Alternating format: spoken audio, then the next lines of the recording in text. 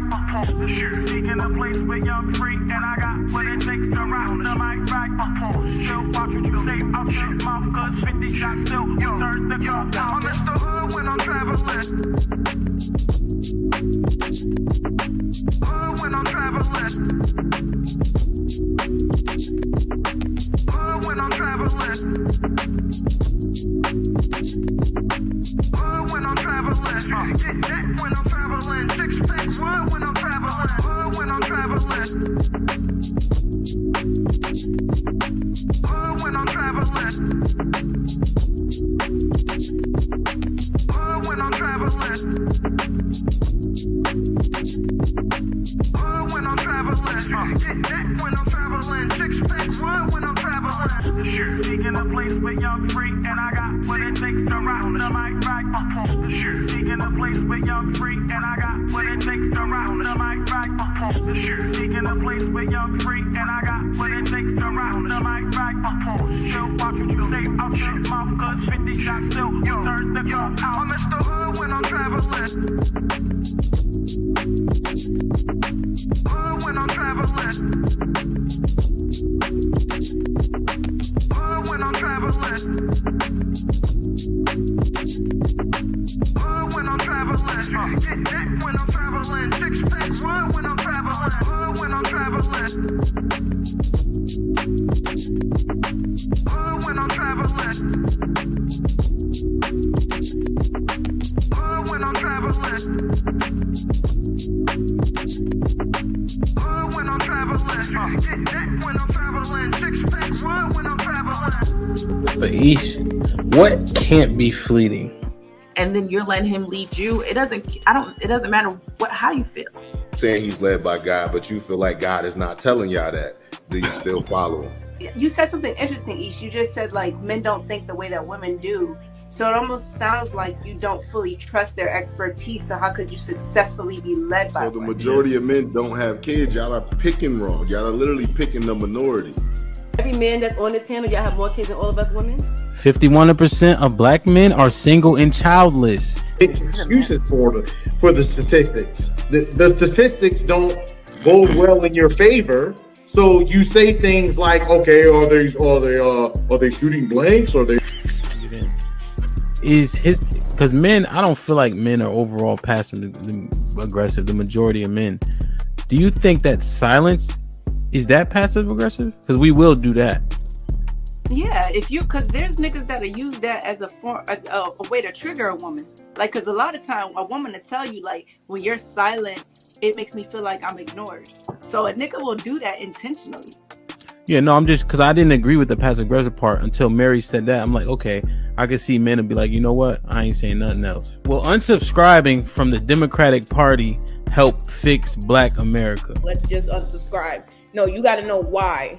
I don't think so. That's the only thing that get black people together. You know what I'm saying? Like that's shit like that. Shit like that. Shit like that. Wow. Like that. What I think will fix is if black people truly understood politics. Because for a guy, because listen, it's so many different reasons for a man to want to hang out with his friends. Adrian, I'm not gonna let that slide. I heard you. Why do you think that it's older single women who share that opinion? Sometimes that's the case. There has to be balance. Explain what White History Month is. It's honoring the achievements of the greatest ethnic group in human history. Wow. I think all of that shit deserves a put them in the bathroom. Would you rather have a whore of a daughter or a gay son? Let's see here. bruh. Because if she's a hoe, that ain't my problem. Hell, she just be a hoe. Shit. That's a whore. Definitely. Like, yeah, is going to college a waste of time? Absolutely. I wouldn't think it's ridiculous. And can I just piggyback on that? Read this for me, Q. Okay, $5 super chat from Omega Green. Depends. Go for STEM, medical or law. However, If you go for BS degrees like communications, is that supposed to be policies or criminal poli-sci, political science? Poli-sci, okay. Or criminal justice, it's wasted time. Final thought. When you take a man's time, it's like taking his money. When you take a man's money, it's like taking his time. Simply put, we want something for it. If you're not interested, don't go out. Sis, hit me up. Let's clear your coochie balance. Do women, should they still be covered by men? Do women need to understand what it takes for men to feel like they should be covered by men? Yeah, absolutely. Like, women don't value men anymore, and it's evident. For women to admit that they're not equal to their men, women have to come to that conclusion that you are not equal to your man. Are you for spanking? Let's go around the room, yes or no. Q, you for spanking? Absolutely. Age. Okay, so big kids don't get spankings? You gotta fight them niggas. There's no difference between divorced women and single mothers. The man will, in both circumstances, suffer comparably with no benefit to himself. The benefits don't outweigh the cost. But it's still better to go with someone who hasn't gone through that. It's still better to not choose them. Have men been getting over on household duties all this time? Listen, but I don't touch a trash bag to save my life. So let me ask you, could you and your wife switch roles in what you do versus what for that person hold y'all back or let y'all go? Physically, can't nobody hold me back. Ain't no such thing as a fair fight. Direction, choose your own path. Don't just wear anything. Wear garments that mean something. We got hats. We got sweatshirts. We got jackets.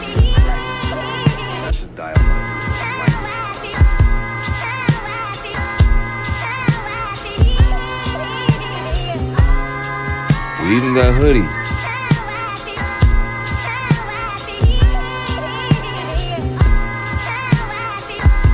Let's not forget our classic tees. Direction, choose your own path.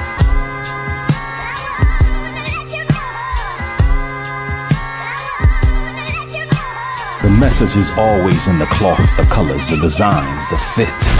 Basically, pay attention, stay alert, and remember, choose your own path.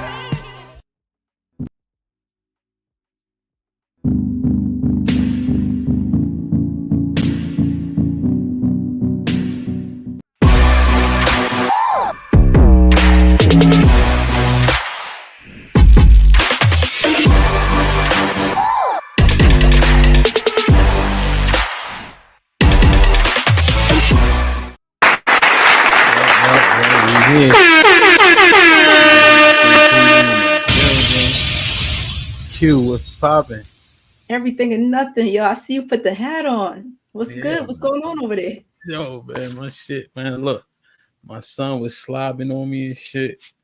This shit crazy, man. Fuck them kids, bro. God damn, man. I need to get a haircut. Shit like that. Shit like that. Shit like that. Like shit like that. that. Shit like that. Sweatshirt. Damn, man. What's up? Okay, what's that? Treaty of Apathy became a member. Appreciate you. I Watts became a member. Shit like that. Shit like that. Shit like that. Appreciate Shit you. like that. Shit like that. That's real support. Lou was popping. Jill was popping. The Love Experience was popping. Shout out to ladies first up in here, okay? Dragonfly Jones' cousin, what up, though? Rich was popping. Appreciate you. Uh-oh. Thank you, my brother. Yo, what up? Mr. JTK always in the building, man. Renee, what you say no to? Black America was popping. Oh, James giving his 2 cents. Great, you got your popcorn ready? What's good, King? How you? Everything's everything. Always. And appreciate you. Lay, what up?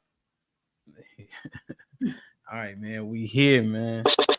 shit like that, shit like that, shit like Damn. that, shit like that, shit like that. So Q was good. How was the weekend and all that? Shit, busy. Yeah. Busy. Anything It's like fun? it's like the week never ended, but we here. It's Monday. You know. Mm-hmm. I can dig it. I know the vibes. You know what I mean? I stay working, man. No matter what. People think spinning records is so fun. Yo, that shit, it's okay. But once you've been doing it for so long, it's like regular work. Yeah. You That's know? anything. Damn, man. You Rillo, what up? YKS was popping. Tez was popping. Damn, man. What's up with the comedian circuit, man? What's up with the chitlin circuit? Shit. That's work. That's work. I've been taking time to write. So one thing that I learned about myself was that my jokes were not funny. Okay. What does that mean? So I've been taking time away from that to focus on writing, focus on my voice.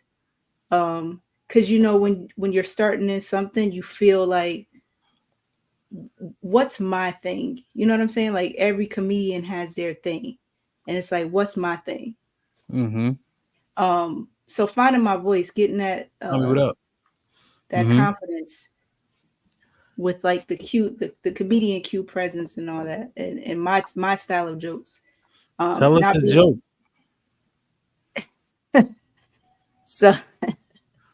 So I had this one joke that I told this weekend actually. We were sitting back and this girl was talking about something being near Staples in New York. She's like, yeah, so you go over by this road over here, the Staples gonna be right there. When you get to the Staples, you can't miss it because Chick-fil-A gonna be right over there by the Staples. She said that shit like 6 times. So I look over at her, I'm like, I'm not even from here, and I feel like I know where that motherfucker at. Like, so you go to the Staples and you look for the Chick-fil-A, right? And, you know, everybody laughs because that's just like, you know. Okay. I said, but you know who's worse at giving directions is my mom. My mom is the type of person that she'll tell you a landmark that don't got no relevance to it. So you be like, Ma, how you get to whatever? She gonna be like, all right, so you going down the street, you gonna go through 3 traffic lights. You like, yep. She said, you're gonna see a blue house on the corner. You're not gonna turn there. You're gonna keep going. So it's a matter of like taking a joke like that and just turning it up. You gotta have the right energy for it and all that. But I think it'll hit. I think it'll hit because I got my mom's cadence down. But that's the reality of it, right? Everybody's funny with family. And I'm one of them people, like, if you just be around me on a day-to-day, I'm hilarious. But that joke writing process is something different. My first show was hilarious. Like, if you were there, it was the best. And then kind of keeping that up after that, I think I started to get too much in my headspace. Like what? Like you trying to worry if your jokes is funny or not? Trying to word a joke in a jokey way, like a stand-up way, if that makes sense. Yeah. I for me, I don't think I could do it. Like plan a joke, I could talk shit, but that's not the same thing. Yeah, and that was the thing. That first show was improv, but people would never know that. So yeah, that'd be the difference. Like when remember DL used to do it on Comic View and just talk shit to the crowd the whole show. Yeah, I'm like, I could do something not as good as him. Not saying that, but I could probably do more of that than just writing jokes down. You know? Yeah, and that's another thing too, right? That's what I get nervous about. Is I think it's easy to freestyle and clown a crowd. I don't think it's easy to write jokes. So I want to challenge myself in that. Yeah.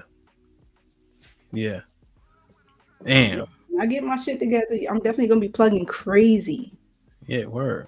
Real shit. Shit like that. Shit like that. Shit like that. Shit like that. Most women are not funny. Dada, always. Appreciate you. Then Black America says, yes, hearing you talk, you're not funny. I could agree with that.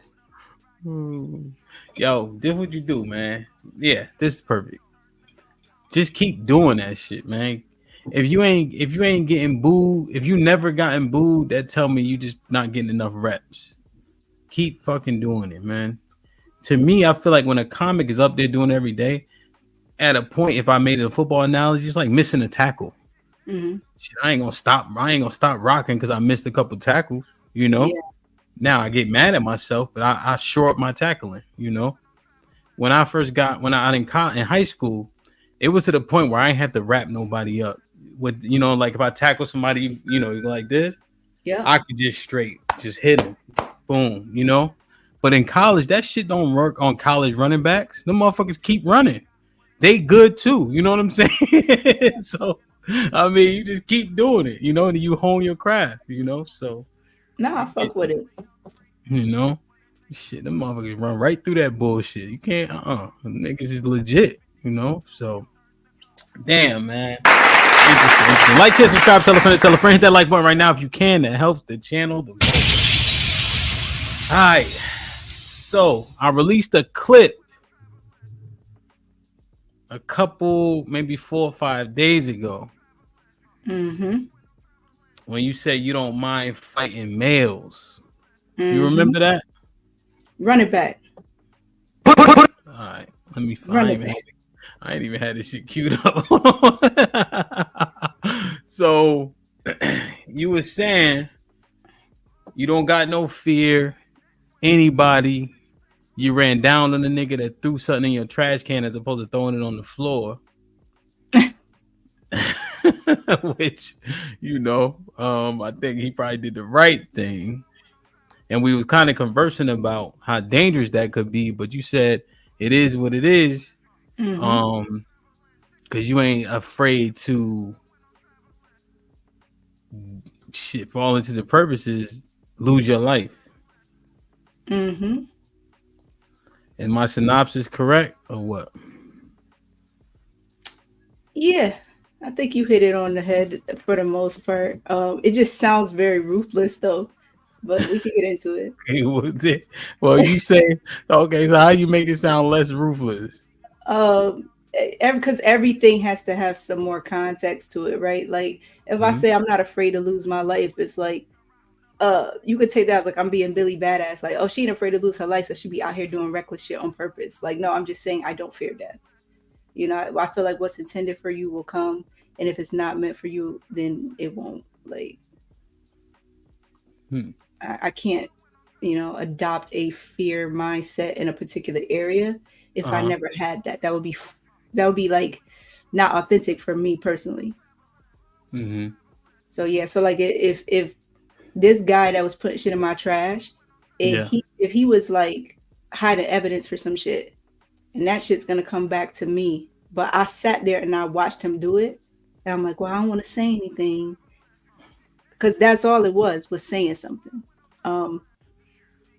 I wouldn't feel comfortable with myself, like, because I know that's not my character to not say something. So it's like, now say I go and say something, and he decides just from me saying something, he wants to kill me. Well, that's unfortunate. But then I just died at that moment. It was meant for me to live the years that I lived, and that's how I would see. That's how I feel about that. So I get that. Now, what about the incident in the club? Mm-hmm. When dude was drunk, et cetera, and you had to check him. Mm-hmm. Break that down for me. Yeah, so that's not the same as you getting caught with some evidence in the trash can that don't have your fingerprints on it. No, so that was an invasion of personal space. Mm-hmm. And I think in no way should anybody feel comfortable being a certain amount of feet too close to you. And it most definitely should feel comfortable touching you. So when he came into personal space in a certain section, because you know how certain clubs had the VIP section set up. Tell the story from the jump, just from people who never heard it. What happened? Tell the story from the jump from people who never heard it. Yeah, sure. So I'm at a club with some friends, and so the club that I was at had a VIP section that was set up to where we're up near the wall, but just outside that VIP section is the dance floor.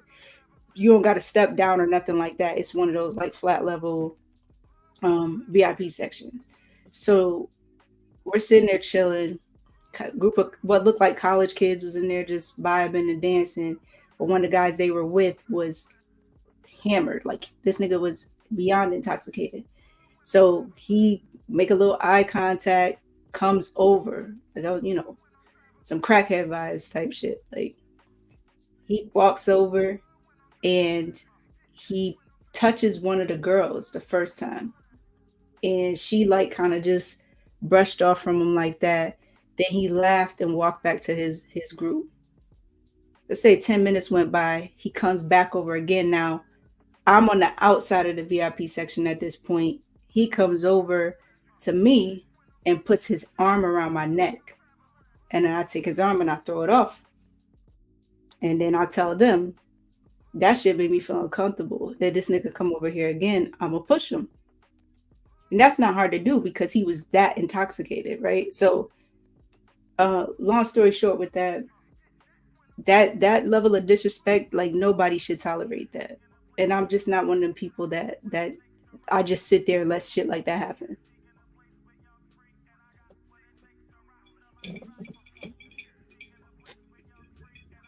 So I had to punch him, slap him, push him, whatever it takes. It just had to happen. You punched him? I said if I had to. Oh.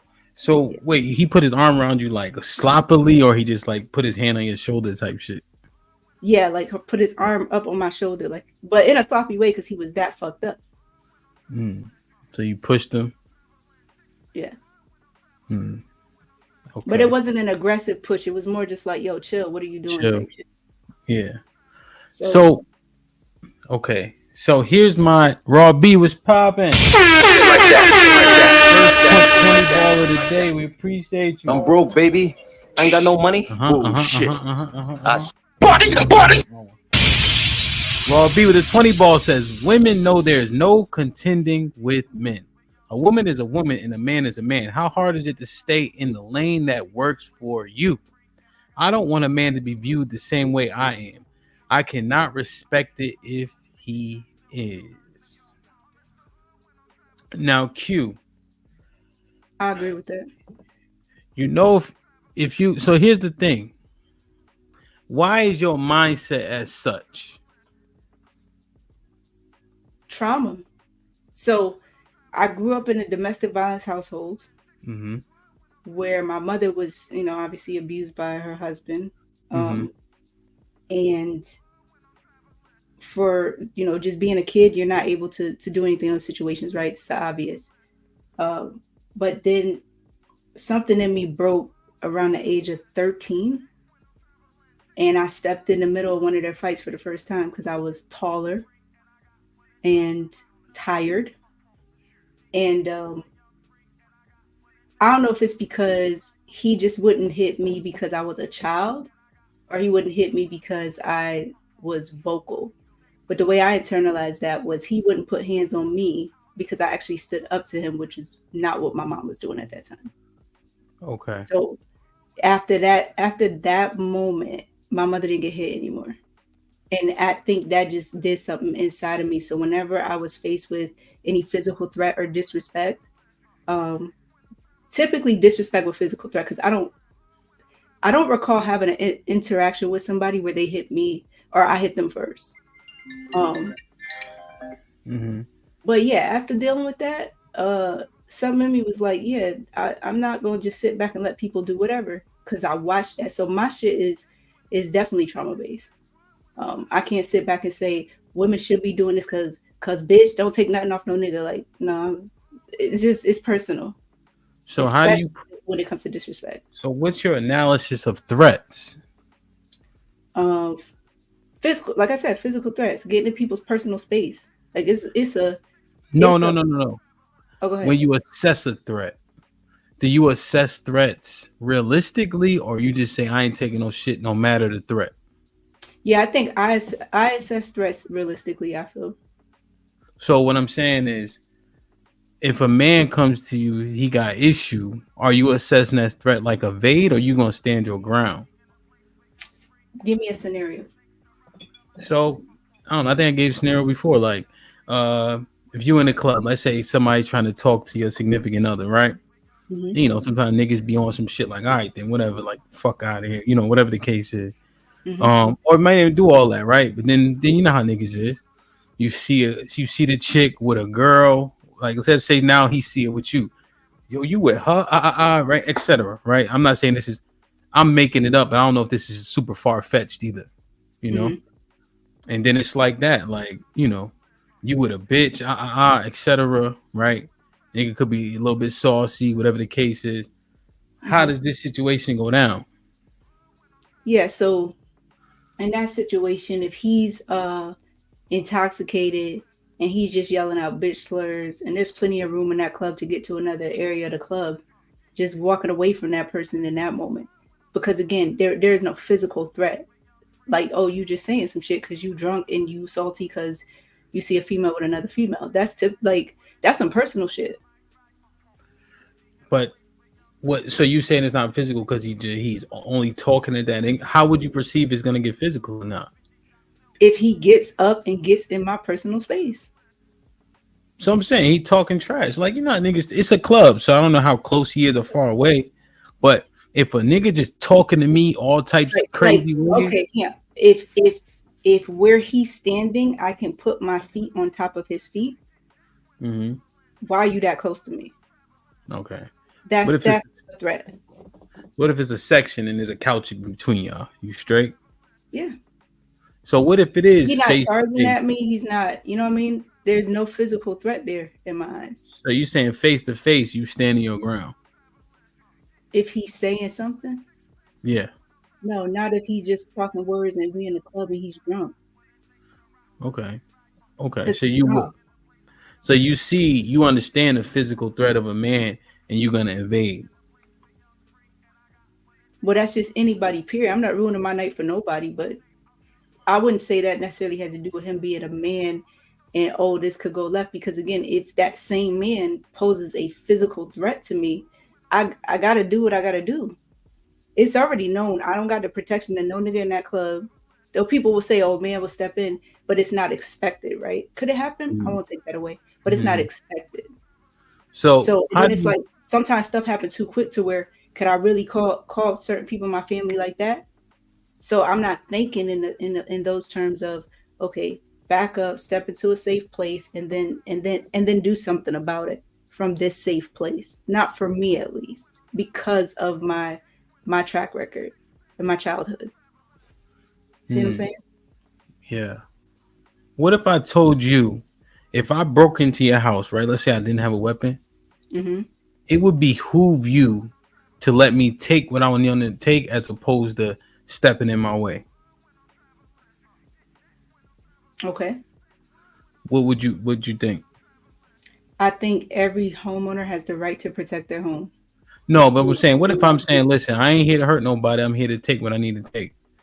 What would your decision be? To your point, that's an assessed situation. You can feel people energy. I could feel if a nigga just like he on hard times and I got a lot of nice shit and he just, you know what I'm saying? Like that's not. I don't think men would put themselves in that position to lose their life or something like that for their family, because you can't come in my house, Q, and take nothing. I don't give a fuck what it is. Right, but to that point, but you're speaking for yourself. Yeah. Did you see that video where the guy had a young kid or something roll up on his house? He had a gun or something like that. Yeah, the stage pleaded with him to put the gun down. The staging.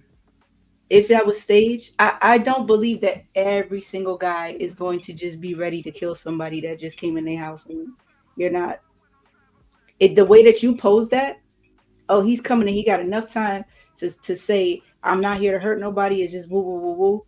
He took 2 bags of chips and walked out. Like, I gotta really prove that I'm Billy Badass for what? No, it's my house. That's why.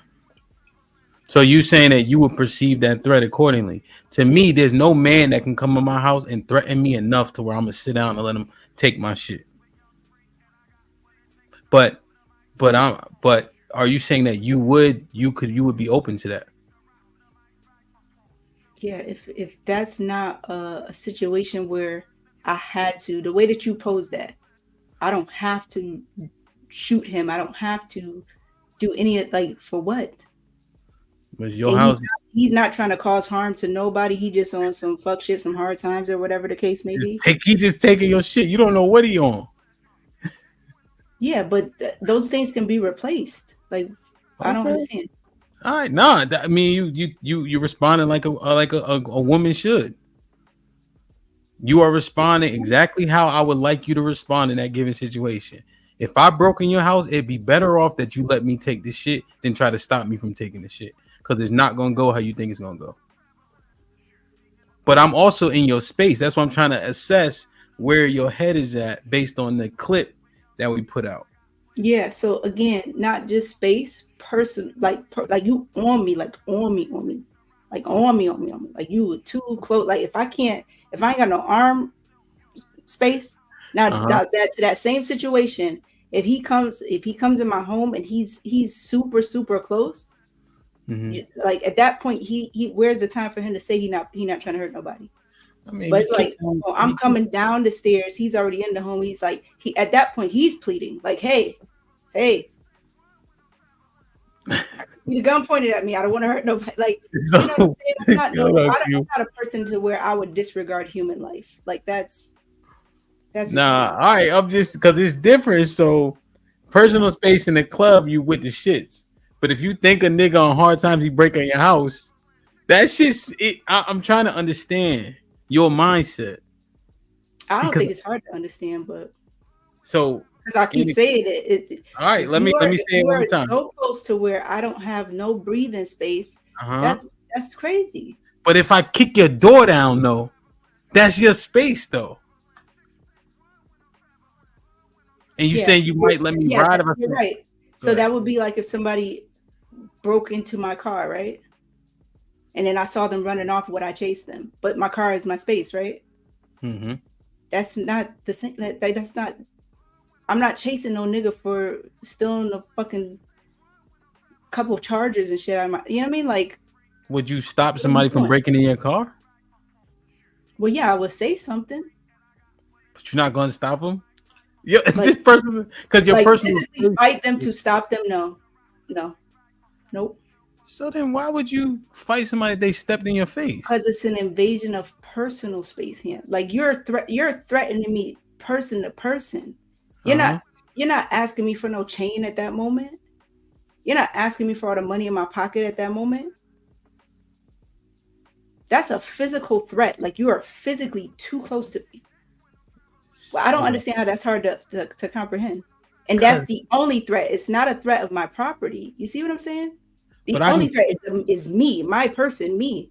That's a different level. I could violate your car and violate your house and not get a fist fight, but I can't step in your things here. But that's material shit. But it's principle.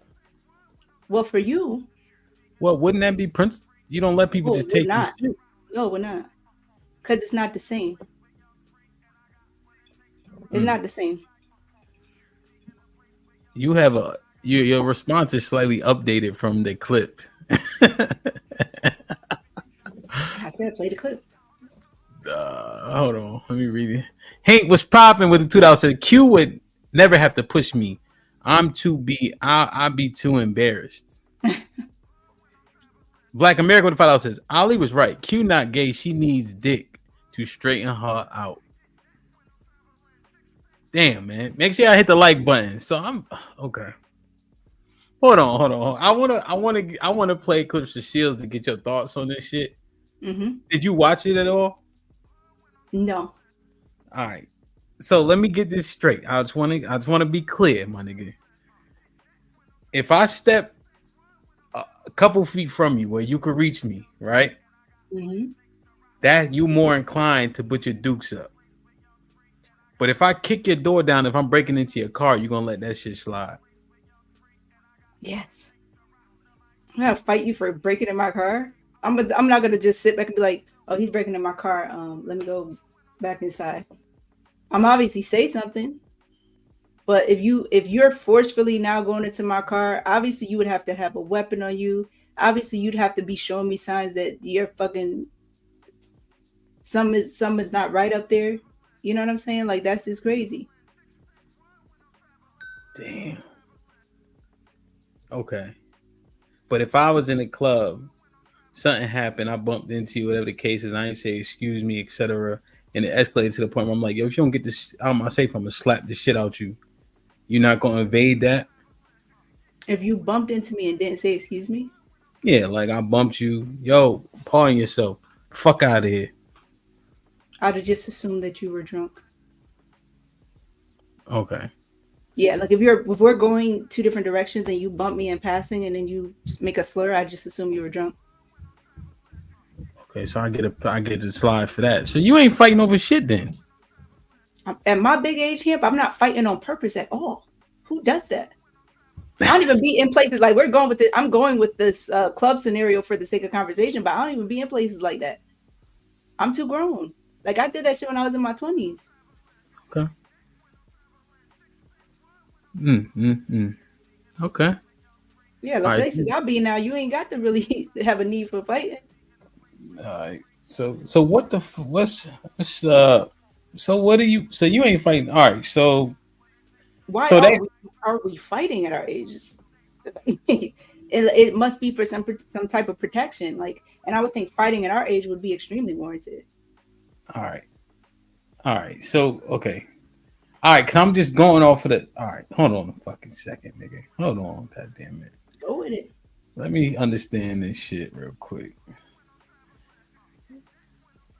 All right, let's see. I clipped this a while ago, so I didn't really watch it. Let me see. That's all I'm saying. You know. The only thing I say with that is, it depends on where we at. Like right now, we know. Like I said from the beginning, the second show I was on with you, Q. I understood what you was doing, and I just played along with it. But I understood what you was doing, so I was like, okay, that's what we doing. But if we was on the street and you doing it, I'd probably look at you like you crazy. I was like, what the hell wrong with her? Why she talking like this? Knowing she can't whoop my ass, and I'm like, why would you do that? That's what I was going to ask you. Wouldn't do that. Would you and Nay in real life do what you doing with two men in real? Like, would y'all really do that with two men and put yourself in a position like that with two men? So let me answer this honestly. And would it be intelligent? Just two of them questions. Would you do that? Right. Would it be intelligent? Let me answer this honestly. Okay. If in real life we were around each other and a man came up and was disrespectful to one of us, I'm definitely talking to him the same way that I talk to y'all. Okay. I don't have no filter. I don't think, oh my gosh, I'm in danger. None of that shit. I'm off. I'm off. Right. Like I don't think, oh my gosh, I'm in danger. I shouldn't do. If you disrespect me in person, that's a problem for me. That's not okay. I don't. Would it be intelligent to do so? No, wouldn't. And I've admitted that. Like I one time, some guy came up to my house and he was putting something in my recycling bin, and I walked outside and was like, dude, what the fuck are you doing? Type shit. You know what I mean? Like. So wait, you come on, man. So this where it's getting crazy though. Okay, let's go.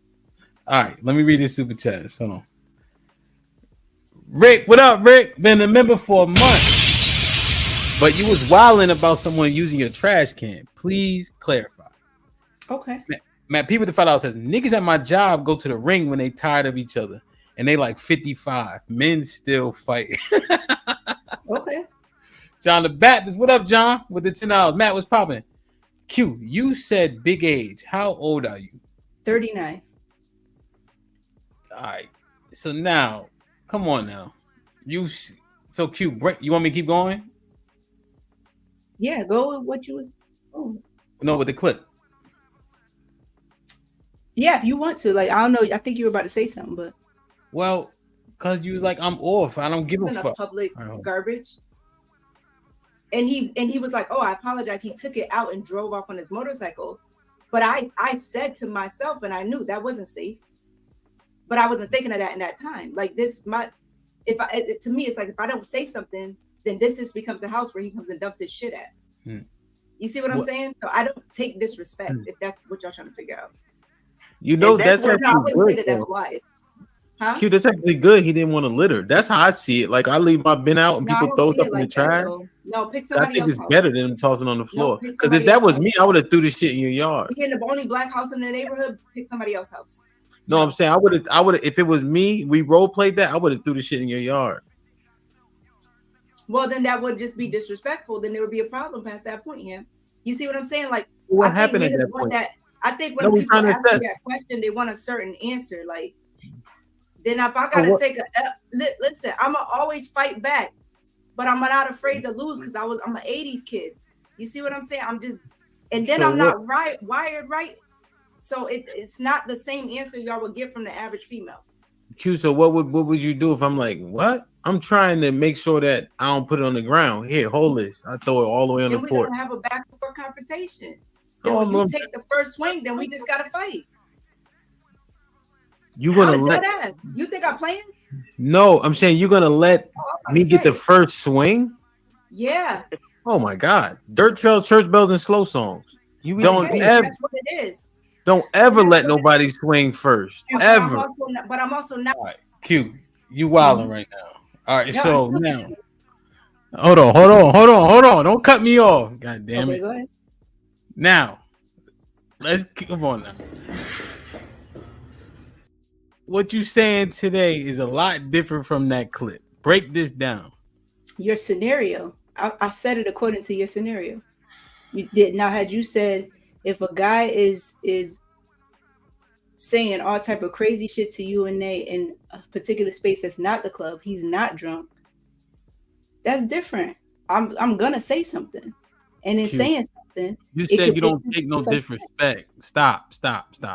You say you don't take no disrespect. Which is why I would say in your something. car, kick down your door, but I can't throw shit in the trash can. Which is why I would say something. But then if I threw it in the yard, you saying you be ready to go fisticuffs? Right, but so okay, so I get what you're doing. So, breaking into somebody's car should be No, seen wait. as disrespect. I gotta stop you.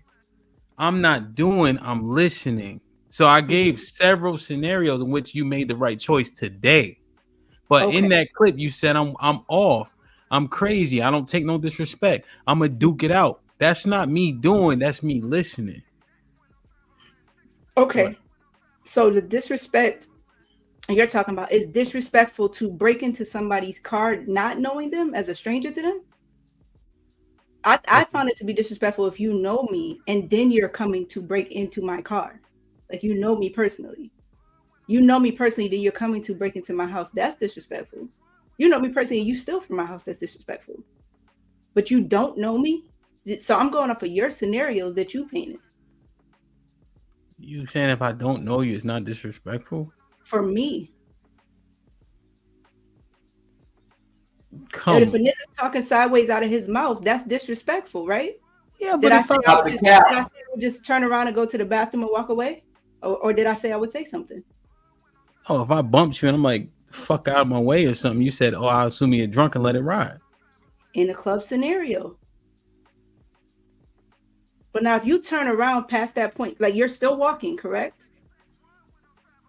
Yeah, I guess. Yeah, you're still walking away. Now if you turn around in that same scenario, you're still talking, you're creating a situation. You're intentionally now being disrespectful.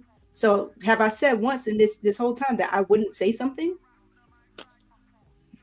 Yo, I'm being dead ass. You see, so that's me not tolerating disrespect. All right, so you're saying the same thing in this clip as what you're saying right now? I'm not saying the exact words verbatim, and I'm not using the same tone and cadences, but I'm still standing on the same principles. That's what I'm saying. Not saying anything, my nigga. That's what I'm saying.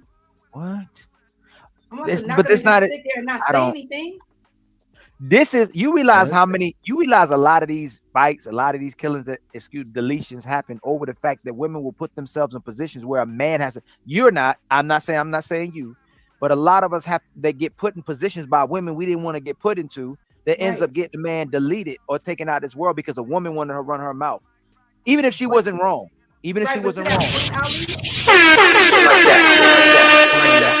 Fatty was popping, man. I don't got it. You know they don't do payout to the 21st, Playboy. Would you do that? Would you do that with your child? Hold on, y'all. Let the $5 breathe. Walk. You guys are. Go ahead, Ali. No, I ain't letting Therese go by here. Therese, you either get up here and shoot your shot, or I'm going to take her off the market. Wow. He like chocolate. Tay, you like white men, right? You say get your credit. So what we got? So yeah, like there's been situations I've been in where maybe I should have called my brother or somebody, you know what I mean? But I don't think in that moment to do that.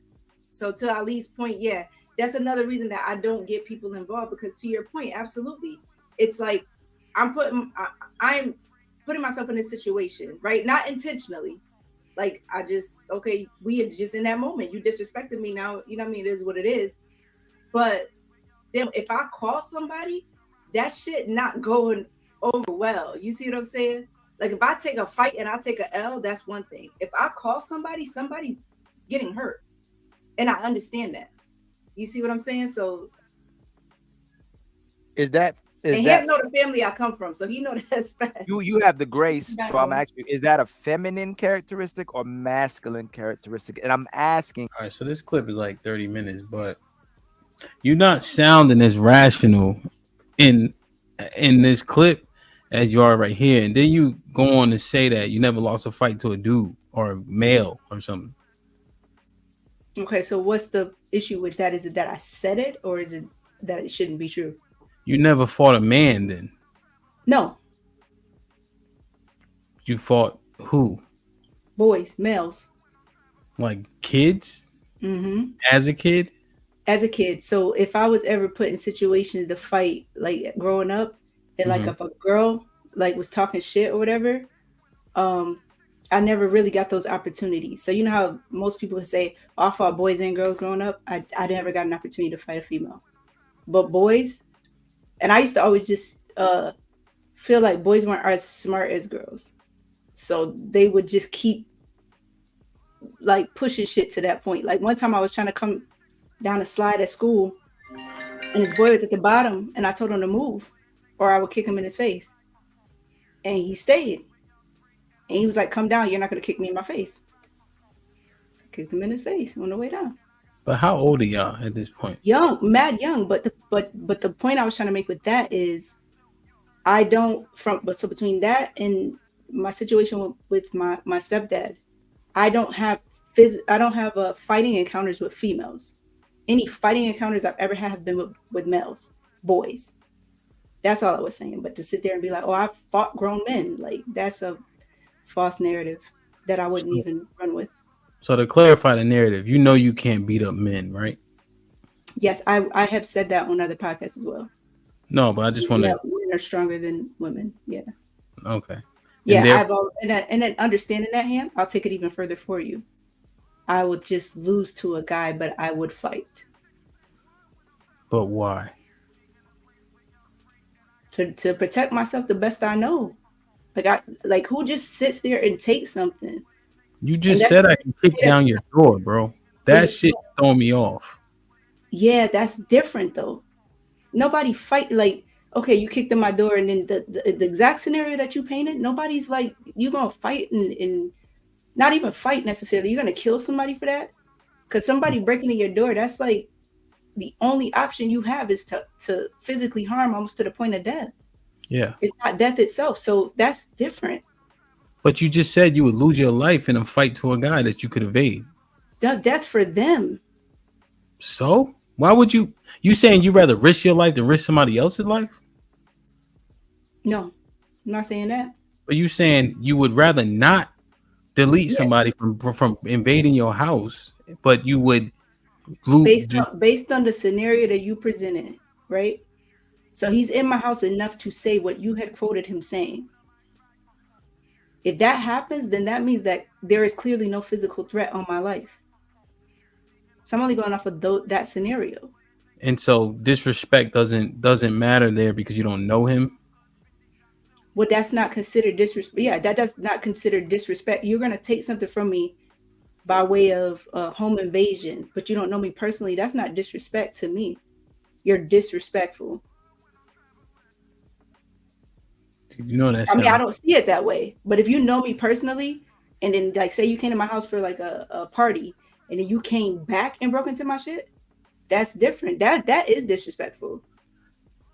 Yo, so you gonna let somebody kick your door down? That shit sounds crazy to me. Like that shit sounds. If you got a different scenario in your mind, then yeah, that is crazy. If you kick my door down, it's lit. Period. Like, and that's good, him. That's good.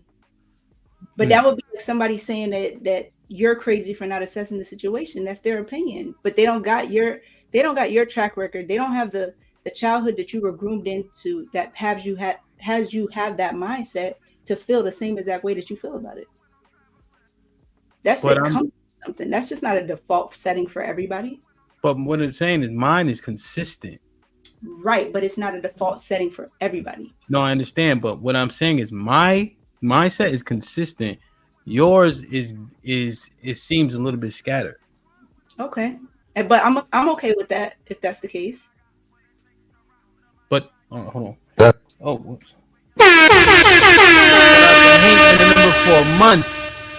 Appreciate you, Hank. T-Dub with the $2 salute, Ham, and this might be risky. What's popping? Hank with the $2 says, in 2023, a lot of chicks move like what Q is saying. Well, what part? I'm going to drop the link in a second. Mr. Fantastic was popping, said $2. She laying on business right now. Matt P with the $2 says, Q, I know you tough. Please be quiet if a man try you. There's a Storm with the $2 says, Q, very logical. If you don't know me, you don't owe me. Now that I can smoke a bag. I am a very literal person too. Now the key is this a lady or a man? Desert Storm? Desert, right? Is that desert? Yeah, it would. Desert Storm. Desert? No, I think desert has two. Desert? I don't know. That Desert Storm. So, because that will help us with context. Marcus Evans with the $5 says, "What's going on, brother Ham? I like the way you playing chess with Q and she don't know it. This is why I rock with you. Keep schooling her." Marcus with the $5 says, "Question for Q: why is it so hard to admit that you're wrong on certain things?" I don't know, Marcus. It could be ignorance. It could be stubbornness. Being too sure of myself at times. But why the fuck can I not put shit in your garbage can though? Because I don't know what the fuck that shit but was. You perceived it as disrespect in the clip though. Wait, say that again? But you perceived that as disrespect in that clip. Well, the disrespect for me would have been if he would have given pushback. I'm not going to be disrespected. I'm going to say something. Damn. Oh shit. Hold on a second, Q. All right. Break down the difference between the garbage can to the middle of the club to kicking down your door to your house, and why you will it won't defend. I'll be right back. Yeah. So, in the scenarios that you painted about somebody trying to take a material possession from me that I can easily replace, and they are a complete stranger to me who does not know me, I don't see that as being the equivalent of them disrespecting me personally. With regards to the garbage can, the guy didn't I didn't know what he was putting in my trash. Now, keep in mind, on that whole strip, other people also had their trash cans out.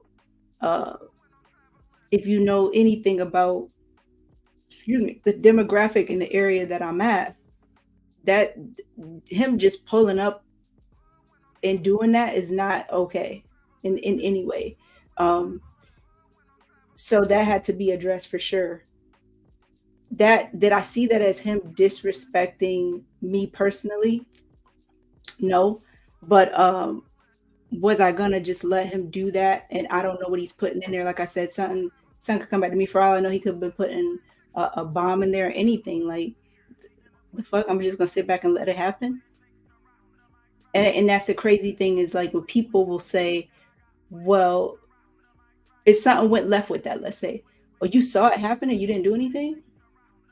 So it's like one of those things where if somebody gonna give me pushback on this panel today about that, I'm fucked either way, right? So when I go out with some integrity in that situation. And then with regards to the club, the guy was posing a physical threat in his own way. So therefore, that is considered disrespectful. Yeah, you don't touch people. It's not warranted. You wilding right now, bro. Hold on.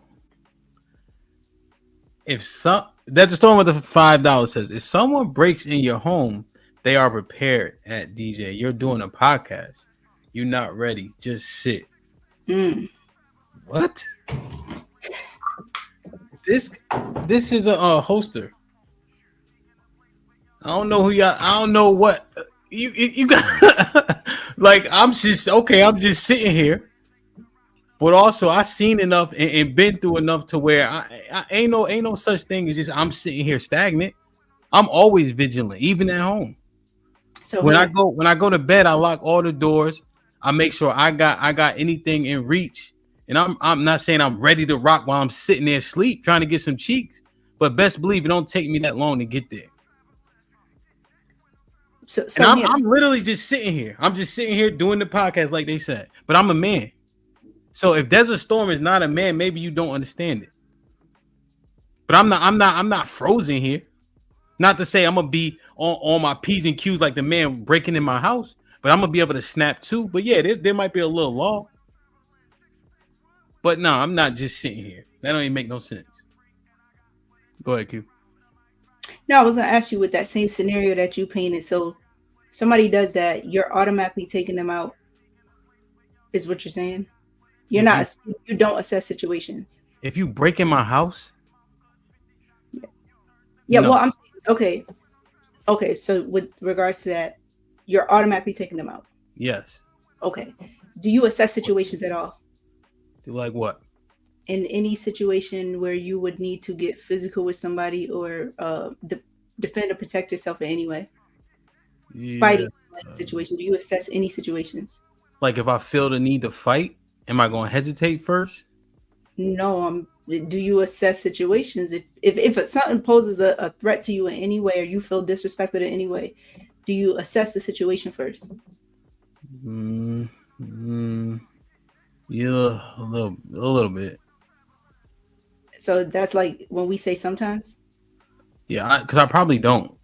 Like if I get to that point where it's that way, it's that way for a reason.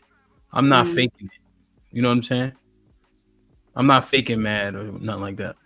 Yeah. So not especially even to a fault though. Cuz I feel like every person does. I feel like it's but then at the same time, like I do think there's a brilliance in responding to certain situations in a way that you don't let your left hand know what your right hand is doing type shit. So if you give a certain response to a question like that, and I'm not saying you, but just anybody in general, I could see most people kind of leaning on the side of being the person who comes out on top in any situation because they don't want to be seen as a weak vessel. So it's calculated. So to Marcus's point of chess, that's brilliant. Yeah, but I think the understanding is different. My level of fear, for instance, when I meet men, the assessment is not that they bigger and stronger than me. That's something that you have to do. That's not a part of my assessment, right? Because I know myself, so I'm confident in my strength, what I do to prepare myself on a daily basis and things of that nature. Because I got kids, I got a wife, right? So men have to prepare yourself physically, you know. So that's what I'm saying. So because I want to really have the conversation, right? Yeah. Also, just in terms of assessment, right? Just breaking it down. When I walk into any place, if they can shoot up a bowling alley or a grocery store, any place I go into, it looks different.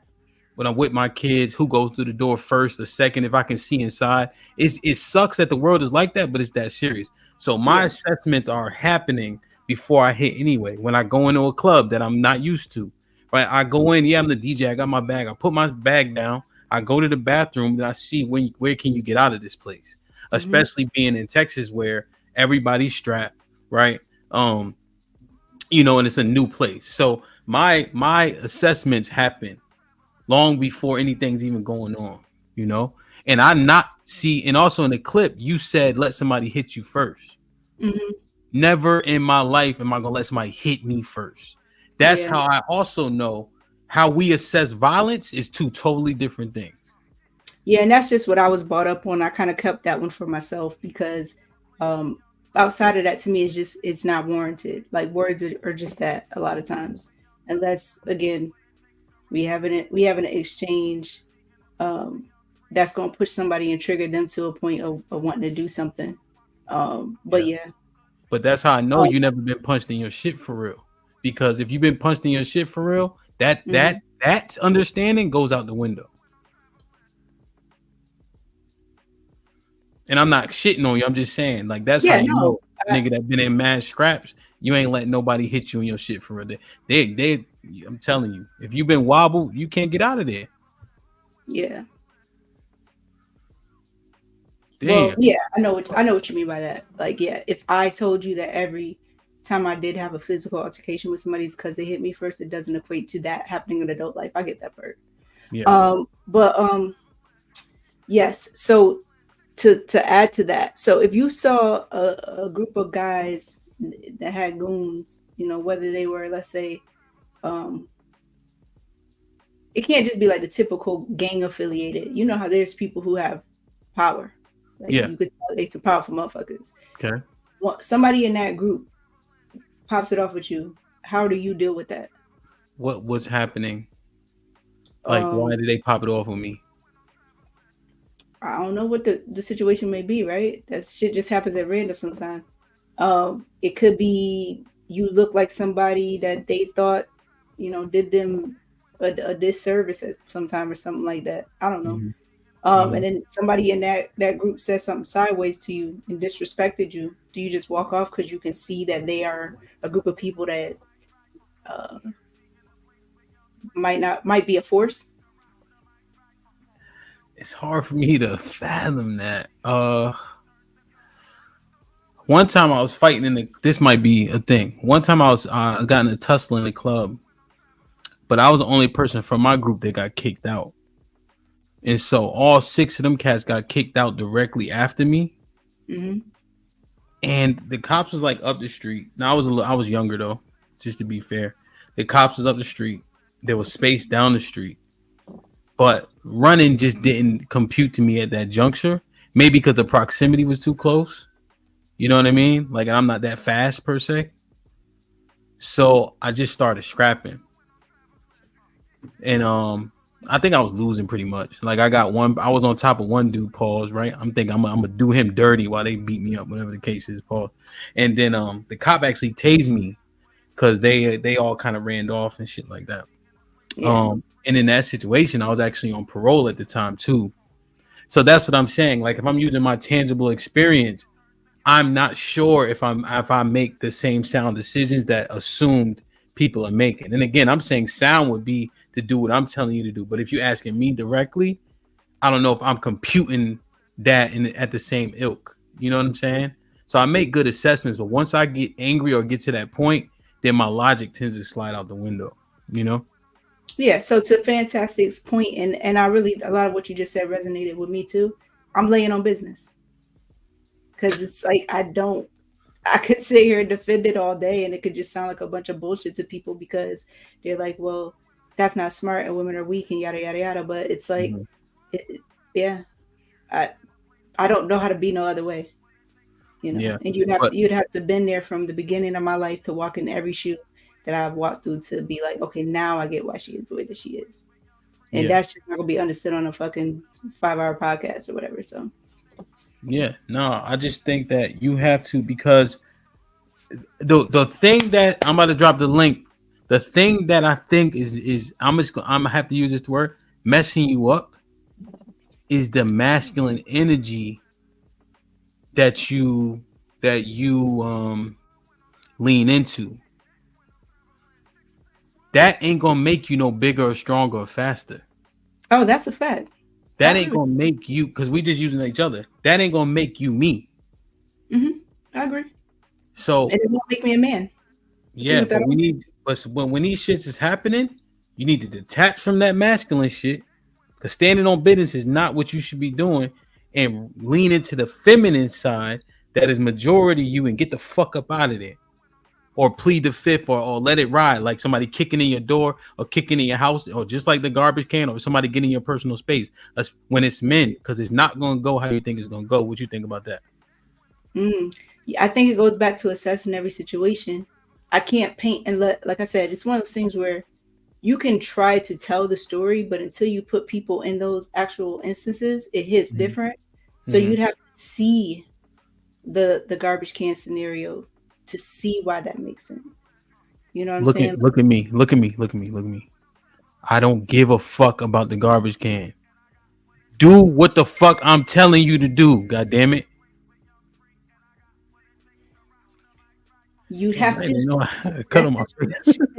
Understand why he couldn't just drop that off and drive off. You'd have to know every detail, every single detail. I'm not going to spill all the beans to all these strange people, but you'd have to know every single detail of that situation to be like, in most situations, yes. Do I understand exactly what you're saying? Absolutely. And I do my own level of assessment. I'm not an ignorant bitch, but in that situation, it had to be done. In the end, could it have turned left? Yes, but that's anything, right? That's like saying you don't want to die in an accident. If you get in a car, you can die as easy as you can get on a plane and die. Like, that's just life, right? Yeah.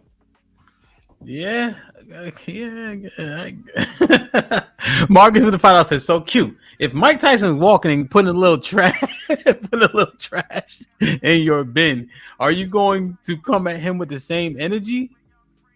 As I did with that guy, yes, because I didn't outwardly disrespect him. And then I said that if you played the rest of the clip, because people was like, oh, so you said fuck you. Like, no.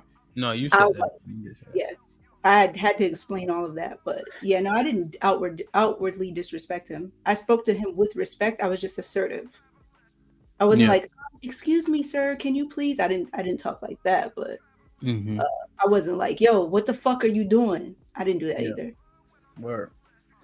There's a storm with the 2000 says, that's the CTE your mom tells you have from football. Oh shit. That's a storm. You'd be surprised, man. I think I've been kind of the same majority of my life. There's a storm with the 2000 says, Q understands. She said she comes from a tough family. Son Kiss, what's up? Oh, shalom to you too. I appreciate you. Marcus Evans with the $5. I hate to say this, but women with Q's mindset will have to learn the hard way. Damn. I'm just glad it wasn't somebody who would have threw this shit in the yard. Like, I would have been like, what? Fuck out of here. All right, let me look at this. Mr. Fantastic, I see you. This shit here. Hold on. Let me play this for you. This one? Which one I want? This one. This one.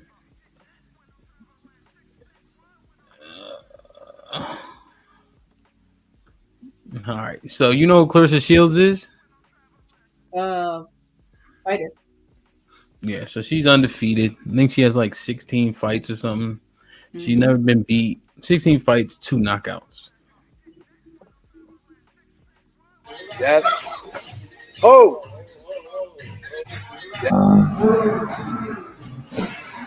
Oh. No. Yes. Oh.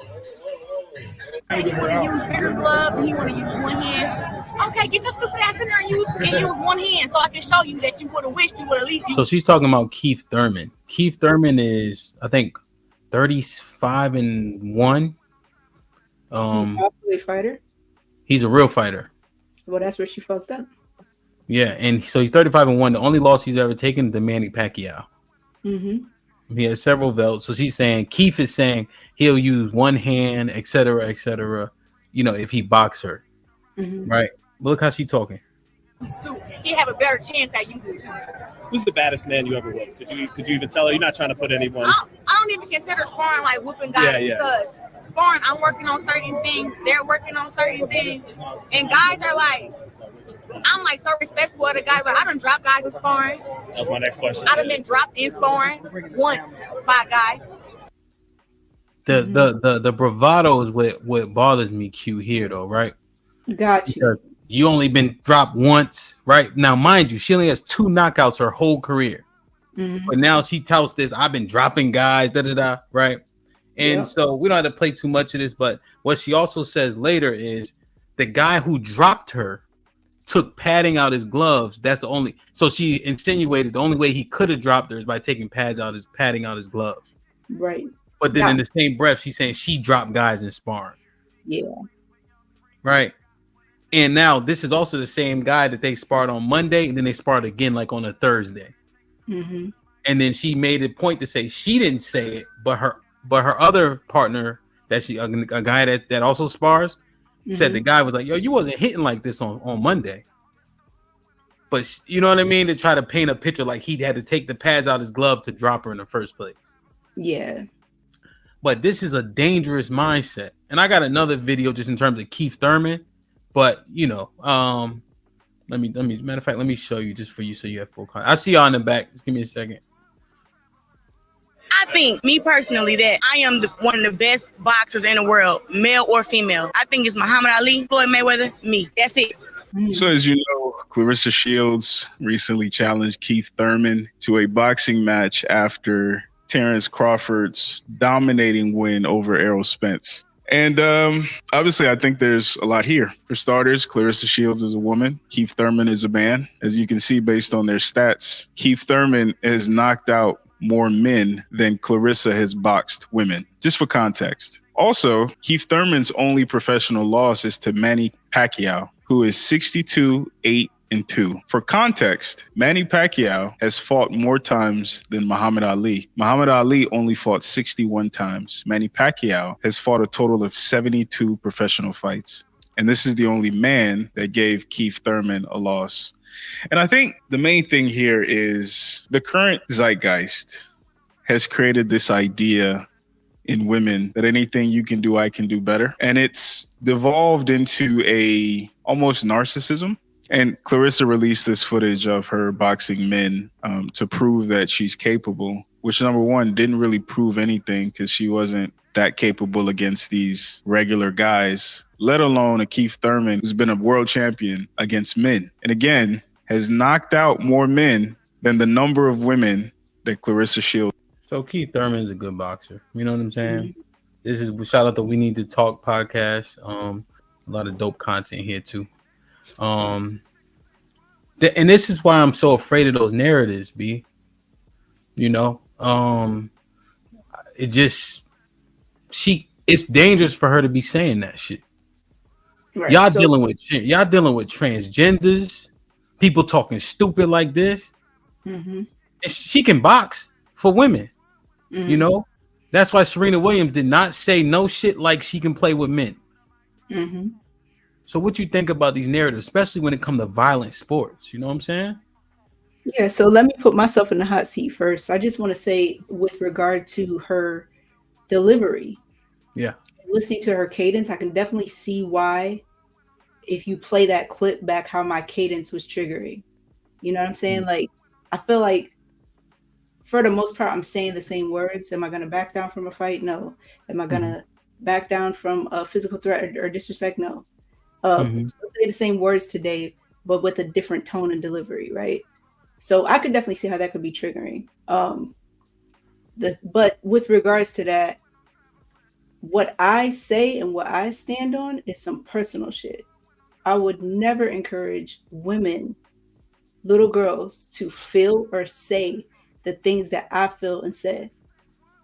Because I feel like if I came up in a better household environment, I wouldn't even have the mindset that I have now.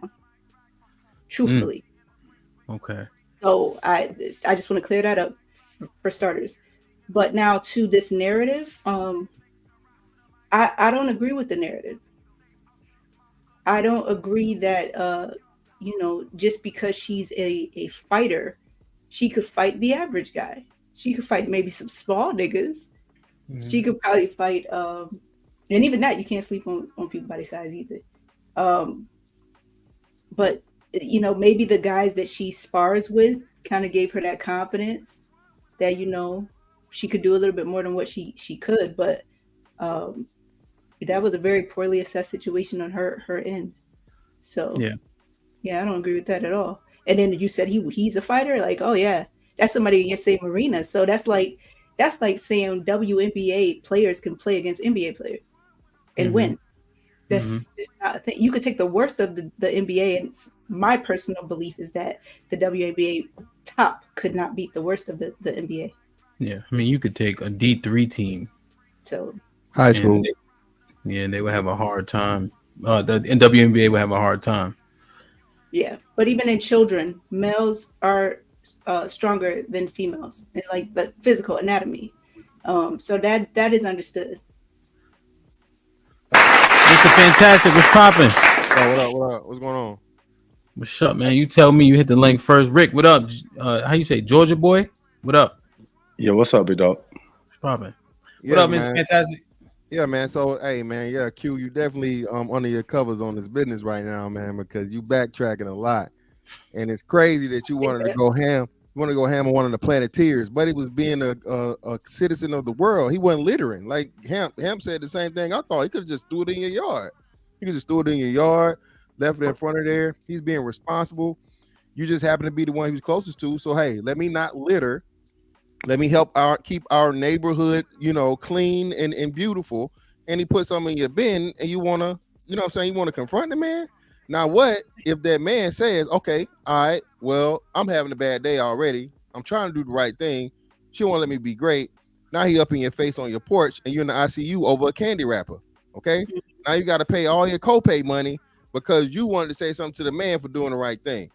Another thing too, I'm definitely having a bad. You saying, and Hamp pointed this out. A lot of dudes been jumped, bro. I've been jumped. Most big niggas gonna get jumped. I had a fair fight in my life, in my adult life. Adulthood, if you 6 foot or a football player built 200 pounds, and hey, you lucky if you don't get the fire pulled on you, but if you throw hands, it probably ain't gonna be, just one man. So this some stuff like he said, man, men have an understanding and have to have a vision and plan for violence that women just don't. So even me, like I say, if it's me, I go somewhere new, peep the scene, like you said, hey, how do I get out this motherfucker? All right, who with who? You know what I'm saying? What's going on? La, la, la. Oh, these niggas look like they looking for trouble. Okay, so stay away from them. If something happened, I'm by myself. I'm always dolo, so you got to be prepared for that. So yeah, it's just even the understanding of violence. But the biggest thing for me, man, is you saying somebody kick your door. That's not disrespect.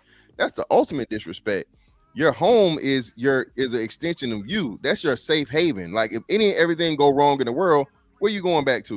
You ain't gonna go to the mall. You ain't gonna go to the grocery store. You going home.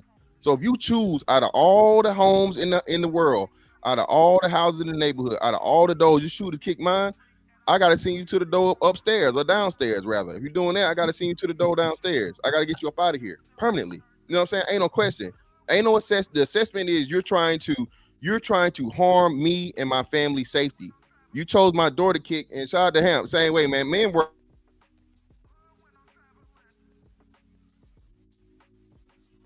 Did Mr. Fantastic mute himself? My bad. Yeah. Men work different. Hey, even especially this podcast stuff, bro. I'm thinking like, hey, somebody, if people know where I stay, I live. Like, oh, he live, he doing the thing now. So if I kick his door, you know what I'm saying, he ain't ready. Shit. Okay. All right. As soon as you kick that, it's something coming right back to you. So yeah, man. Men even have an approach this thing totally different than what women do. You know what I'm saying? And it's just a reality of life.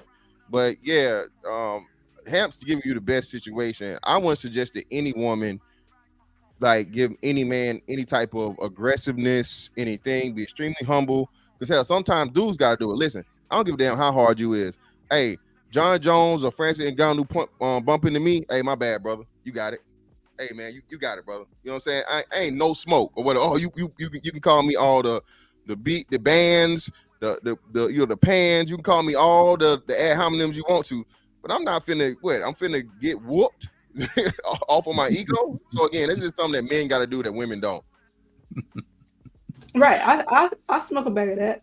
I think what Hamp was saying, and correct me if I'm wrong, Hamp, even if they're saying something, you're handling that because it is disrespect. What do you mean? What? Say it again. Like what? So like you if you were brushed up against in the club and a guy walked past you and was like, "Fuck out of here," you're not just letting that be a thing. Nah, probably not. No, but oh yeah, everybody's. I don't know if I'm just gonna punch him in the back of the head. I'm like, are you straight? But I'm in the club so much too. You know what I'm saying? So a lot of shit be happening all the time, especially when you DJ. And oftentimes, to your point a little bit, people don't be meaning the shit most of the time. But also, to Mr. Fantastic point, either we be dealing with shit or we don't deal with a lot of shit. Like most people ain't going like, they not trying me. You know what I'm saying? But when they do try, it's a lot of niggas. It's a lot of smoke. Like it ain't just gonna be no, you know, whatever the case is. So,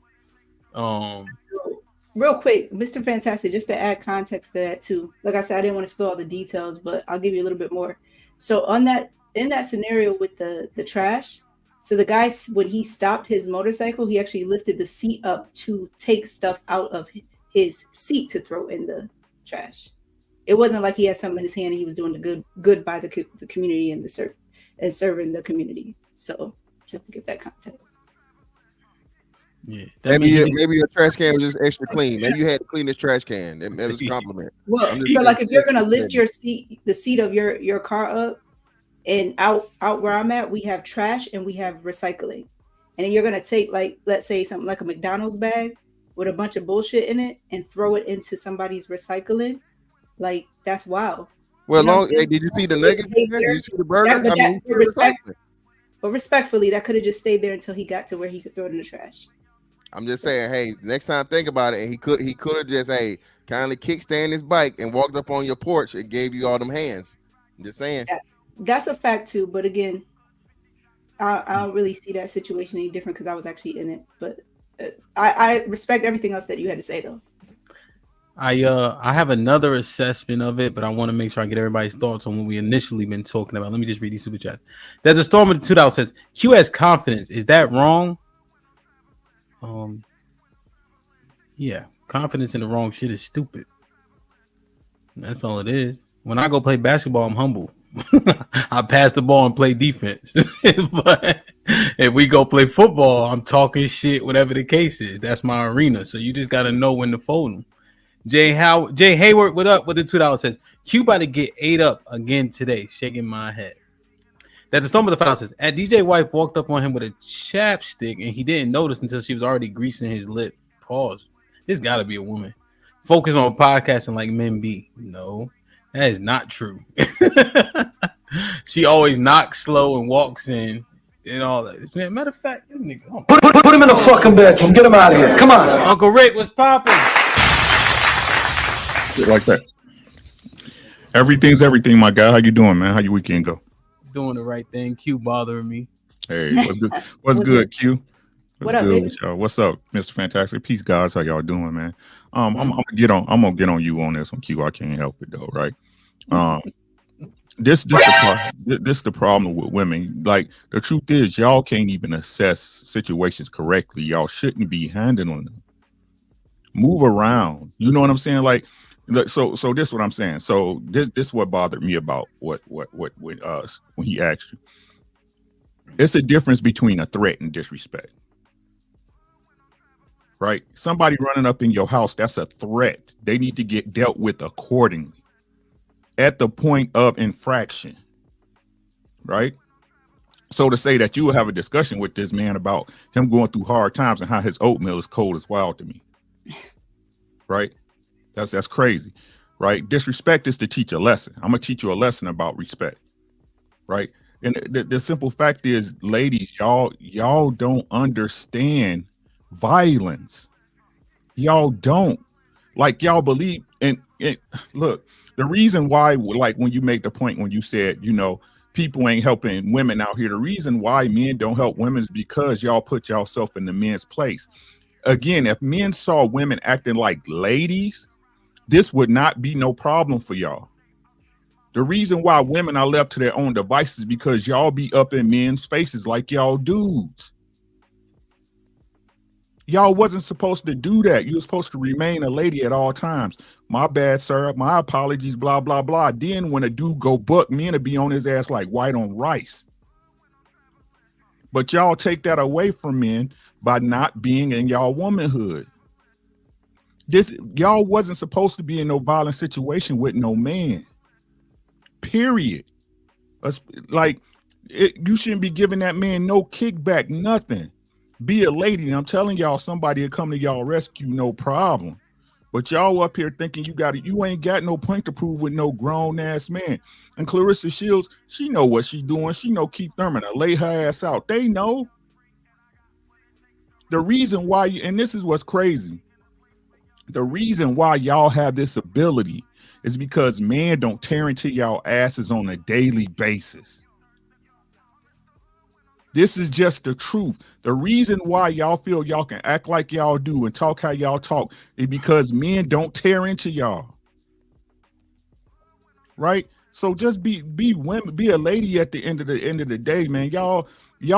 You have yet a lot of women, and we talked about this Hamp on the last show, right?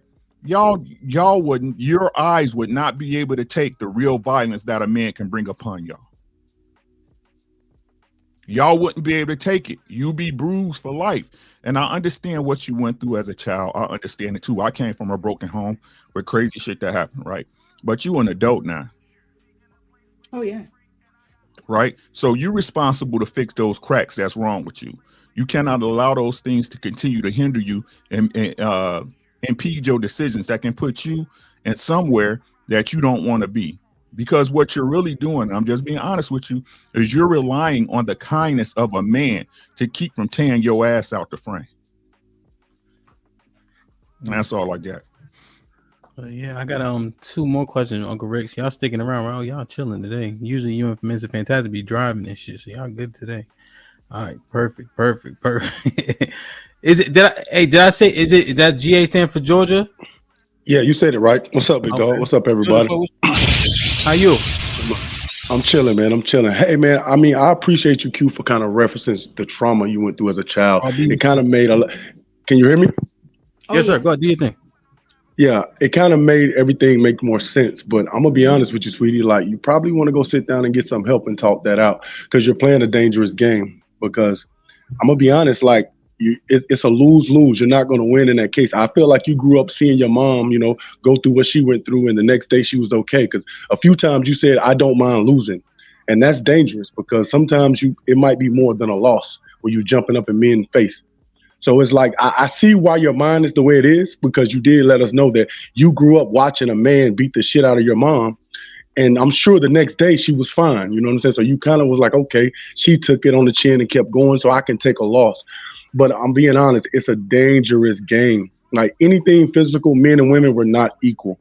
And I know you said you grew up fighting boys and you used to win. But that's only because as men, I know as me and all the guys up here probably tell you the same, we're taught from little babies, don't put our hands on little girls. So those boys was probably letting you beat them up. And it probably gave you this false sense of, confidence. You know what I'm saying? Like, I have a son, and I tell him that, don't put your hands on a girl. So you growing up fighting boys and you was winning, you probably thought that I can beat up boys. But more than likely, those little boys' moms were telling them, boy, don't put your hands on no girl, because that's just what we're taught. So it's just that, I mean, when you told me about your trauma growing up, it all made sense because nothing was making sense. But you probably should go sit down and talk that out with a professional because it can get you hurt. Because I know down here where I live at, I live in the South. I'm from Georgia, but I live in Florida right now. And I'm going to be honest, Q, it looks like you're a lesbian girl, a stud. Like, they're not sparing you, shorty. They're going to treat you like a boy. They're going to fuck you up. And I've seen it happen numerous of times. Like, I've seen girls a stud in the club poke her chest out because a nigga did something, and he beat her ass like she was 300 pounds.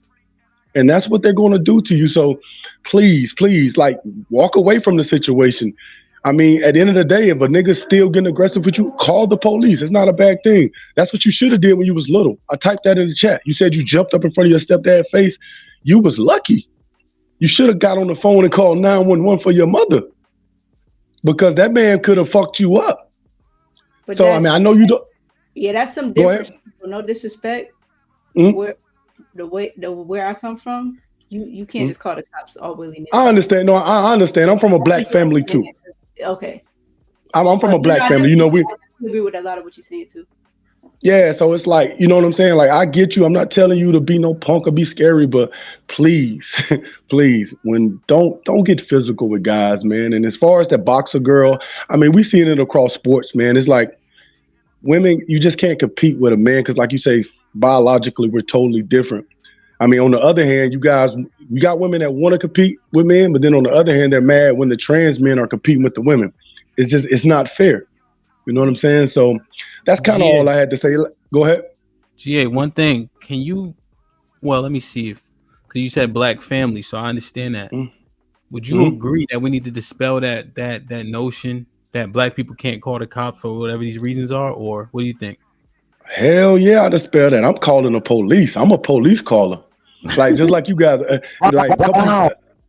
hell yeah. I mean, because if you're a law-abiding citizen, bro, if you don't have kilos of cocaine in your house or something illegal going on, call the cops. You know what I'm saying? Like, I feel like black people as a whole, we've been programmed to move like drug dealers and criminals, even the ones who are not. You know what I'm saying? Like, the cops are not against, the cops are not against law-abiding people. It really don't matter your color. Yeah, you have offshoot situations where shit go bad, but as a whole, bro, like, I've had encounters with cops, and I'm a big black dude. I'm an ex-football player. I've had nothing but good encounters with cops. I know most people don't want to believe that, but if you're not a criminal, bro, and if you treat like, you're probably gonna have more than likely a good encounter with cops. So yes, we definitely need to expel that, bro. If you're not committing no crimes, bro, call the law. That's why you pay taxes. You know what I'm saying? And I go shit like that, shit like that, shit like that, shit real like shit that, though. shit like Yeah. that. I ran this red light, right? I gotta go DJ, right? So I ran this red light to try to get this parking space. So the cop pulled me over. She like, why you run the light? I said, I took a shot. That's it. Like, she like, what? I said, I took a shot. You caught me. That was it. I'm trying to get this parking space. I gotta go DJ. She just bust out laughing, gave me a warning. You know what I'm saying? Like, so I feel you though. CEO is popping. This shit a little glitchy. CEO, can you hear me? Salute, Hemp, man. My first time on the show, man. You know, I figured I'd jump in there. Q seemed like she in a decent mood today, so I figured I'd jump in here.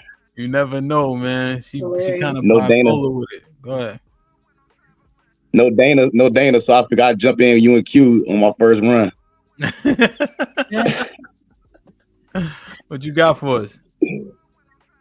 Oh man, this subject, I think I'm with Uncle Rick. I'm the type of guy that if like a female even shows any type of like brings any violence out of me, I'm separating myself. That's why I advise my followers to do as well. Just separate yourself. If she even makes you feel violent, if she doesn't bring like that loving side out of you, you don't really need to be around her. That's not, y'all energies might not match. Keep it short like that. Yeah, that's a good assessment. I think easier said than done sometimes, but I think that's a good assessment. Definitely. If y'all really attracted to each other, it's gonna get toxic. Yeah, real shit. I hate you. Shit like that, shit like that, shit like that. So I got a couple more questions I need everybody to chime into, but I'm just trying to get everybody's opinion on our first hour of monologuing and shit like that. You know what I mean? Raw B was popping. What's popping? Listen, sis, I came up here to have a conversation with you, woman to woman, play the pimp.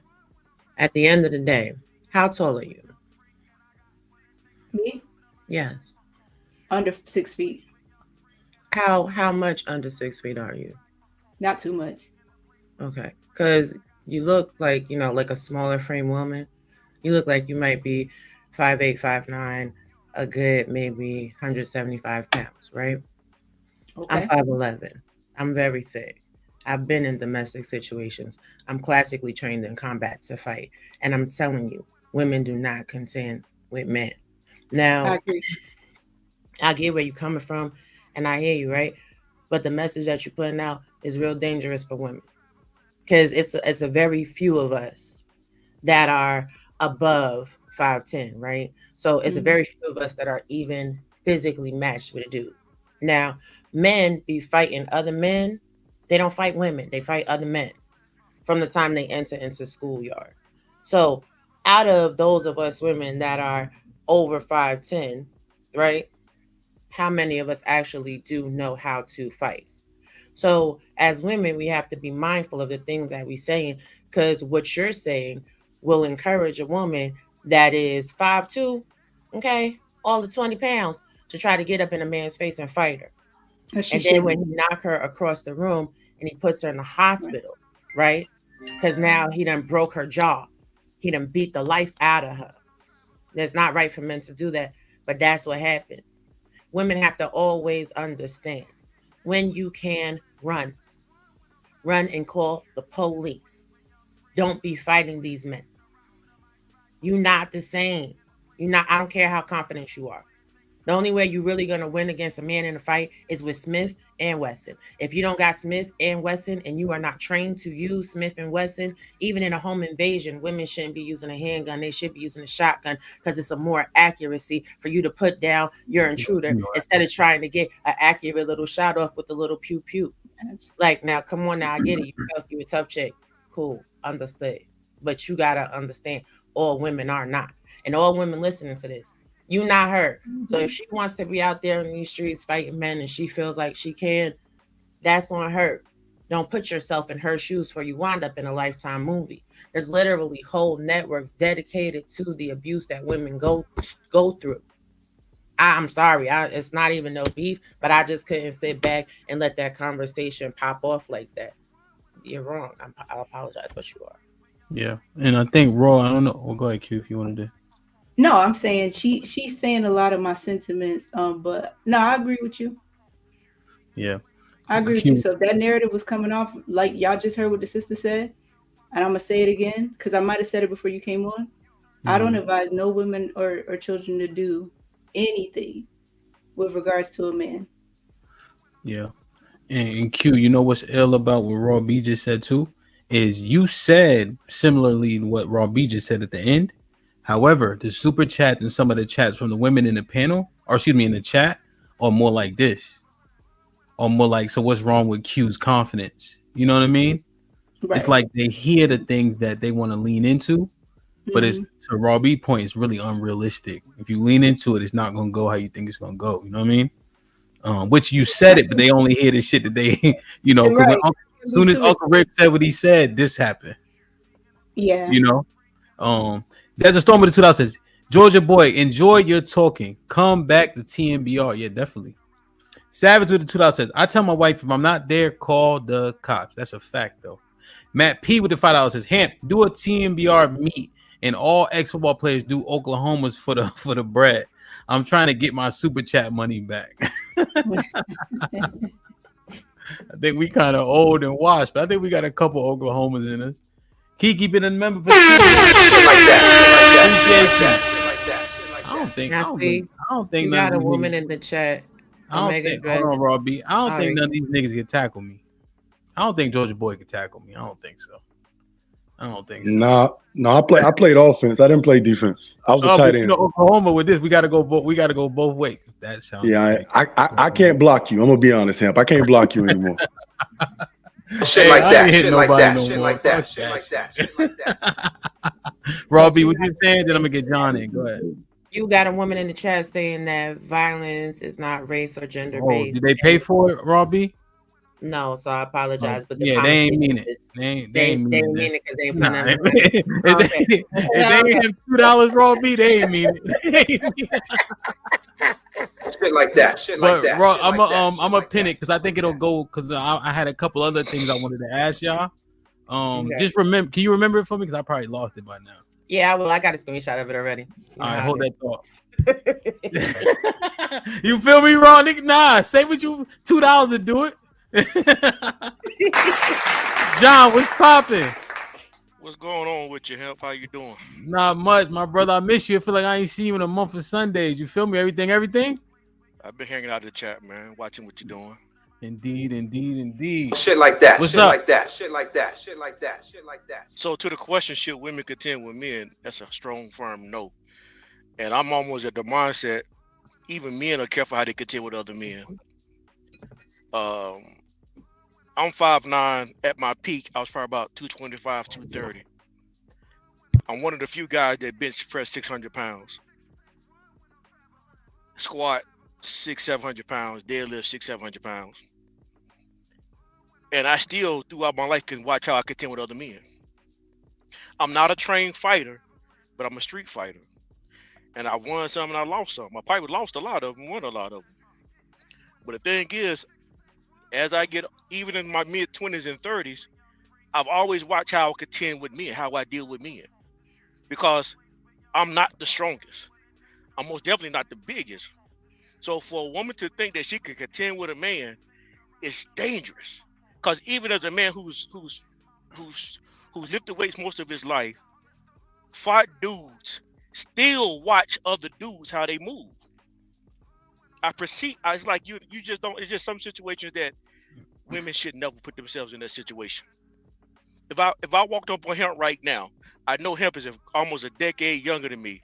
I'm gonna watch how I move around this dude, because I got to take the advantage of him. I gotta find the advantage. And if it come down to if he rush up on me, I'm not thinking no more. I'm done with it. I'm like, I'm going for all. We going all out. Yeah. That's no disrespect. It's just that's just how it's gonna be though. Example. Yeah. Yeah, John. If I walk up on you, just pray. Nah, I ain't gonna pray. Nah, we'll pray later. Pray I'm in a good mood. That's all. No. We will assess that later. Shit like that. Shit like that. It is what it is at that point. I might be praying for you later that you live, but I mean, hey, beat up that. Shit like that. Shit like that. I ain't scared to get beat up. Pause. I've been beat up before. Shit. I know CEO. I'm an instigator, so we got to see this one day. Nah, at the meetup. That's my OG, man. But dead serious. I'm 50 now. I'm almost 50 now. I ain't trying to fight nobody at 50. It's like them days are done with. And now, if you push me to it, if you push me to it, it's gonna be what it is. But at 50, nah. Yeah, it got to be worth it. It got to be worth it. Damn, Black America with the $5 says, "Put on my cape for cute." Black America put on the cape. She didn't say she getting in men's faces, but she is crazy for not being scared. Matt, people to $2 says, "I'm 5'9", 220 Hemp. I think I got you. You 250? Yeah, I don't know, Matt. Man, you might have to. Yeah. There's a storm with the $2 says, "Raw B respect." Raw B with the 10 ball says, "Women need to cut the cap. Most women be talking all this yin yang, have never been in a fight, much less jumped. They don't even pull up on panels to support their talking points. Do better." That's a fact, though. one more thing I want to add to that too. Go ahead, John. Women think their height and weight means the same thing as another man's height and weight. I'm not saying Raw B and Q saying this, but when they ask how tall they are, it doesn't make a difference how tall you are. You're a woman. You could be 6'2", fighting against a dude that's 5'3". It don't make a difference. That looks crazy though. Because I had a dude who I was fighting with. He was not my height. He was shorter than me, and that nigga wasn't scared. Yeah, no, definitely, man, definitely. Beans was popping. I'm just trying to get everybody takes on the initial convo. Then I'm gonna open it up. I got another question in terms of the logic of women, contending with men. What you think? D-Town was popping. What's hell? I just wanted to say that 4th and 1. You can count me in. Oh, y'all shit like that. Shit like that. Shit like that. I respect it. I respect it. Bam, man. What y'all think, Beans? What you think?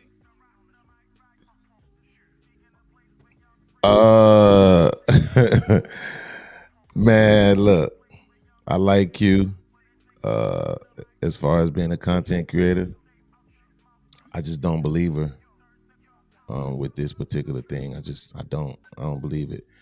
And I was watching another podcast where this girl was on there and they was questioning her and going back and forth with her because she didn't even want to admit that on average men are stronger than women, while acknowledging that we have bigger skeletons, right? But she didn't even want to admit that on average we're stronger. So I don't know what's going on. I don't know what's in the water, what's in the air, what's in the electrical waves, the frequencies. I don't know what's going on that is causing this narrative from women to pretend as if they are somehow on equal footing with men. Maybe it's because they're making more money. I don't know. But it's a dangerous precedence. And I hope I'm living like in, I don't know, Sweden or something by the time this shit really hit the fan. Yeah. Damn, man. D-Town, you had something on this? Quick, I want to ask another question. Well, it was just more so, the ladies out there, man, y'all don't try to fight no man, bro. I'm from the South. I'm sure somebody just said that. And down here, I don't do that, okay? Because I know some dudes and I know some people that just don't believe in not hitting a woman. You know what I'm saying? So y'all just don't do that, okay? That's all I got to say. So that's what hold on. Interesting. Like, share, subscribe, tell a friend, hit that like button right now if you can. That helps the channel the most. Let me read these two real quick. Savage with the $2 says, Guy talk slick at bank to my wife. I checked them. Old Mac with the 20. I'm broke, baby. I ain't got no money. He says, too many black women are in delusion thinking they can contending with black men. Most black women do not understand the levels of strength that black men have when the gloves come off. They are just used to black women told not to hit black men told not to hit black women. Okay. Reese Anderson with the $2 says, John, you been 600. I'm gonna need you to prove that, OG. Yo, yeah. Who said that? I think Georgia Boy was saying that initially, where we've been taught that for so long. What do you think about the premise though that Beans just kind of laid down, and this, along with Georgia Boy was saying that women know that, and therefore they push the boundary. Mr. Fantastic, is that one of the issues too? Oh, most definitely. Yeah, women definitely use that to their advantage, knowing that black men specifically, don't abuse women like that. But some of us, I've been in situations where I'm like, hey, look, man, you got it, whatever. I don't want to. No, we gonna talk about it. No, we gonna this. Hey, I want to get out the room, get out my way. Let me leave. Just let me leave. No, you gonna stay right here. So yeah, women literally use that to their advantage, man. Or women actually, punching on a man. It's bro. I was in the a spot down here. Shorty walked up on dude. She grabbed him by his shirt. Twisted his shirt and his collar, and she back and forth. And everybody just sitting back.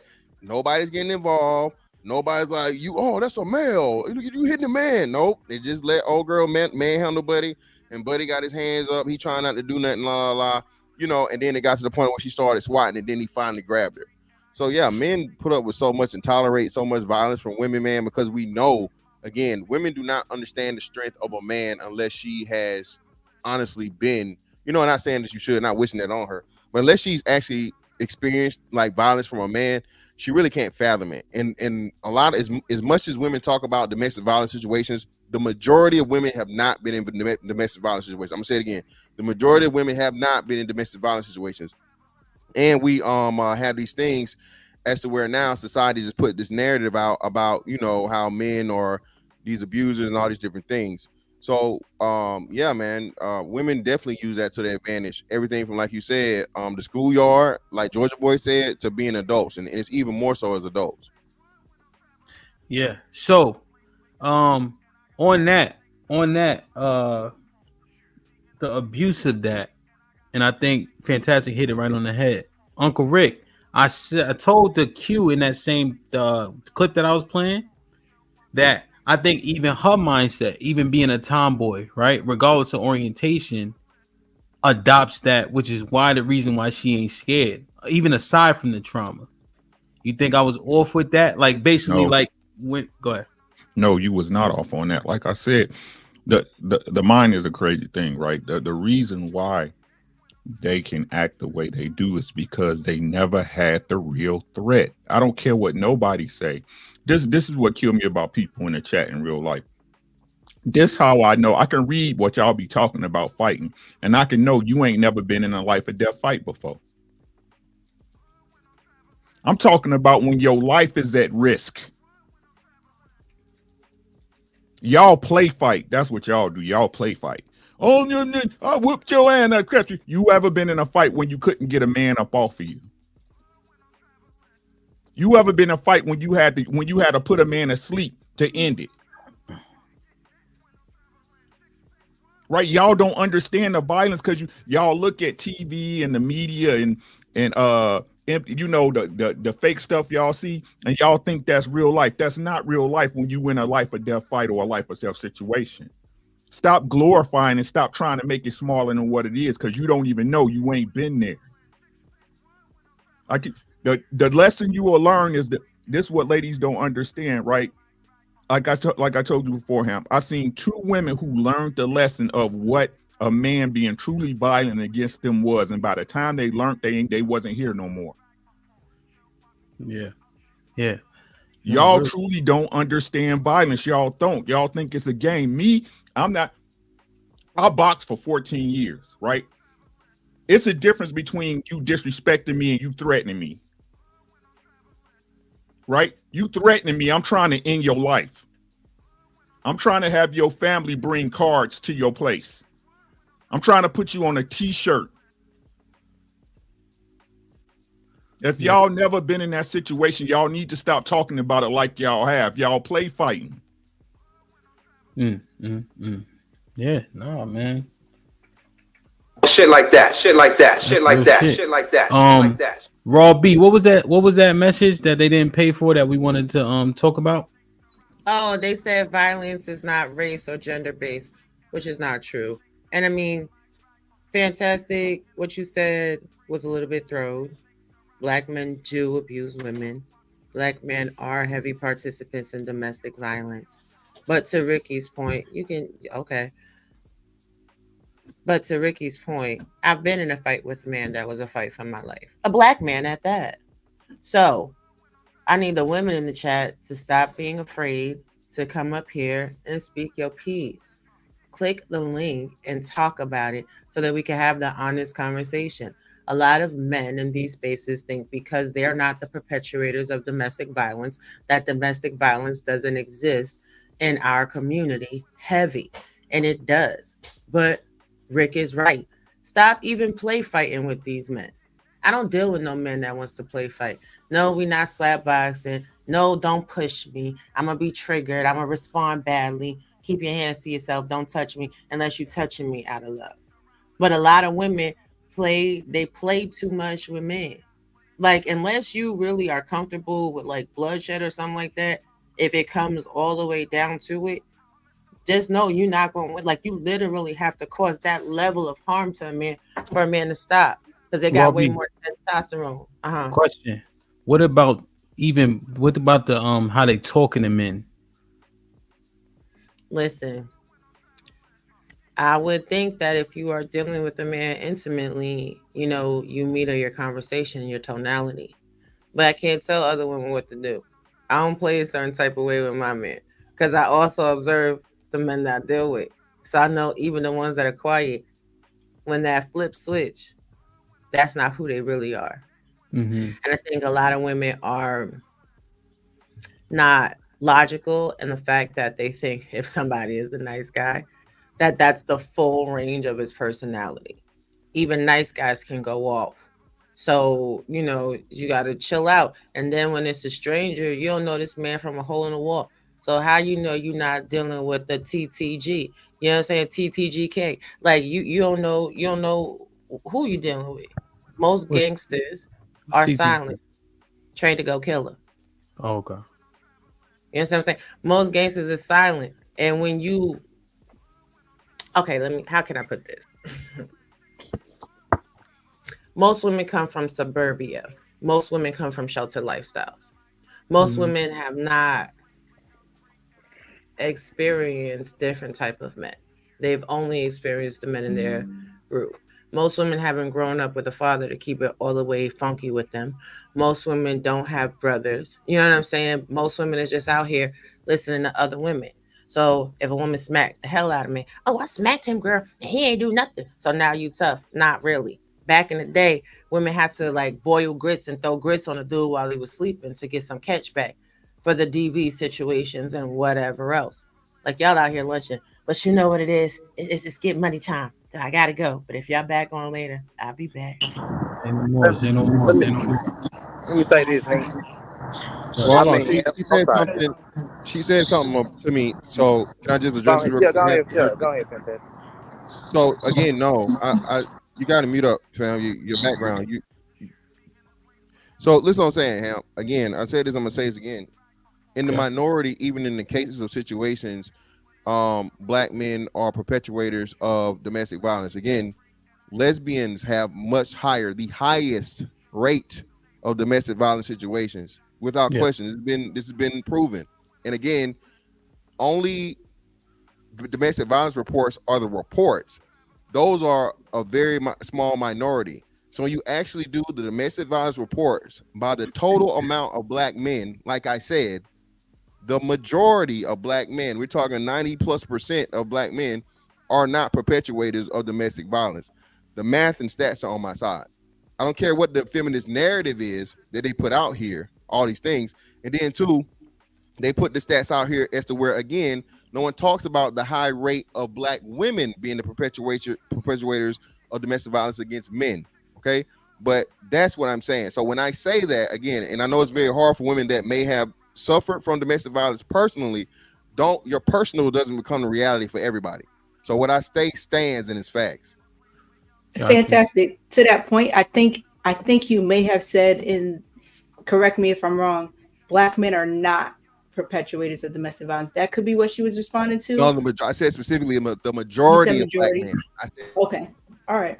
Yeah, I can make that statement all the time. The majority of black men are not perpetuators, but in the major majority. Okay. D-Town, you got a lot of background noise. What were you trying to say? Y'all still here? Yeah, go ahead. Okay. Well, I was gonna say, I think it's you was asking like why that it's just not a fear like it used to be back in the day. You know, I don't know what was going on with the 70s and the 80s dudes, but they were going across the woman's mouth. You hear me? And now it's just not that no more. We don't do that no more. So I guess women believe that they can basically challenge us for it. You know what I'm saying? I'm not saying it was right back in the day, but that's just what it was. You know, so it's just not the same. Women don't act different. Well, are you saying it was effective?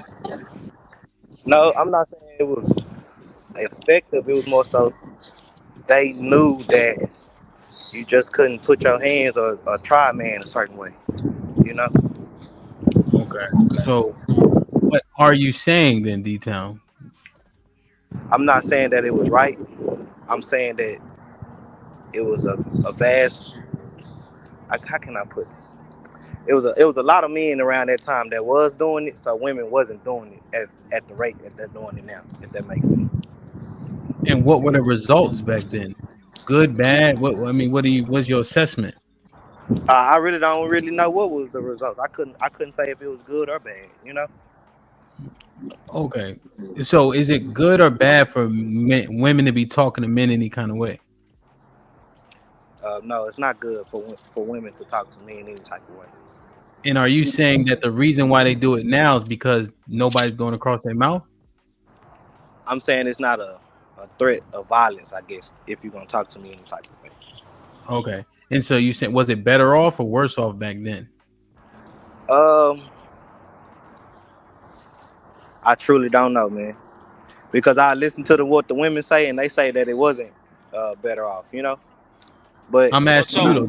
I'm asking but you. when I look at the community and how we was just raised, as far as you know, the family and things like that, I would say it is, because I'm more so a result type of guy than what we went through. Okay, I'm just trying to see. Hold on, John. I'm just trying to see where D-Town stands. Coop, what's poppin'? What you doing on a panel, my G? What's good, Hap? Can you hear me, cuz? Yes, sir. What up, though? Nothing much, man. What's good with you? I'm doing the right thing, my nigga. Good to see you. Yeah, man, I usually don't do the panels too much, man, but it's kind of funny because I was discussing this on my live stream earlier this morning, man. We were talking about Word? we were talking about the Clarissa Shields, just momentarily. But I just happened to click on and heard you guys talk about it. I think you guys were cooking, man. Yeah. The only thing I had to add is this, man. I kind of think that obviously women shouldn't be stepping to men. That's kind of obvious. I don't even think women should be raising their voice to men. I said this during my live stream today, talking to my my female subscribers. I said the same thing because it's about self-preservation, man. You don't know what that man will do. I say, for example, Hamp, I don't know you or anything like that, but let's say we both know a woman, and let's say a woman might hit me, right? She might slap me. I might not meet force with force, but the next man will. And you just never, you just never know how that can play out. And I think that women's parents not teaching them this as a child, I think they do a disservice to their children by not teaching them this, man. Because you never know what the next man's temperament is. Like, again, of course, it goes without saying men should be putting their hands on women and things like that. But just to act as if it's just no big deal and women is just getting in men's face, it's crazy to me, man. Yeah. But that seems to be that's the place we're at. Yeah, now I can't hold you, the Coop. Nobody can just hit me. Nobody. Exactly. Like, nobody. You ain't just gonna slap me. Like, that don't even make no sense. Exactly, bro. And I'll give you my quick issue. I only had a woman ever put hands on me one time. We were dating and things like that. I went over to her house. I don't even remember what the fight was about. I remember she was drinking and I hadn't. It was the middle of the day, which I thought was a bit weird. And I remember, she slapped me. We were talking, we were heated back and forth, and she slapped me. And I remember my natural reaction, and this is me looking back on it, this was several years ago, is after she slapped me, my immediate reaction was, "Are you done?" I looked at her and said, "Was she done?" And I didn't realize this in the moment, but looking back on it, she got instantly infuriated because she noticed that when she slapped me, it didn't do anything. And Ham, take a guess. What did she do next? What did she do? Cried. No, she went to slap me again, Yeah. bro. She had to double up. She had to try to double up. Bro, she went to slap me again, and she went to slap me. I grabbed her hand, and then next thing I knew, and the fight was over pretty much after this. She grabbed my hand, and next thing I knew, we were in the back of her house, and I grabbed her, like kind of spun her around and pinned her against the wall. But that moment she stopped. But then both of us kind of froze because I looked back and realized we went from one side of the room, from the house to the other in less than half a second. And I kind of scared myself because I realized how strong I was as a man. And she instantly calmed the hell down. There wasn't no more fight in her. But it's just every man that react to that. That first slap could have got her hair taken off by the next dude, man. So I just wanted to speak my piece on that. Yeah. You know what I'm saying? The next person, you just never know what the next person will do. Yeah. That's what I'm trying to say. Like, she might have slapped the next dude up the block, and he put her in their goddamn grave, man. Like, you just never know, man. Every man doesn't possess my same temperament, and I can't say is a few years now how I might change on that. A woman hit me, I might knock your goddamn head off. You know what I'm saying? You just never know, man. So I just think that's the risk that women take. Yeah, the assumption is crazy, right? Cool. Like, so Bravado said, matter of fact, Leo made it to a panel. That's what I said, TJ. Salute, bro. What's good, Ham and the Q? The rest of y'all too ugly to acknowledge, right, B? TJ a fool. Yo, we going live tonight on this similar topic on the Real Bravado Network about I think it's crazy, man. The release of the Color Purple shit. Yeah. One thing I wanted to ask, I got you, Uncle Rick. One thing I want to ask Beans too. What about the comment where they said men ain't protecting women anyway out here because most men are soft? So not only they ain't gonna do shit, because that's that sentiment where men are soft, they ain't protecting women that don't belong to them, they can't fight, and they wouldn't do what they would do to a man to a woman. So yeah, tell that to the four brothers who lost their lives before the first half of last year was over with, intervening in domestic violence issues, bro. That had nothing to do with them, right? So, yeah, look, the narrative is always negative about black men. At this point, we just got to eat it. We can come on here and we can talk, and we have our own platforms now where we can, clear up the narratives, but we will be fighting against them because, unfortunately, the whole world is against us at this point, including the women that we come from, the ones that we mate with, and the ones that we birth. It is what it is. I mean, I've never hid the fact that I have domestic violence convictions. 2 of them situations, I never even touched anybody.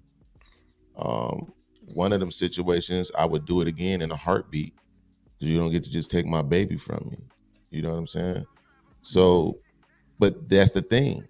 If the domestic violence is really only considered domestic violence when it's happening to a woman. So they label everything, like even with Raw B's comment. What you're saying is, if we're in a relationship and a woman could be outright disrespecting me, verbally cutting you down, right? These same people who would tell you that the power of life and death is in the tongue will also tell you that nothing that a woman say should strike you in any kind of way, right?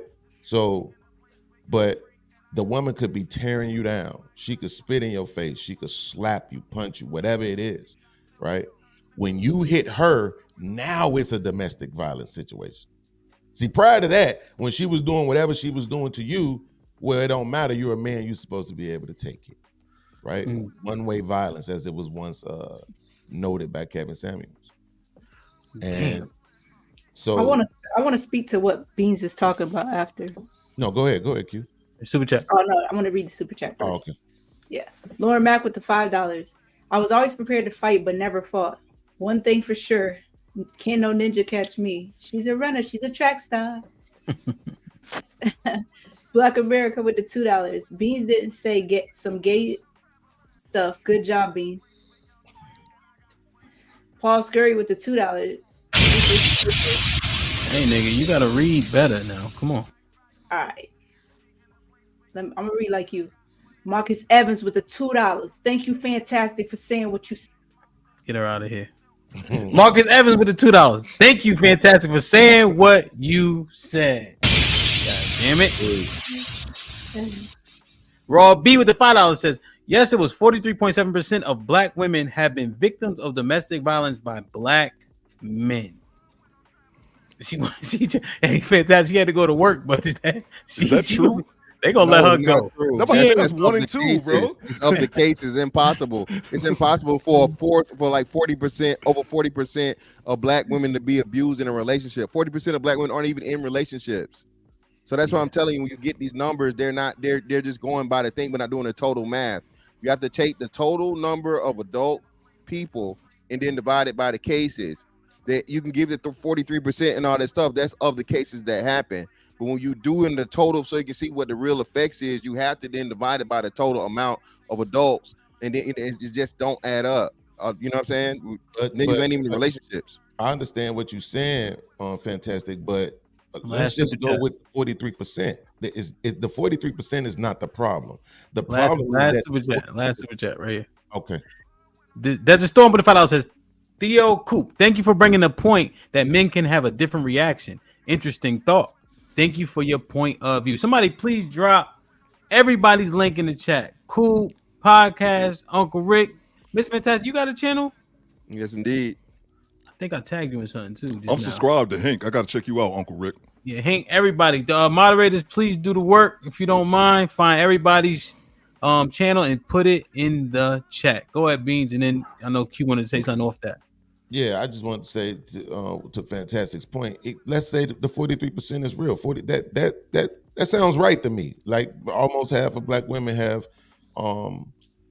been involved in some kind of domestic dispute in a relationship. That's relationships. They come with that. The problem is that when you say it, you automatically think that means some black man was waking them out they sleep, punching them in the head. When more than likely that's not the case, because the numbers show that in relationships between men and women, when one person is the aggressor and the other person is not, more than 60% of the time it's the woman who is the aggressor, which means a lot of time, this is the same thing Stephen A. Smith got suspended for, they start this shit. And like I said, it don't become a domestic dispute until you do something back. But I get the point that you're making, though, Fantastic. Yeah, and I also want to thank you for what you said, too. Real quick, Beans, right? So, hold on. Okay, yeah, I'm going to switch you right out. I'll bring you right back. Can I say something after you finish, Hemp? Yes, sir. Real quick, I know Raw B at work, so I want to make sure she can address Mr. Fitzpatrick. I just want to say something that's in my mind real quick.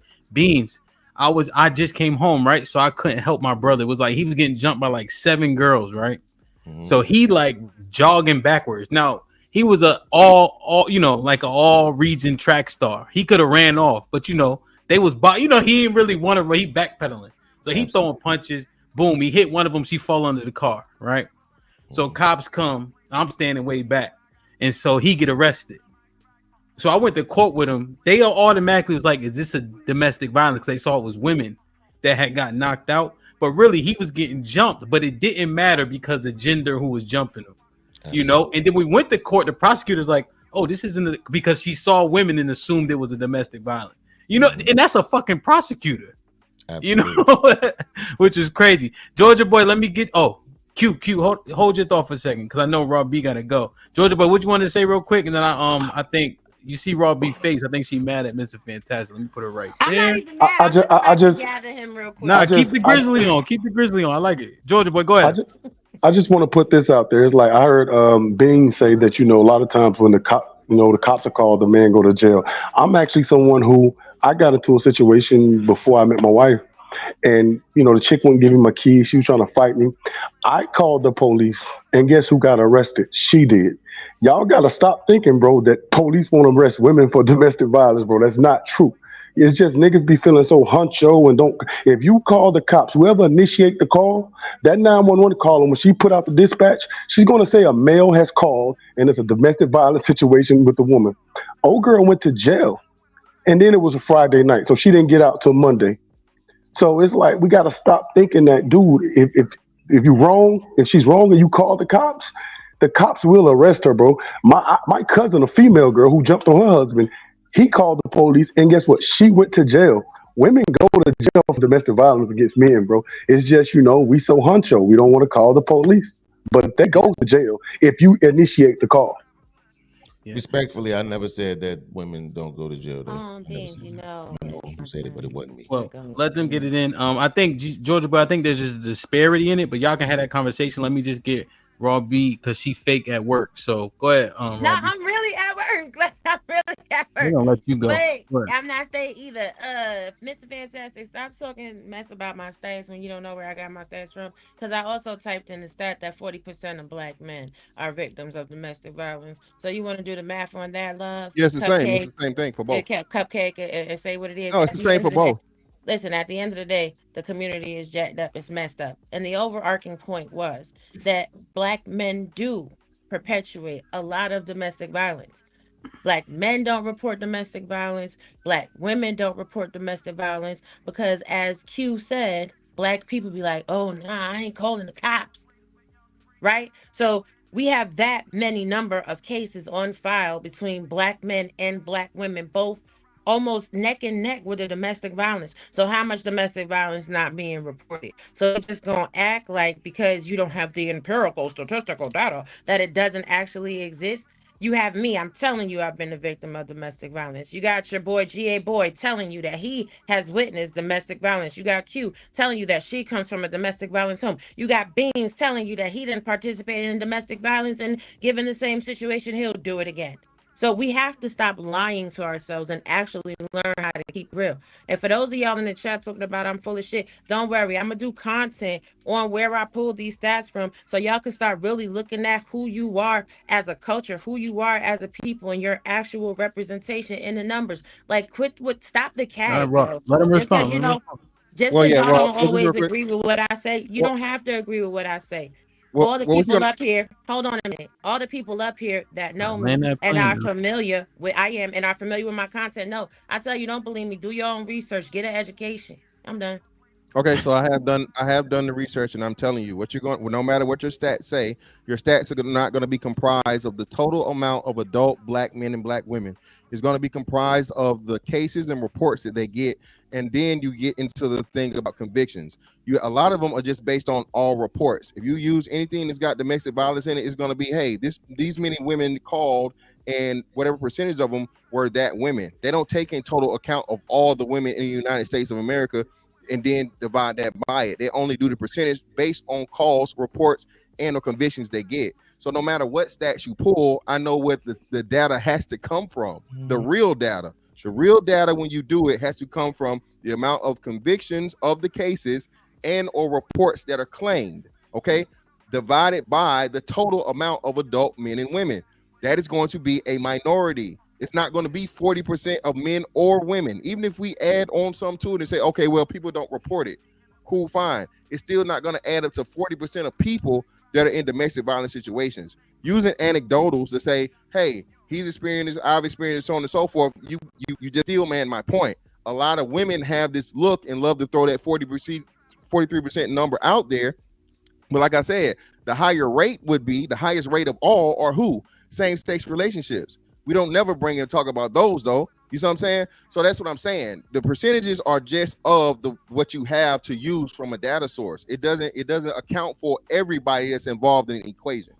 Now, see, this is the part where people like you absolutely make me go a big rubbery one. Now, when it comes to looking at the actual amount of black men that are committing these crimes, you want to minimize and talk about some pull all the community, all the numbers of all the people in all the world. But I didn't interrupt you. I actually sat here quite quiet while you gave your diatribe. Could you afford the same courtesy? I appreciate you.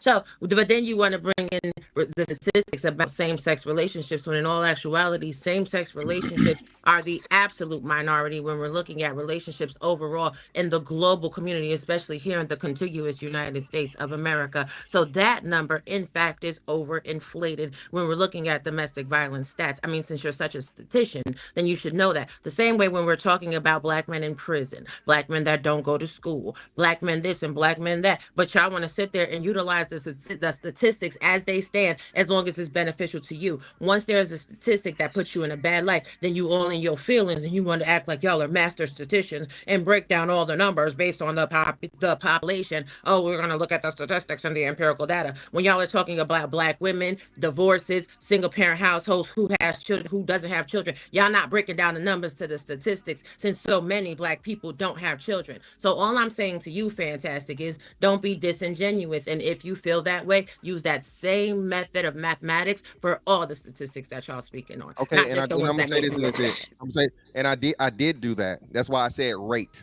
I specifically said rate. I'm very concise. You do that when you come to you talking about black women? No, again, no. When I did that, when I said about the lesbians, when I said about the same-sex relationships, I said rate for a reason. So I know this. And again, everything you're talking about, I've done this already. Okay, I've covered this on my platform when it comes to the total stats versus whatever. I'm one of the few men that say, hey, it isn't 70% of black women are single mothers. It's 70% of black women that have children are single mothers. And then of that, 60% of those. So I'm very concise and specific with what I say. Don't group me into the group. You know what I'm saying? I'm true to this. I'm not new to this. Okay. So again, everything I say still stands, no matter how much of a diatribe you do. Nothing you said disprove what I just said.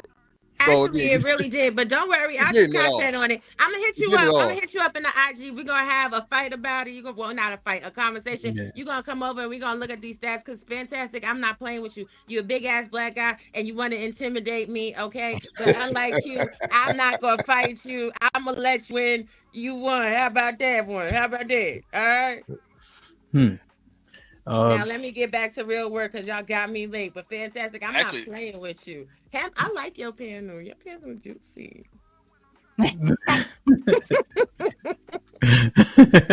Wait, you trying to say Mr. Fantastic is juicy? No. I said your panel is juicy. I mean, listen. I don't play with dark-skinned people. They got attitude problems. Mr. Fantastic will make you use all your vacation days. I see it. No, he won't. You be flying to Florida, all types of shit. You better leave Mr. Fantastic alone. I'm not playing with y'all. I gotta go. Bye. Right. Damn, man. What's up, Uncle Rick? I just wanted to address, right? So the reason why we having this whole conversation is because of the mindset, correct? Yes, sir. Right. That's why we came up and addressed it. So yeah, we can use statistics, right? But what caused these situations to happen? What's that? Right. Is it a woman being out of her place or a man being out of his place? So let's address a point that was being made in the chat, and that's made whenever these things come up, right? Okay. Especially with the out and about with men not protecting black women. Okay. How many times have you guys You personally Mm-hmm. seen a black woman being a damsel in distress, that someone bought something upon her with no part in her playing in it whatsoever? When have you seen a black woman that got into an altercation with a man just backing off saying, "Sir, I'm so wrong. I apologize. You got it." Just once. One time recently. Right? So my point is this, and I keep telling y'all, my shit is circular because it's true. Ladies, if y'all can acknowledge that the man is supposed to be a bigger person than you at these points of interaction, at these points of violence and conversation, that means you guys understand that there's a pecking order. So why does that pecking order not apply to real life, to your relationships, to your interaction with men on a daily basis? It's funny how y'all can figure out the pecking order when y'all don't benefit from it. It's crazy how when y'all want to put the responsibility off on somebody else, y'all recognize the pecking order. But when it's with your man in his house, y'all the bosses then, right? What you say go, right? Fuck being quiet in an argument, right? We address the mentality. The mentality at hand of women getting up in men's faces talking shit when that's not your place.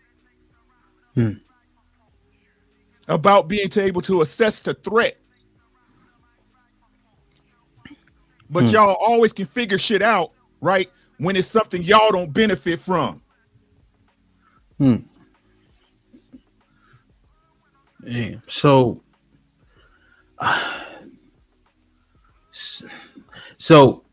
Uncle Rick,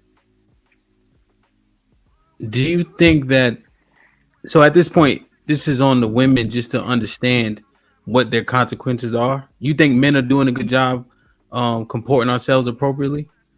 What I'm seeing, and listen, I'm not no lame, I'm not no square. I understand it's some men that go upside women's head, but to say that is the majority, that is not the case. Is it the minority? Yes. Okay. So Yes. you think men are doing a good job of conducting themselves? As we all say, men traditionally have not changed in a millennia. So you think D-Town was incorrect in what he was saying? I don't need, you have to recall me on that. So I'm not. D-Town was saying when they was going upside their heads, you know, in terms of the color purple narrative and things of that nature, women's conduct was much better. But I don't believe the color purple narrative, because again, that's a movie that was meant to put black men in an ill light, right? The truth is, I'm not saying, listen to what I'm saying, y'all. I'm not saying it doesn't happen. No, Uncle Rick, I'm asking direct questions though. I'm not asking what you said. I'm asking questions about what you said. I'm saying that this idea that black men are going upside women's head every chance they get to keep order is a false narrative. That's what I'm saying. Yeah, I agree 100%. Do you think that men are conducting themselves appropriately? And now it's on the women to not get hands put on them. Yes. Okay. I think if you're asking me what I think it is that I think where they try to say that men have forgotten their place, I believe women have forgotten their place. Okay. And so now at this juncture in 2023, who's more out of line? Women. And especially in this subject? In all subjects, when it comes to interpersonal relationships with men, women are out of line in most cases. Okay. Do you think women should have respect for all men to some extent? Yes. Do you think they should submit to all men to some extent? No, submission is paid for. Break that down. Submission is paid for you to submit to a man. That means you are under his covering. He protects you. He provides for you. He cares for your children. He provides you a place of safety. You do not submit to every man you know. You respect every man gets a general respect. Every man. I don't know Beans in real life or Mr. Fantastic or Hink or even you, Ham. Sure. But if I ever met y'all, I owe y'all just as men a general respect until you give me a reason not to. So, Rick, in a hypothetical, I'm just trying to understand this, right? Because I'm just trying to understand what. So, let's say something is happening, right? Yeah, we never met, but let's say I'm out, right? Let's say your wife, I'm out, we in the same place, and she like, oh, my husband come on your show, etc. Some shit started to pop off. I give her a command because now I feel responsible. I think that happens with men. You know what I mean? If there's a degree of separation, then I'm saying, okay, bring your, whatever I'm saying. They say they're doing something bad, right? And I feel responsible. I tell her to come on. What is that? Should she listen to that command? Like what? When it comes to her immediate safety, yes, because I do the same for your wife. Yeah. And is that submission or is that respect? What is that lie? You see what I'm saying? I think that's respect. Okay. But she would have to go ahead. It's not only respect for you, it's respect for me as a husband, right? Yeah. Because like I said, ladies get treated a certain way. Y'all don't want to admit this. Y'all don't want to believe it, right? But ladies get treated a certain way. And if you don't know what a lady is, you need to figure it out, right? A lot of y'all women out here just females. Damn. So I think that's adherence. I don't think that's submission. I think that's to me. I think that's more like adherence at that point, right? You're adhering to the belief and the structure of the community that the men are the protectors and to some degree, the authority in the community. So in that situation, especially if you're under the, if you're one of those people who believe that men have a duty to protect women in general, then they absolutely in general have a duty to adhere to our commands, especially in those kind of moments. So you think that kind of extends from the respect? Go ahead, D-Town, because I know I mentioned. What did you say? Well, that's what I was just saying. I agree with what y'all said as far as Ricky, and because I don't believe that you, as a man, supposed to just be beating on no woman. You know what I'm saying? But at the same time, a woman don't supposed to be disrespecting you in no type of way. You get what I'm saying? Yeah. They should understand that man on man, we have a certain amount of respect amongst each other. So women should have that same type of respect that we have too. That's all I'm saying. You know what I'm saying? Yeah. What the respect part, another biggest part of the respect part is, again, women should respect men because what they expect men to step in and save them in a case of, like Rick said, that damsel in the distress situation, right? Yeah. Black women always claim, well, y'all just let her get beat up and y'all just let her. Well, listen, man, I'm not the police. I'm not no superhero. My drawers are on the inside of my pants. And then it goes to the point of where Rick said about the submission point, right?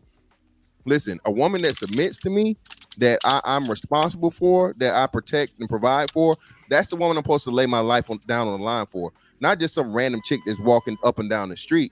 Now, of course, you know what I'm saying? There's you get kind of a gray area as to where, oh man, y'all just stand back and watch her get put down. Bro, I reported 3 stories of where innocent bystanders, bro, got killed. It was a dude down here in somewhere around Orlando. The dude that went to work at Walmart and just beat the woman, beat her to death. He hit that woman with hands. A man that just had a newborn baby, man, stepped in and tried to break it up. What'd he do? Hit him with that fire immediately, bro. Died on the spot.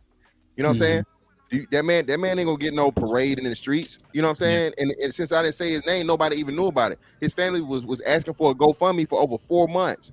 Mind you, the girl that got hit with a brick and lied got over $40,000 in a couple days. So what does it pay you as a man to literally risk your life for some chick you don't know and that don't respect you? You know what I'm saying? Can I push back on that? Well, go ahead. I just be concise. I want to ask a question off of something John the Baptist has said a couple shows ago. Go ahead, B. Fantastic. Were you in the military? Yeah. Were you willing to lay your life down for your country? Technically, yeah. So that's why my pushback is, how do you reconcile that?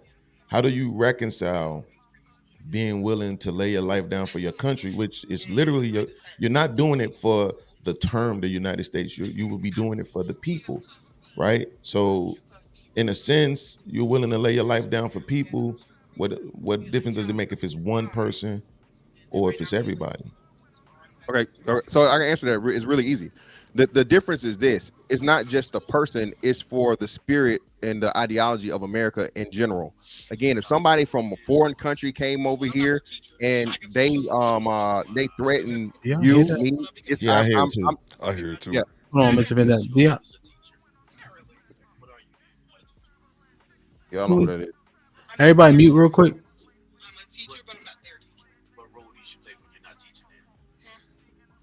That's not me. What the fuck is that? It gotta be you, Hamp. Nah, it's John, ain't it? Yeah, it's I think John. it's John, he John. muted, but we can hear him. So yeah, it's weird. It's John though. It is John. Yeah, it's John. That's what I'm telling y'all, man. Get rid of them androids, man. Stop it, man. Stop. You know, Right. Android Bro, every chance y'all get, bro. yeah, Android slander, man. But this what I'm saying. So again, it's not. I'm in taking care of or laying down the life for the country. My family and me is included in that country, bro. Absolutely. And again, I purposely put myself in a situation where I ain't never told her no gun or had a desire to where I'm going to be in the line of fire and danger. Worst case scenario, there's a possibility, but again, there's levels to it. So again, me working my job, right, and still being able to make the decision of what I do and put myself in the best possible position for not actually having to be in, you know what I'm saying, in the situation of losing my life is totally different from me walking up on a stranger in the street and doing the job of the police. Okay, the police sign up for that. That's what the police sign up to protect the citizens, serve and protect. Okay, that's their job to step in and intervene. I'm for the whole country, baby. Okay, all right, Osama bin Laden and his boys come over here, I got you. But you know what I'm saying, them dudes that's whooping you on the street, they ain't got nothing to do with me. Yeah, I think really quickly. I just think I wasn't trying to say that you're wrong. What I was trying to do is see how people reconcile things, right? And I think while I may agree with you for myself, because that's definitely my POV, is that I don't want to lose my life. My son and my daughter deserve to have me. My mother deserve to have me in their life. I also understand a person that feels just as connected as some military guys do to the country when people have that same kind of pride for being black and want to protect black women or black men for that matter. So that's all I was saying. Thanks, Hamp. Yes, sir. I wanted to ask a question. I wanted John to be up here. Hank, I know you and KG haven't been able to say much, but Hank shit moving so slow. Q said she had something to say too, and we never went back. Yeah, that was a minute ago. Absolutely. I appreciate you having me on, Hamp. I'm a slide, bro. I got to get back to it. I'm on the road to 100K, baby. Oh Gotta get shit, back to the word. work. I see you, bro. Hold on. Wow. Good shit, bro. Appreciate We you, tried bro. our best dropping the link in the chat. Maybe we added 6 people to that road. You feel me? No doubt, bro. I'm gonna pull up on y'all tonight though on Real Bravado Network, bro. Oh yeah, no doubt. Be safe, cool. Appreciate you. Appreciate you, bro. Cool. Easy. Damn. I had a question. John has said that. Hank, can you hear me? Yeah, I can. So John. Well, let me see what Q had. Cause I want to ask you this question. Q, do you remember? That was a while ago. I do. Yeah. Hold on, let's read these super chats real quick. EP signature with a $10 says domestic abuse is physical, sexual, emotional, economic, or psychological actions or threats of actions that influence another person. That's the issue. The definition is vague. Okay, I think he's talking about when arrests happen and shit like that. Almanized with the 78 with the $2 says, where did that 43% statistic come from? Speaking about raw beef statistic. Black Thanos with the $2. Appreciate you. Hank Deezy, what up with the $2 says, I'm late, but great afternoon, Hamp and panel. What's poppin'? Marcus Evans with the $5 says, to answer your question, Hamp, we have telling women about this topic in these spaces for years, including you, but for some reason they don't get it. Go ahead, Q. Yeah, when Beans was talking earlier about women being perpetuators of domestic violence, I feel like that's something that doesn't get highlighted enough, right? And it's so funny because to me, when men experience domestic violence from women, and especially in interpersonal relationship, it doesn't look like physical violence, more mental and emotional. So I'm just one of those people that I peeped at maybe like 6 years ago and started to see that was like really a thing. And I'm like, I'd like to see more laws that are set up towards, helping men out with that. I was really pleased with the verdict for Johnny Depp situation. And I think that there was an episode that we did here where I was speaking to guys about women being narcissists. I think the term narcissist gets linked highly to men, but a female narcissist is way worse than a male narcissist, in my opinion. So, damn. Add that in. Yeah. Shit like that. Shit like that. Shit like For that. real, Shit like that. I hope they take that in, Q, like they took in the shit that they wanted to hear earlier too. You feel me? Yeah, I know those points get missed coming from me, but you know what I mean? One thing I wanted to ask Hank, and y'all can chime in. John the Baptist said this, he articulated it well. I might do a poor job, but he was saying, don't take off the table from women that they can't get hit. So he's saying if you automatically take that off as a consequence or from their actions, then they'll abuse that fact. I think the civil rights movement did. Yeah, but I think with that situation, man, I got too much to lose. And I have a son. He has too much to lose. I couldn't put that on my family members, knowing that may have too much to lose to put ourselves in and take that type of job. Especially, I don't know. Now, if you talk about a man of a certain age who has some type of emotional intelligence, you could probably get away with saying and sharing that. But to preach that to young kids, to young teenage boys, yeah, it's a dangerous message to teach them because they don't actually act on that. So, yeah, I can't totally agree with John Baptist. I love my brother, but I gotta disagree on that one. What's the lessons they giving young ladies though in these situations?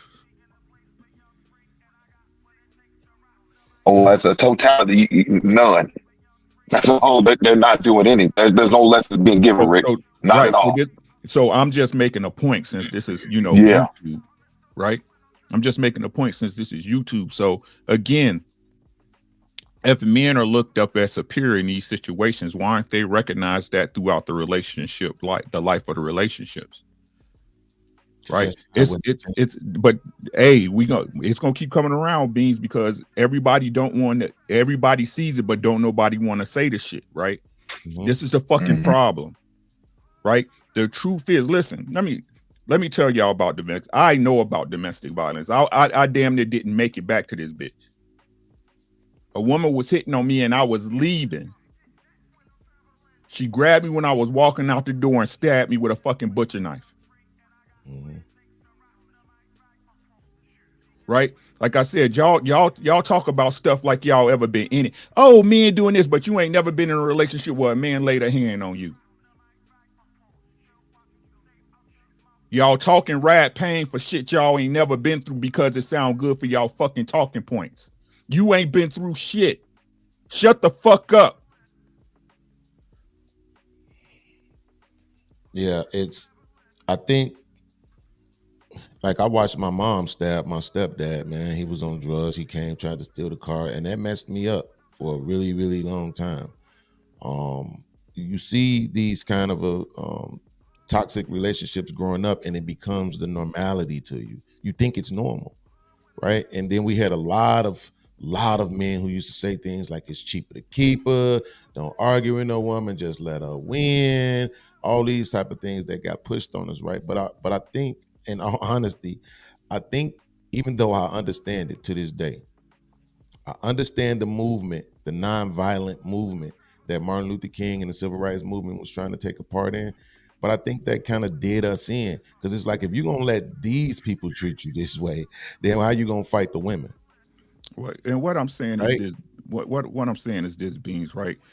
We keep talking about how men have an understanding of lessons, right? Keep your hands off a woman, right? Like Hink said, you got too much to lose, walk away. But what's the lesson that they teaching young ladies? You know what? Don't disrespect me. I'll fight a man. Right? I ain't walking away from no man when he talking shit to me, right? I'm gonna whoop his ass if I catch him cheating. So what y'all talking about? But y'all want to keep putting it off that the violence is initiated by men. Oh, it's 43%. But don't nobody want to question how those stats start. Nobody want to say that woman probably pulled hot water over. Or I seen one story where the lady skint her man's dick because she thought he was cheating on her. Well, Damn. respectfully though, I'm with you, right? 100%. That's why, if you notice, when I was sharing my story, Rob B came back and she mentioned that I said I would do it again, but she didn't mention what happened. It don't matter what happened.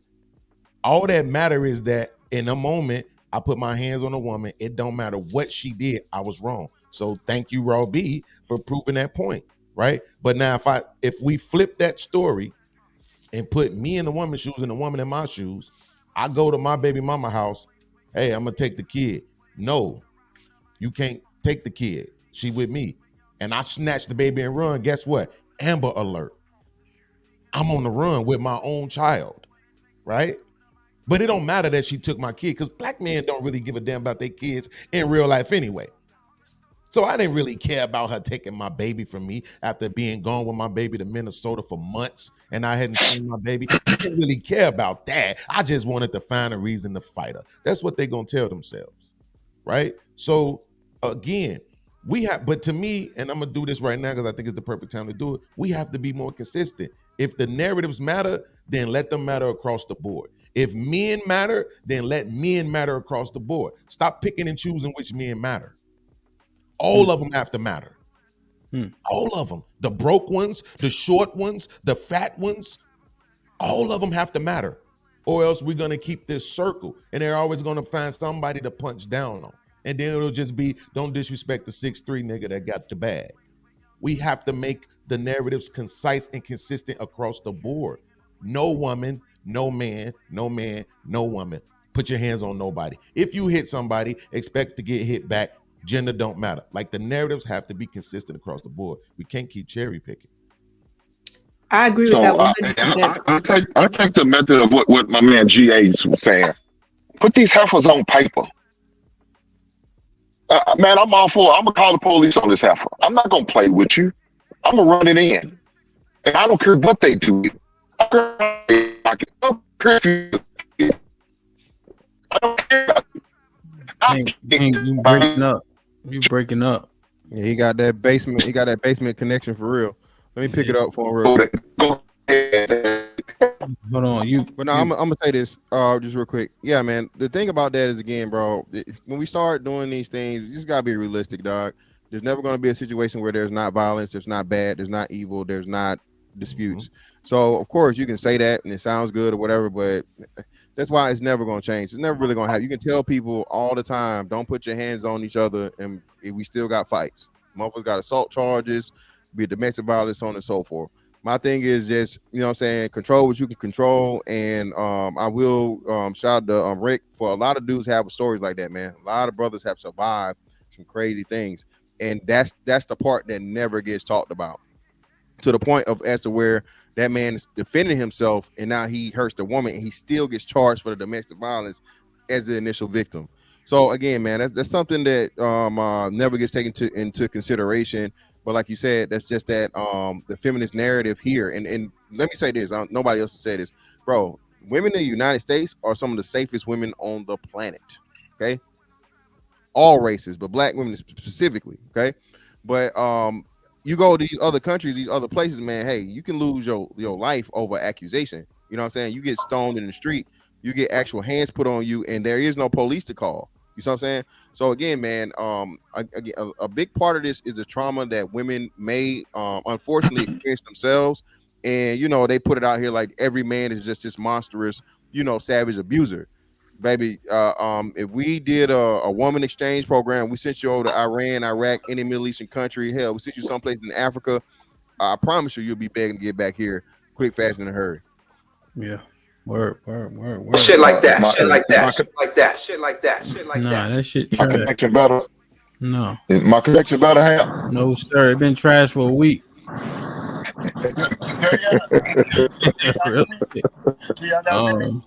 Yeah, E-Man, let me just get misogynist in. He been waiting patiently, then you right up after him. KG.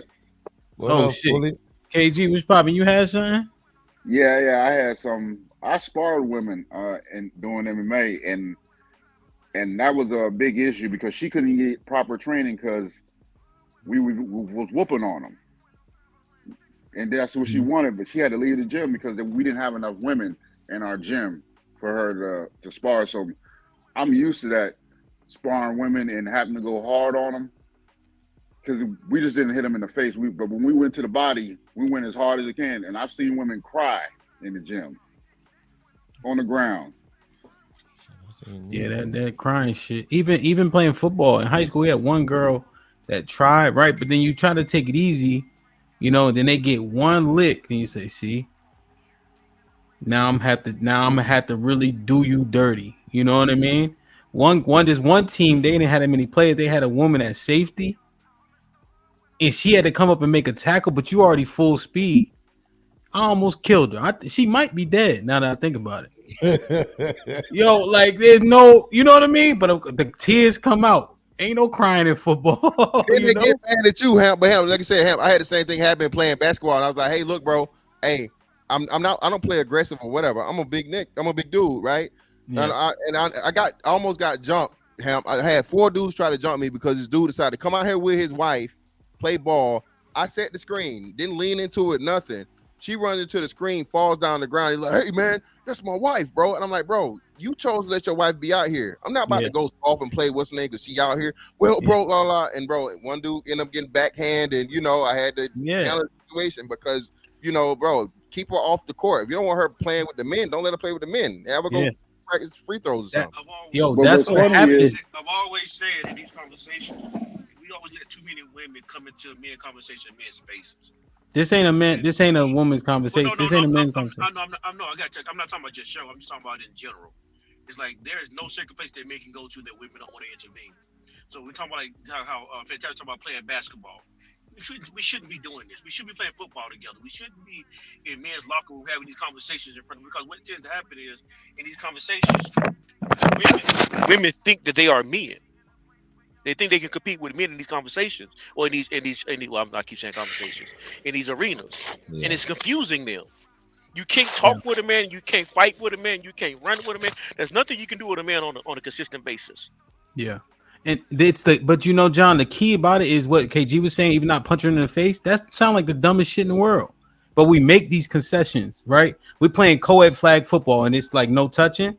So we was practicing one day. I said, let's play like you can put hands on the receiver, right? So they can actually see how good they aren't. And let alone the women, the men couldn't even get off the ball. You know what I mean? If you really could jam and shit like that.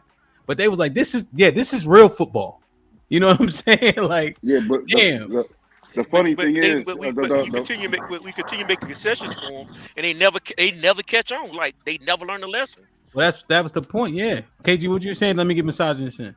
The funny thing is the bar is set lower for them because my homegirl that I was sparring with, she made it to the UFC. And it's hard as hell to make it to the UFC for a man because there's so much competition. So like thinking about Clarissa Shields, they really can't be sparring that tough because it's not that hard for a woman to go pro and make it because there's not that many of them. Yeah. Damn. Yeah, no, I mean 100%, man. Damn. Misogynist, what's popping? What's going on? You tell me, what's up? Well, speaking of Clarissa, going back to Clarissa Shields, when you talk to a woman about, her stance on fighting a man, they will say, "Oh, she's confident. She's she's confident and whatnot." But I think if confidence is tempered by ego, you know what I'm saying, then it becomes arrogance. You know what I'm saying? Like, she got put on her ass by a check left hook. That wasn't even a hard punch. It was a glancing blow. I boxed for years. You know what I'm saying? Like, she dropped the guard thinking that she can stand toe to toe with a dude. And you know what I'm saying? He cleaned the clock. Now you have women out here that's not even as trained as Clarissa Shields thinking that they can jump in the face of a man. I've been, in a situation where I had to defend myself against a female. The story's been told over 100 times already, and people are still telling me that I'm wrong, even though this bitch was acting like a rabid animal. You know what I'm saying? And what do men do in this situation? They tell men that they have to go against everything that they are and just walk away because, you run that risk of taking a penitentiary chance. You know what I'm saying? Like, and it seemed like it's at an impasse now. Like, what are men supposed to do? Because walking away is not good enough. Arguing with them is not good enough. You know, putting hands on them is not good. It's definitely not good enough. So what do? That's the question. That's a good point, misogynist. I think that's where laws would have to be Call the changed. police. Laws would have Report to them heifers. But here's the thing, though. The Duluth model pretty much, the Duluth model pretty much says this in a nutshell, that men are predators, inherently predatory and violent, and only women can be violent in a situation where there's self-defense. So when I was when I was locked up, there were so many guys that had domestic violence situations, right? And one guy got deported to Jamaica because he said that, he told the story. He said he didn't want to, he was about to be deported.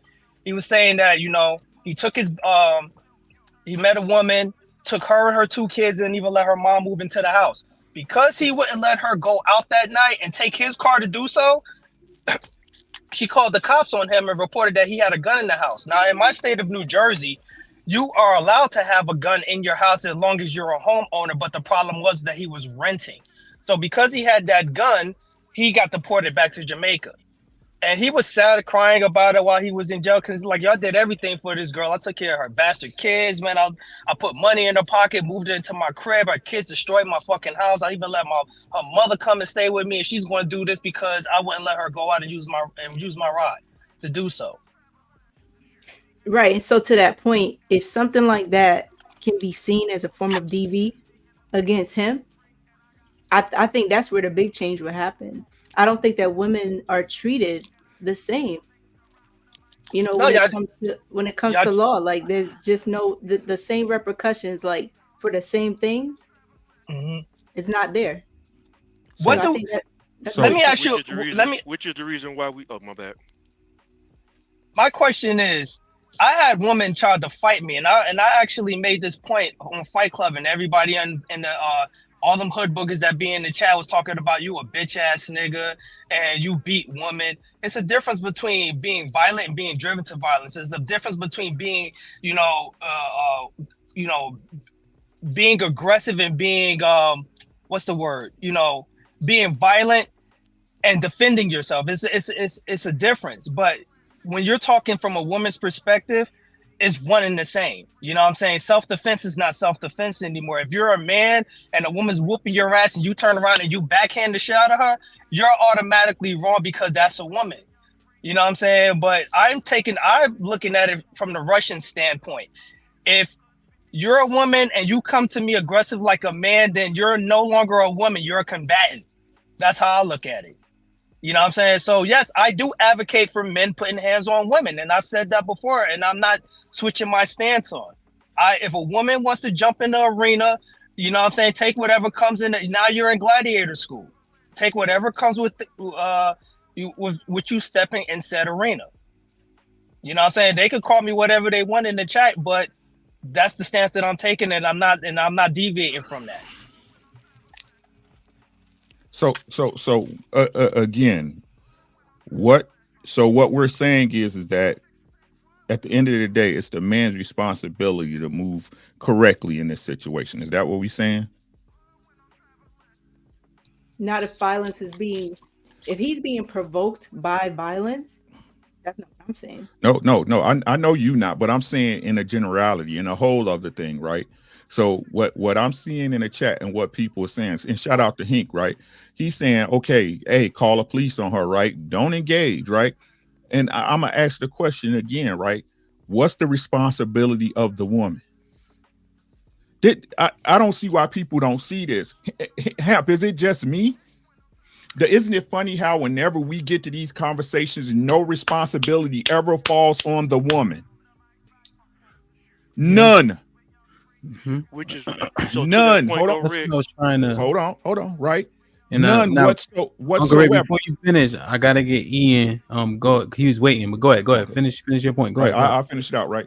None whatsoever. So I asked the chat in the panel the question again: if there's an understanding that no matter what happens would be in a relationship between a man and a woman, it's up to him to keep his composure. It's up to him to provide. It's up for him to protect. It's up for him to take care of the children. It's up for him to do everything. Why don't y'all understand y'all places in relationships? Why? Because y'all some motherfucking liars, bro. All y'all women do is lie. Y'all lie. Y'all play like y'all don't know what the fuck's going on, again, until it benefits you. So y'all really need to stop with these goddamn conversations about, ooh, men ain't this and men ain't. No, y'all ain't shit. A lot of y'all ain't shit. Because the truth is, if women stayed in women's place, if you was a good woman, no man would have no reason to jump on you. And if he did, then every man would know he getting his ass beat out on the corner. That people coming in that house when you make the call. Y'all need to stop that bullshit. It's time for y'all to, oh, black men ain't putting in the work. Black men been putting in the work since 1973. Talking about y'all don't love black men the way they say y'all do, because if you did, you wouldn't act the way you do. The same way y'all said about our daddies, y'all don't love black women because y'all wouldn't treat them the way you do. Y'all some motherfucking liars. Y'all take responsibility for absolutely nothing. And y'all said in these conversations, but then y'all want to say y'all want to be equal. This is every conversation. We come back. Every conversation. But it's our fault. It's our fault, Hank. Beings, it's us. Either man, it's the black man. It's all the black man. Let's see what E got. I want to address Rick, but I wait after E. Yeah, you could jump right in. E usually be pretty concise. Go ahead, E. Yeah, I just think, because I know you about to end the show, I'll be quick. I said, I just think we need to get to a point where mutual combat is something that's not gender fluid. For example, if Q said that she want to have a mutual combat with a man, we need to accept that as society, that's the decision that she decided to make. We can call Q wrong, we can call the man wrong for doing this, and we can try to judge him. But if she have made a decision that she want to go into mutual combat with a man, nobody can now punish him for him, respecting her decisions. I've heard so many people say, respect these women's decisions. What they want to do with their body, let them do with it. So if they want to walk around with a black eye because a dude hit them in the eye with a black eye, the men as a whole need to say she decided that that's what she wanted to do with her life. And that's the point that I think we got to get to, because there's a lot of dudes who throw on cakes, running out here trying to save these women who have agreed to be with mutual combat with men. And that's the only point that I'm making. Let's accept it for what it is. And if they want to fight men, we let them fight men, and we don't judge them for that. That's all I got. E, what do you think we would get from it? You think they would see the example why it's not even? Like, you think they got to see it to believe it? I think if you let somebody go across your head a couple times, you won't agree to mutual comeback anymore. That'd be the least. You'd be like, you know what? Now I know that it's a possibility. What I have learned is when people see this a possibility and that she can agree to this and there's no punishment, she's not going to do it. Rick was making a point. It's because it's no effects for her actions.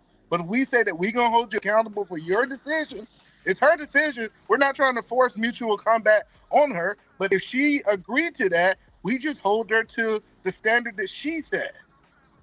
Okay. I see what you. That's interesting. Damn. Go ahead, John. That's interesting.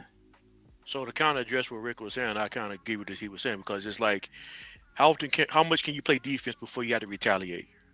If all you do is, if your strategy is just to play defense, they're gonna keep bag you into a corner, until you're gonna find yourself trapped. Then you're gonna only leave yourself one way out. And this is what men is doing when we say we're not gonna put hands on a woman, or leave the idea that you're not gonna touch her. You keep bagging yourself into a corner because you're trying to protect yourself. You're trying to protect your kids, your sons, whatever. You're trying to protect your finances, your freedom. And what they end up doing, they use your protection against you. You want to protect yourself, they want to use it against you. And so you have to get to a point where, I don't know if we men will ever get back to the point again that we're not afraid to actually lose. Because as long as you're afraid to lose, you will never gain anything. You have to go out and take. You have to go out on a limb and go against the social norm to combat the thing that you're fighting against. You can't just play defense, defense, defense. Muhammad Ali was a great defensive boxer, but he also played great. He also great on offense, and that's what we're doing as men. We keep putting ourselves into a corner, and then we wonder why these conversations with women this contention with women keep happening, because they don't respect you. They don't think you're gonna do anything about it. They know you're not gonna do anything about it. And this is what we're doing as a group of men. We've been doing this for 60 years now. If I got you back in the corner for 60 years, why would I be afraid of you? Damn. Yeah. Damn. Q. So I told him. Put papers on them ragged motherfuckers. Hey, Q. I told him they can extend the show. $1 a minute. We've been on for 3 hours. I feel like we did a good job, right, Q? Mm-hmm.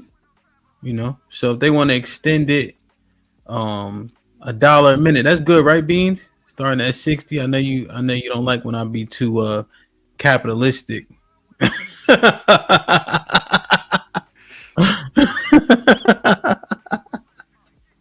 You on mute, Beans. You on mute. The truth is this, bro. I think that's a good concept, actually, right? I think that's a fair concept to me, actually. It's a bit different than a lot of other things people do. I think that's a fair concept. But I did just want to say this really quickly. I love women. Anybody that follow me know. No, you ain't giving them no more juice. Not without them extending the show. I'm muting you and Uncle Rip. They ain't getting all them gems for goddamn free. Nope. Nah, listen. This is what I was gonna say. I love women, right? I highlight them all the time. I celebrate them. I really do. I think when they say is the woman the prize, absolutely. For the man, the woman should be the prize, absolutely. And for the woman, the man should be the prize. We should be each other's prize, absolutely. I don't like men. I don't date men. I like boats, cars, and all that stuff, but it's not my prize, right? My woman is absolutely my prize, right?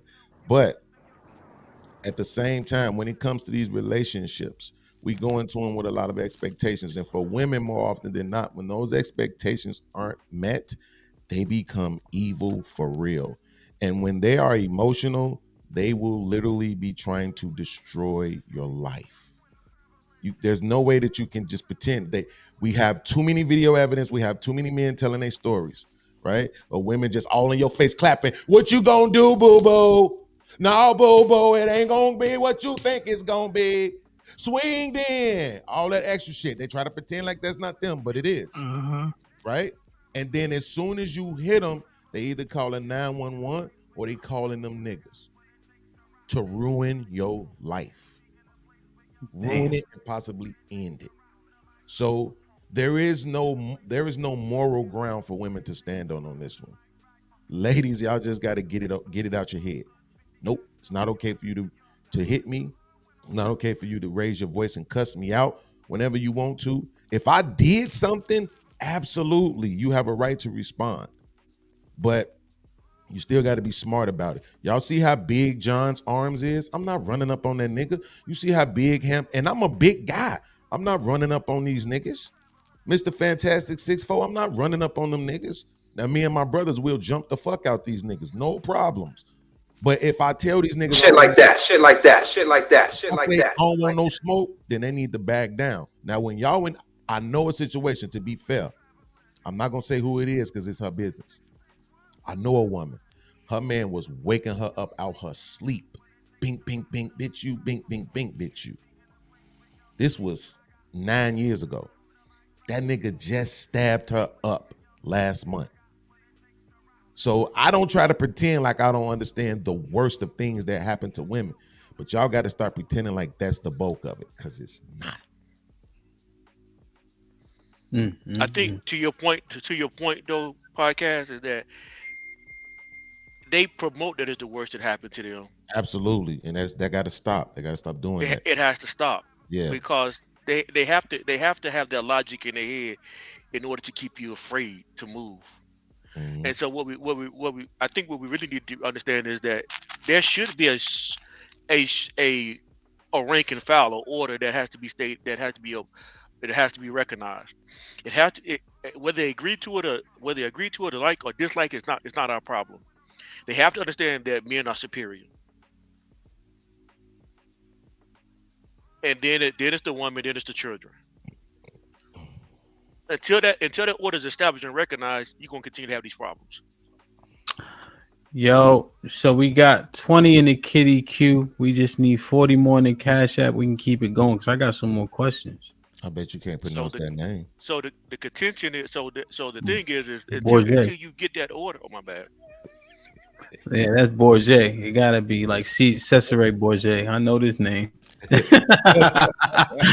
Jason Bourget became a member. Thank you, Lauren, for the $20 extension. We need, I don't know, however many more. If 40 more people extend it with $1, that's good, man. We could crowdfund this shit. You feel me? Real quick, let me read this. UT, what up? It says $2. He says facts, Q and Rick. UT said facts, Beans. Everybody been talking that talk. Appreciate you, Mr. Fantastic. But you only appreciate me this much, Mr. Fantastic.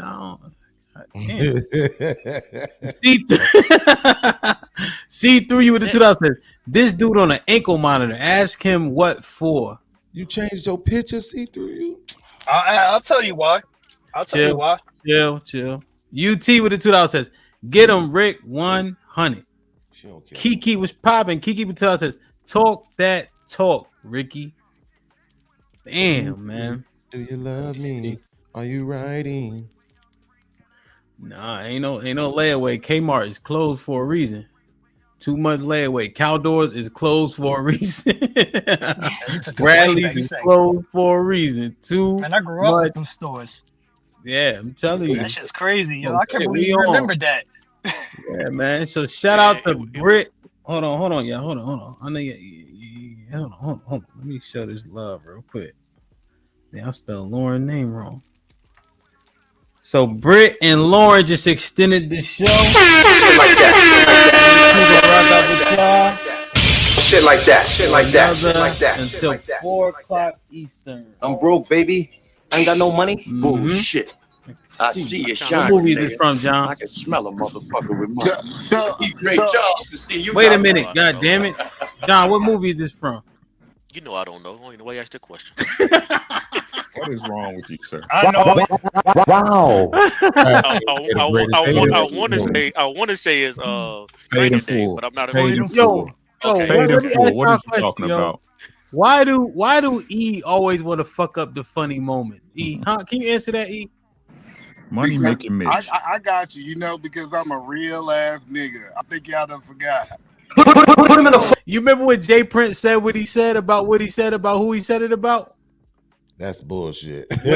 when he accidentally mistaked somebody for somebody else, and we was all trying to laugh and have a good time, and E want to bring it back to the subject. Yeah, I want to stay on task. You damn I had right. I had to clip you out, E, to make the clip whole. I'm about to drop that clip too. All right, E, what the hell you want, man? Oh, hold on. YCast with the $5 says my contribution towards crowdsourcing. Great show.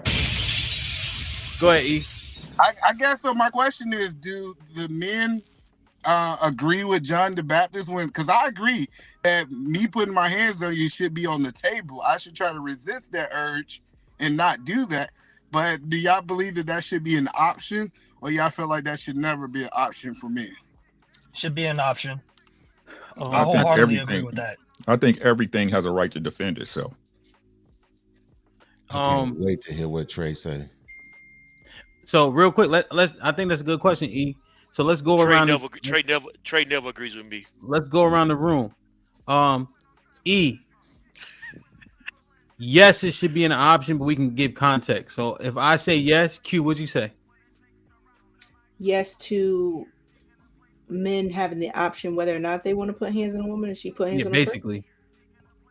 No. Beans? Absolutely. Uncle Rick? Yes, sir. John? Yes. I agree with Misogynist. Yes, I agree with me. Misogynist. Hell yeah. D-Town. Yeah. Trey. Yes. E. Hell yeah. Hell yeah. I got an option to what? Kelly. Would you Callie, what's popping, Callie? What'd you say? Did you hear E's question? What about the right to defend yourself? Yep. Yeah. Yeah. Physically. Yeah. Versus a Against man or a women. woman. Against women. Man against women. Yeah. She's Okay. always said that, actually. Okay. So now for the people who said no, Q, why you say no? Because I feel like it should just be a default thing, like an option, so she could hit you, but you're gonna opt out of hitting her. I think she deserves to get hit. If she hits you, that's just a default thing. So you misunderstood the question? Because that sounds like you're saying he should be able to hit back. Yes, but the option could be like, okay, I'm gonna opt out. Absolutely. Is that correct? He can opt out. Yeah, he's saying should it be on the table? Yeah, that was the question. Yeah, should it be on the table? Yeah. Yeah. Right now, you know they Oh yeah. do it. Yeah. If it's in that sense, yeah. Q. Put him in the fucking bedroom. Get him out of here. Come on. All right. Who I'm else just said? saying that should just be an understood thing, is what I'm saying. That's what he's saying. And it's currently it's not, right? Yeah. You just saying like everybody. Everybody said yeah, pretty much. Yeah. Okay. You just being a woman. I get it though. Yeah, I understood it differently, as if he's saying, well, because I was brought up to not hit her, I'm not going to do it. I don't think that should be a thing. All right. So that's where I was thinking that from. But yeah, and so I would tend to lean with that, Q. Like it shouldn't just be assumed that it can't happen because you see it in people's conduct. When I proposed every December 6th, you could punch some people in the face without repercussions, I guarantee the world would be different. The purge. You know, the purge of ass whoopings. But him, what about, because I'm going to be honest with you, I don't know, can't say, and that's the thing I hate about the statistics, right? People want to come around, but don't know what happened in each individual situation. Sure. But if I'm being honest, I do know a lot of times the things that make a man swing, and not just saying he closed his fist, because I've never punched a woman in my life, right? Mm-hmm. But the thing that makes a man hit a woman a lot of times is her words. It's not even her hitting them. So we can't sit here and make it seem like it's always they're hitting you. A lot of times it's the words that cut very deeply, and it's the provocation. Like I always use the example, a fly is this big. And if a fly get in your space, you will swat that, you will chase that motherfucker through the house trying to kill a fly. I've seen people destroy shit in their house trying to kill a fucking fly. And it's this big, right? So if it's a grown-ass person in your space, they don't have to be touching you. Even that is enough provocation for you to want to put your hands on them to get them out of your space. So I think the better question is, what if they don't constitutes it? What constitutes you using? What constitutes? Yeah, that's exactly. I was just going to say that. But hold up. This is where they put themselves in a box. Get them, Rick. Fine. Didn't we just see a stat that said it posted that mental and verbal abuse is labeled as abuse as well? Absolutely. So didn't we had a conversation before, DJ Hamp, that me and you was chatting about that men usually take on most of the emotional labor in a relationship? Mm-hmm. Yep. Right? We the usually ones who have to take care of a woman and all her emotional baggage, because women love talk. We don't communicate, right? How's your day, babe? What's going on with you and Janet at work? Well, Janet, this bitch, blah, blah, blah, right? Yeah. So is that not abuse? Right? I gotta go. It's not. Talk to you later. It's not the emotional warfare that women play with their men. Is that not abuse or not? Yeah. Right. Big This is time. what I'm saying. Hold on. Give me a second. I got you, right? But this is what I'm saying, Callie Bear. Even worse. This is what I'm saying, right? That's a fact. Women, y'all need to be responsible for what you're responsible for. No one is saying that a man should just be going upside your head because you burnt the biscuits, right? Because the popcorn is burnt. What I'm saying is that you should be responsible for providing your man a space that he should not even have to think about going upside your motherfucking head. Are y'all doing that? But better yet, y'all put the responsibility off on us, right? Y'all don't have to make the changes. Y'all don't have to be better. That would require you to be the woman that you're not. I'm gonna say I this, and personally it think won't be long. Americans. Hold on. It won't last long. This won't last long. So basically, just clean up what he just said, and not even clean up, but just add on to it. Masculine energy should be met with masculine energy at all the time. So if you running your mouth like a man, you get the same response if Rick ran his mouth off to me. Yeah. If you're doing it as a woman, you get the same response, and that's it. Yeah. So do you guys disagree with that notion that sticks and stones shit? Yeah, I totally disagree with that because we got feelings. They try to make it seem as though Jay men. Prince, you didn't say hi, Oh, my hello. bad, man. Shout out to y'all, man. God damn. Hey, Put him in the fucking this bed. go to the spot where it's neutral at. I like it over here too, man. Shout out to all y'all, Beans, Comedian Q, Edith Man, Kelly Bev. All right. Jay Prince, I just said say hi to me. They be all right. Yeah, well, what's going on, everybody? I do like European standards.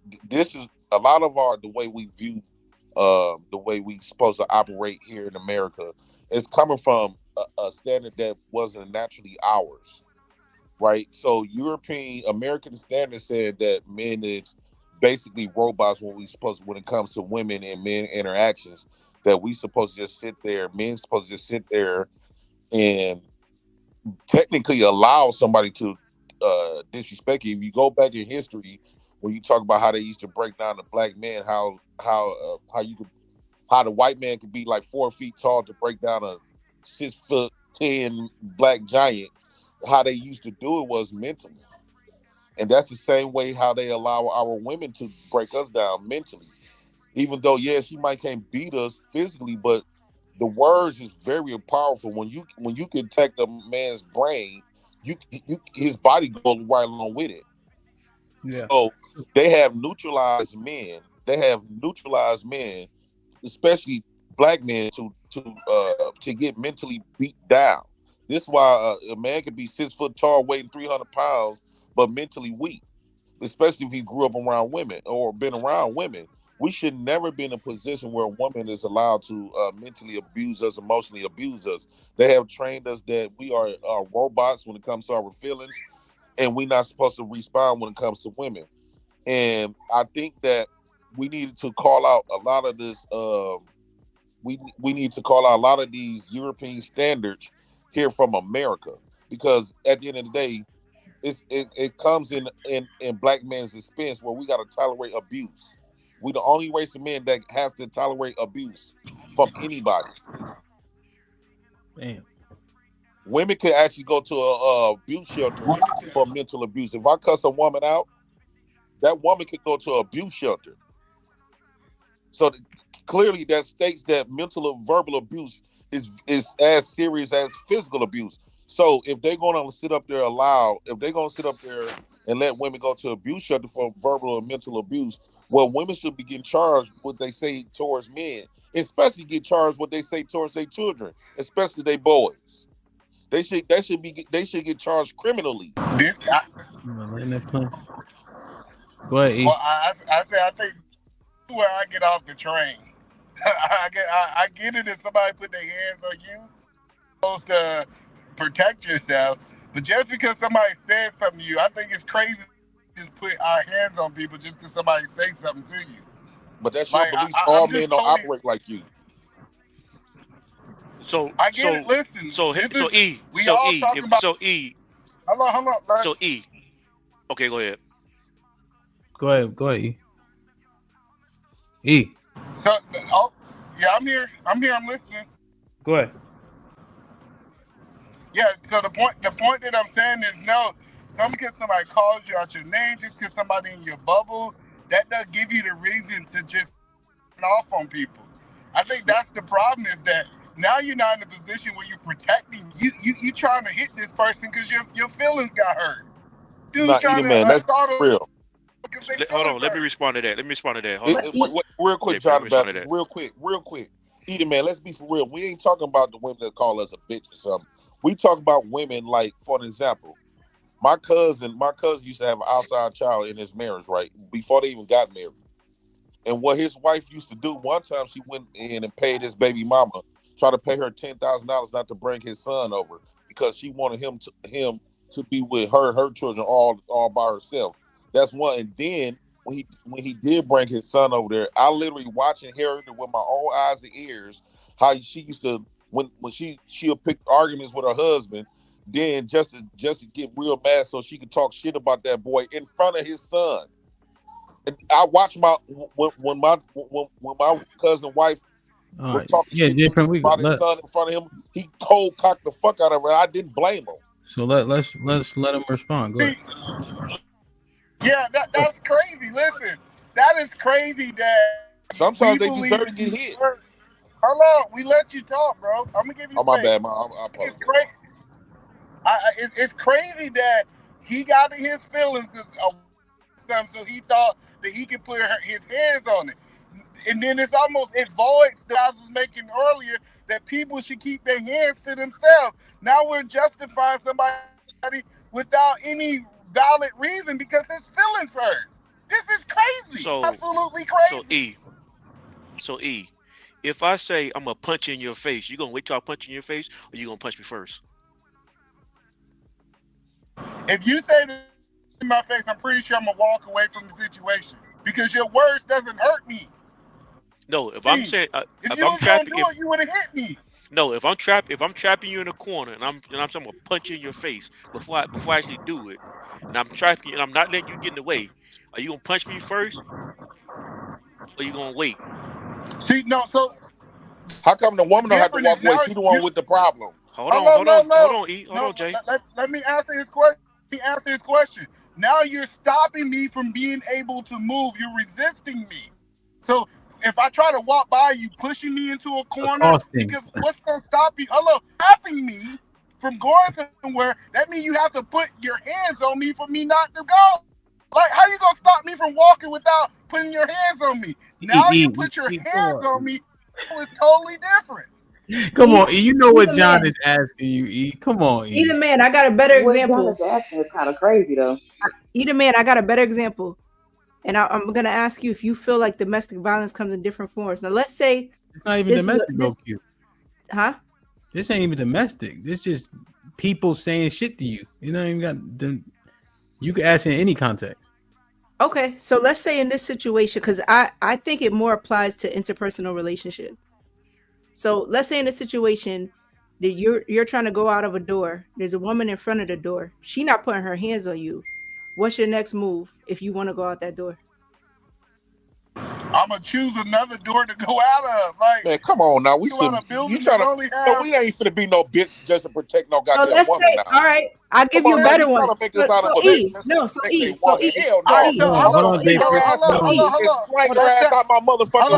on, hold on. We haven't had too much belligerency. Let's keep it. Oh, my bad. I'll give you. Not just saying you. Not saying just you. Hold on, Q. No, E, I'm gonna give you a better scenario. This is more realistic because this is a real life situation that I know of. You're in a bedroom, so there is no other door. You trying to get out of that room. She's in front of that door. She's not touching you, but she's like, you're not going anywhere. She's pressing you like that. You got to stay in that. What's your next move? I'm a grown ass man. It's no woman gonna stop me from going. Hello, listen. Give me the right to hit her. We're talking about hitting her. Like I'm going through her. Point. That's the point. The minute you touch her, she can deem that as domestic violence. That's the problem. Listen. Sometimes when men understand, hold on. Men understand, I don't even have to touch her. And the police can deem that as domestic violence. He's not gonna. All right, Eve. Now I gotta jump in, E. I gotta jump in, E, because Love told me she couldn't come on the show today, but apparently she put a suit on as Eda Man Williams. because you are running, jumping. The combine ain't here. We didn't even go through the playoffs yet, E, but you are ready for the NFL combine. That's for goddamn sure. Shout out to E the man. This nigga's a super athlete, John. I look like greatness. I just I think the know I look like dynamics that they greatness. told us about women was we've been No. misled. We've been Well, hold misled. on, That Jay men Prince. come Hold on. on. We got E backed into a corner now. So I guess John, he's gonna evade. So E, you never had nobody tell you. You say something else, I'm gonna slap the shit out you. Did you go like this? Hey, what Like, now? what did you do in that woman? situation? See, that's what I'm saying. So A if it was a person. woman, Are you saying? I had a Go woman. ahead. I had a woman that said she's gonna slap me, and I said, "You funny." She slapped me. I put her to sleep.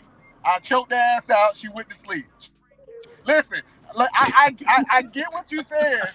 Now a man is If a dude or a woman, anybody told me I'm finna threaten your life, that was Hello, your you mistake gotta for let me telling me. finish my response, John. All right, E, He cut me off now. E. All right, before No, you finish, E, can you read the super chat for me? At least it'll make more sense than what you're saying. Go ahead, E. I'm driving. Can you read it? All right, I got you. I can read. All right, I'm gonna read it. I got you. Now I was just saying, I just wanted E to say something that was coherent. $5 from YKS with the my contribution towards crowdsourcing. Great show. Hold on, E. Mute for a second, E. You can get the mic right after I'm done. Pause. Corey Love with the 10 out says, just got here, but Beans is wrong and Trey is right. Javid, I think it's Javid. Yeah. Thank you for the extension, bro. I appreciate it. Lauren Mack with the $5 says, JP, I thought you don't believe in books written by man. Corey Love with the $5 says, what can a woman say to a man that's considered abuse? Let me know. The same stuff that men say to them consider to be abuse. Quentin Holly with the $15. Keep the conversation going. Appreciate you, cuzzo. The Red Pill Ranger was popping with the $2. Says a 14-year-old boy can beat up the average woman. Yes. All right. E, what are you trying to say now, real quick? Saying is that I see a difference between men and women. Now, I know y'all dudes might not see the same. I see a difference. For example, if DJ Hamp threatened me, I might pop off on him first, right? And then we gonna have to just go from there. But if Belle threatening me, what she gonna do? I'm gonna laugh about it, and I'm gonna try to remove myself from that. Now she put a place where she put her hands on me, then I have to defend myself. I don't understand that we look at men different. Can I ask E the man a question though? But yeah, I see what you're saying, E. Go ahead, Jay Prince. Now, Jay Prince, I know you. You tried to disguise commentary as question. No, I'm gonna ask you a question. Without context, ask the question. Go ahead. Okay, do you believe in nature? I mean, like nature and natural? Nature and nurture? Do you believe in being natural? Do you believe not nurture? Not nurture. Do you believe in being natural? Oh. Are you asking, do I believe in nature and nurture? No, do you believe in being natural? A natural response. Natural. I believe in the natural. Like a reflex. So what I was asking is, it's a natural response when anybody getting poked at or harmed in any kind of way, verbal, physical, whatever type of way, it's a natural response to fight that person up off you. But the problem that we are having is that us men has been auto-corrected, and we gotta protect women while they are abusing us. And I don't believe that is natural. We sit up here every day talking about women talk about what's all this natural stuff, all this other type of stuff, but they want to cherry pick on when it's time to be natural. It's a natural response. If a woman is verbally abusing you, it's a natural response to get that person up off you by any means necessary. I don't understand why they keep trying to weaponize men nature. Just okay. The problem that women is having is that by we have a system that allow women to abuse us, because now they just tell men to walk away, whatever, but they don't. The system or the laws do not correct the women, so the women feel like they got a right now. They feel like they have a right to disrespect you into whatever they want to you, And I just believe the reason why we having so many women doing that because I just Land the believe plane, Jay Prince. if every man gave every woman that one good lick, women would not disrespect men no longer. Sometimes No, that's not true. Why do physical. y'all Sometimes you gotta say get that physical to teach shit? a motherfucker a lesson. That's not true. They would just change the law. Sometimes you have to get physical They would to just teach a change motherfucker the law. a lesson. Trey, if you pop They your would just mouth change at the me law. and the man busting All your right, shit, come on, Jay blood, Prince, land I it, land guarantee it. you won't keep talking shit. But that's not what we're talking about. We're talking about Motherfuckers going left. Sometimes people need to get in their mouth. Hold on. Hold on, come on. So we're talking about in the cases of we're talking about in the Hold on. cases of we're talking about in the cases of intra-family events. We're talking about DV. All they would do is just change the No, law. we were talking DV, about that's a European thing. we were talking about all of it. We were talking about all of it. Now, there's one thing I may have to go ahead, Trey. No, I'm just saying I get all that, but I think what you guys are missing here is that anytime that it seems as though the women are starting to lose a fight, they just change the rules. They just go into the law books and they just change it. And I'm telling you, as somebody who enforced the laws, I've read the intra-family laws. They just change them. I've seen men get arrested and they clearly have defensive scratches and scrapes on them as if they were trying to protect themselves and they got arrested. I've seen it with my own two eyes. So clearly the world is just against men when it comes to the men and women dynamics. Then You would change laws to better up the woman, though. It's not that men that put their hands on a woman, he a monster. It's the fact that the law allow women to abuse men. Then you would agree with me that if you punched them one good time, it doesn't benefit you because they would just simply change the law to make it more against men. We're saying the same thing. But Trey, here's the thing: every time, I agree with what you said, Trey. But all I'm saying is, we confusing because now when we see men that put their hands on women, we call them all type of fucked up names. So it's not the fact that the man is something wrong with him for going upside that woman's head. It's the fact it's the law. So this is what I'm saying. The only reason why, because most men who have dealt with women that's disrespectful, most men have wanted to or thought about or did want to go upside a woman's mouth. But the only reason why they have not is because they didn't want to go to jail and all this other type of stuff. But isn't that the purpose of law? I would say isn't the purpose of law to deter you from doing things like that? That law. Okay, well, at the end of the day, that's your I've been in jail a lot of times. Okay, come on. That's your choice. It's your choice to do those things that way if that's the choice you make. It's not. I'm saying for most men, that's not the route they want to go down. And the issue is that the laws are lopsided and they BS. I'm telling you, as somebody who went into these homes and did this, I'm telling you, as somebody who would look a man dead in his face and have to tell him, "Bro, I gotta lock you up," and I shouldn't have to. I'm telling you, as somebody who responded to a house where a woman said he has a gun, and then we get there, she said, "Oh, I just said that to get y'all here faster." And so when I went to go do the warrant on her because she lied and she needs to be arrested, I had people who were much higher ranking than me say, "Oh no, you need to shred that warrant. You can't go lock her up." I'm telling you that these laws are against you. And a lot of the times, I really came up here to address Hank's point. You could try to put papers on these women as much as you want. It doesn't work. And a lot of these attorneys, these assistant U.S. attorneys, these assistant DAs, they're not going to do it, especially the ones who work in the DV system. They're not going to do it. I'm telling you because I sat there in court. I've given testimony, crazy, crippling testimony that says this woman needs to be held accountable. She walked out the front door with me. We walked out the same front door together. That's crazy. The idea here is that in order to get some true change, in order to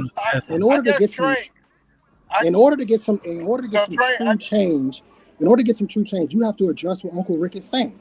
We have to address the behaviors of women, and that's the part that the law enforcement, politics, everything. Nobody wants to talk about that. But then you get guys like me who will come on scene and say, "You are going to jail." No, I'm not. I called the police. I don't care who called. You're going because you're the aggressor. You started this entire thing. I want to be very clear about something.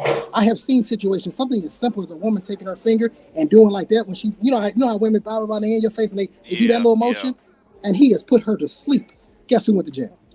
He did, but he didn't start it. This isn't on him. She did it, and even in the Hey, Ham, could you drop that link again? Yeah.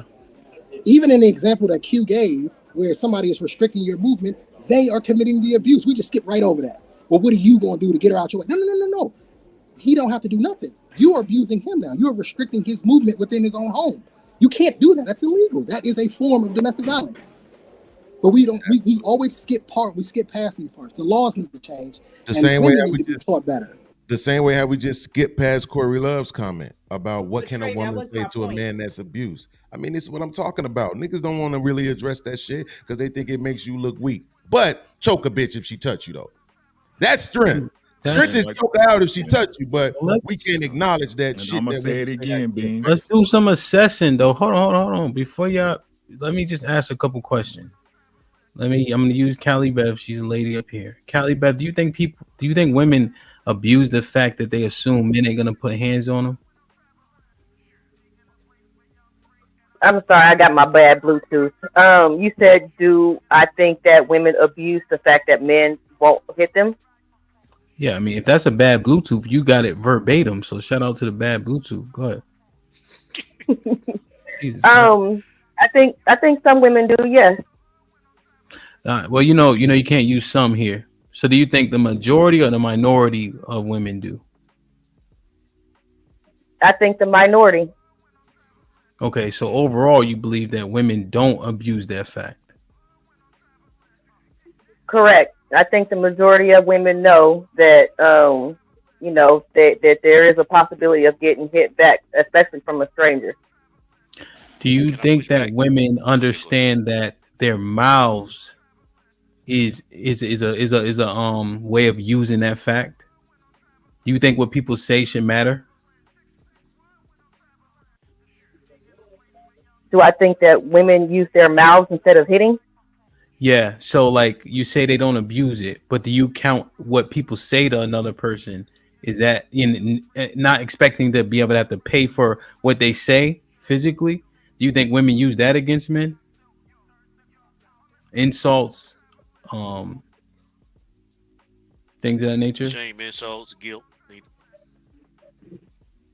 No, I think a minority of women will use the extra out insults to get a reaction out of somebody. Okay. And what makes you think it's a minority?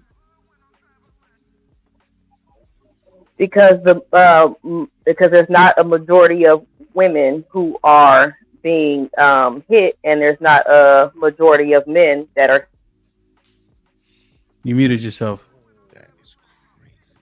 I said because I don't think that it's a majority of women who are being hit, and I don't think it's a majority of men who are hitting.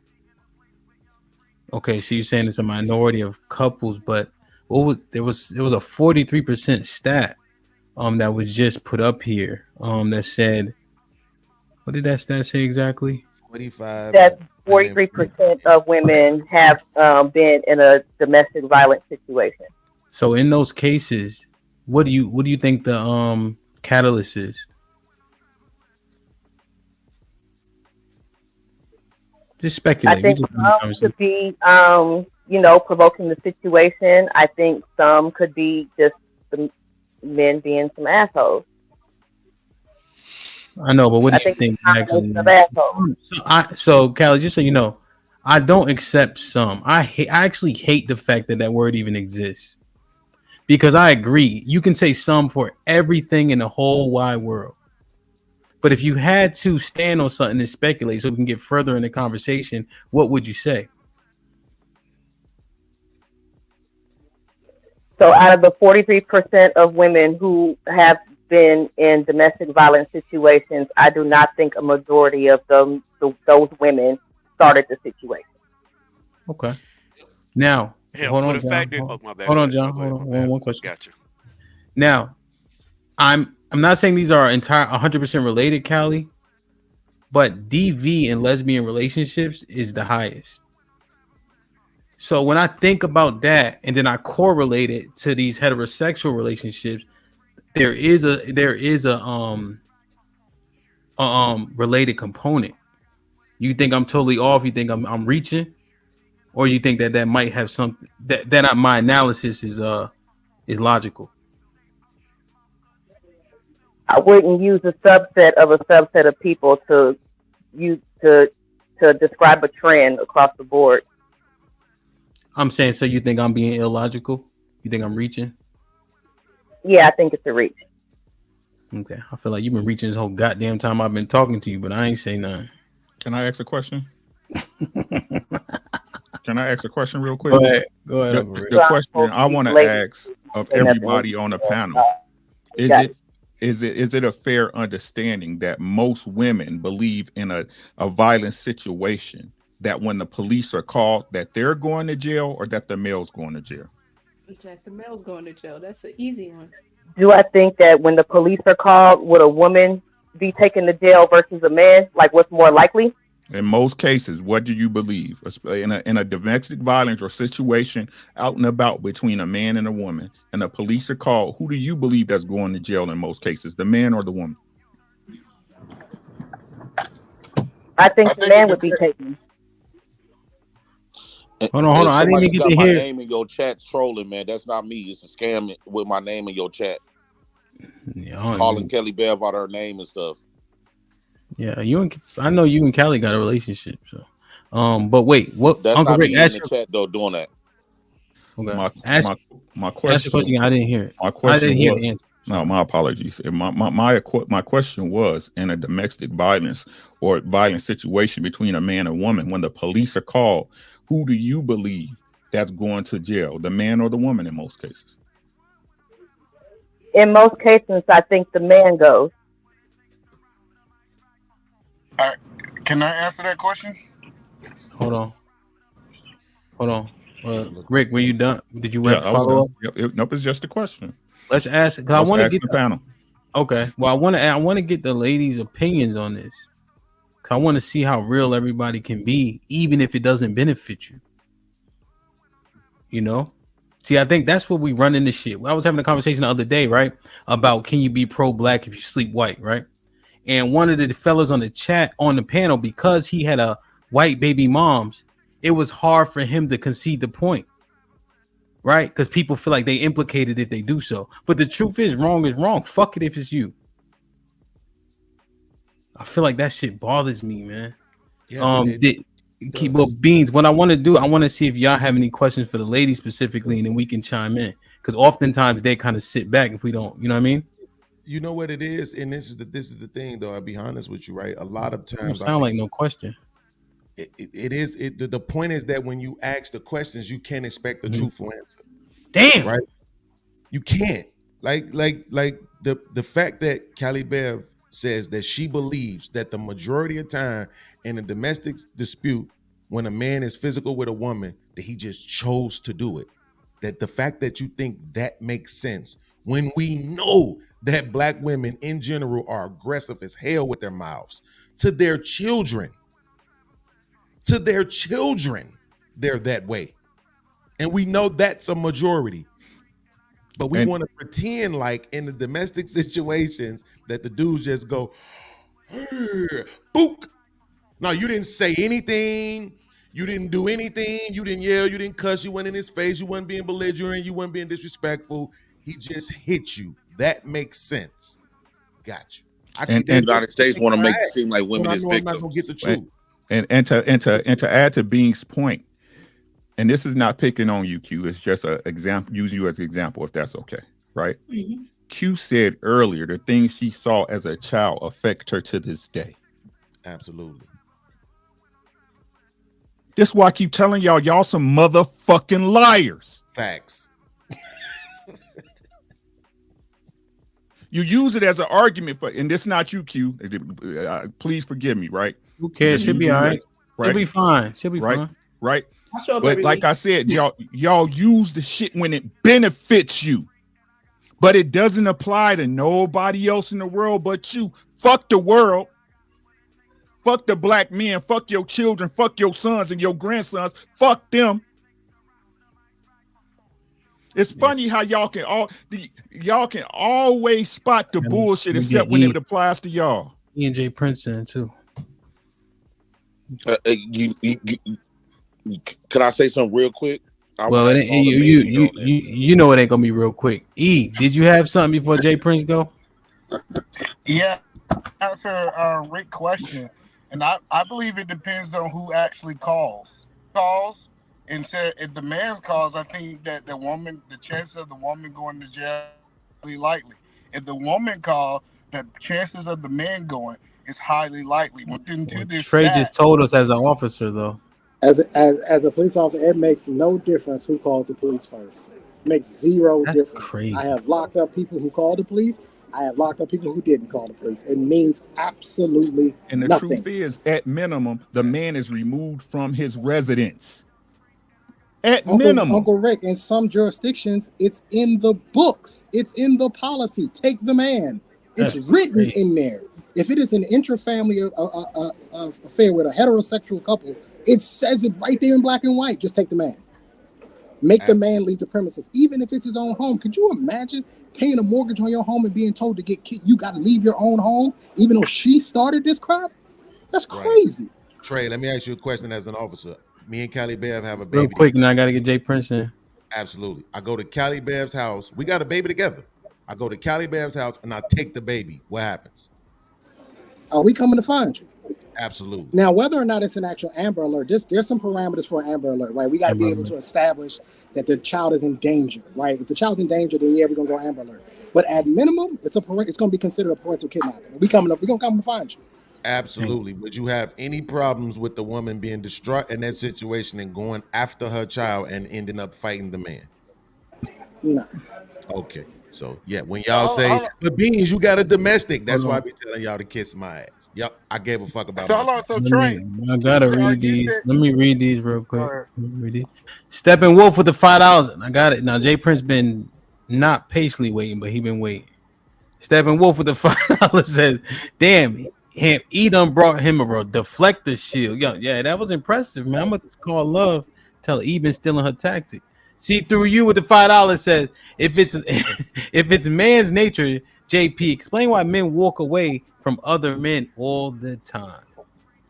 Marcus Evans with the $5 says, Cali is cap. Women do it on these panels too. So stop with the bullshit. And breaking news, Jonathan Majors has been found guilty. God damn. There's a storm with the $5 says men need to be able to control themselves when a woman uses her freedom of speech. Co-op said men can react. Oh, Coop said men can react differently. That's it. Yep. Let me report you. Almanac 78 with $2 says black women are aggressive both verbally and physically. Damn, this is crazy right here.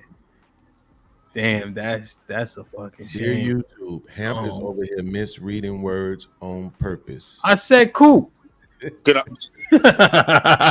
pose the question? Yeah, pose the question. It's not right up in her face. That's why women do it on town. I personally, do y'all personally think that the reason why a lot of black women find themselves in these DV situations, because not only that black men have hit black women, other races have hit black women. It seems like black women is attracted to a man's fist. What I want to ask, do you think that the reason why women get hit because they wasn't raised primarily with a father in their homes? Because for those of you that have daughters, right? When I look at my daughters, I understand how men operate, but I won't want my daughters. I won't want no man to be going inside my daughter's head. So that's why, since I love my daughters, that's why I raised them to keep their mouth and know how to talk to, basically know how to treat a man and understand their position as a woman, and understand because us fellas, we know how to talk to a woman and treat a woman because most of us was raised around women, so we know how to open the doors. We know what to say, not to say to them. And all this other stuff. Let me finish on this for a second. What's the question? What's the question? So when it comes to our daughters of our own, right? Yes. Do you think for the women that didn't have fathers, do you think we should stay away from them because they're gonna be more prone to put you in a situation where you got to hit them? Oh, yes. Yes. I don't know. I think not having a father. Let me answer real quick. Not having a father should be a yellow flag. If she does not have a father, you need to vet and assess that situation. Why is it? Wait. Why is it a red flag? I wouldn't date a woman who didn't Why? have a Why would father. it be the? Why would it be a yellow flag and a red flag? But Enter Black Dragon, you didn't say hi to nobody. I mean, y'all What's niggas up to everybody? good. God damn, Callie, Hey, Jay, Ham, can I say something on Because this? he was raised by his father. They was raised by the father. They ain't got no cordial. They don't know how to act. They don't know how to talk when a man's on the panel. They just come in and just start talking. Can I say something on this? Because I've had to tackle dads when they get there. Hold on, Trey. We want to hear the professional opinion last. We want to hear niggas like me that don't know what the fuck they talking about regarding the situation answer the question. So for me, it's definitely a yellow flag. I'm just saying, stop and assess. I deem red flag is like fuck out of here. I'm done with her. That's all I'm saying. Q, what say you? And then we'll go around and we'll get to the expert Trey, who I don't know, nigga. He's a private. Go ahead, Q.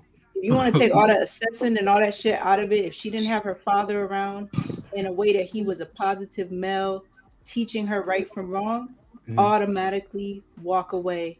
As y'all can see with my mouth, I am the byproduct. So this nigga's scared. That's not the right one. I meant to do this. Wow. Beans, what say you? Oh, shit.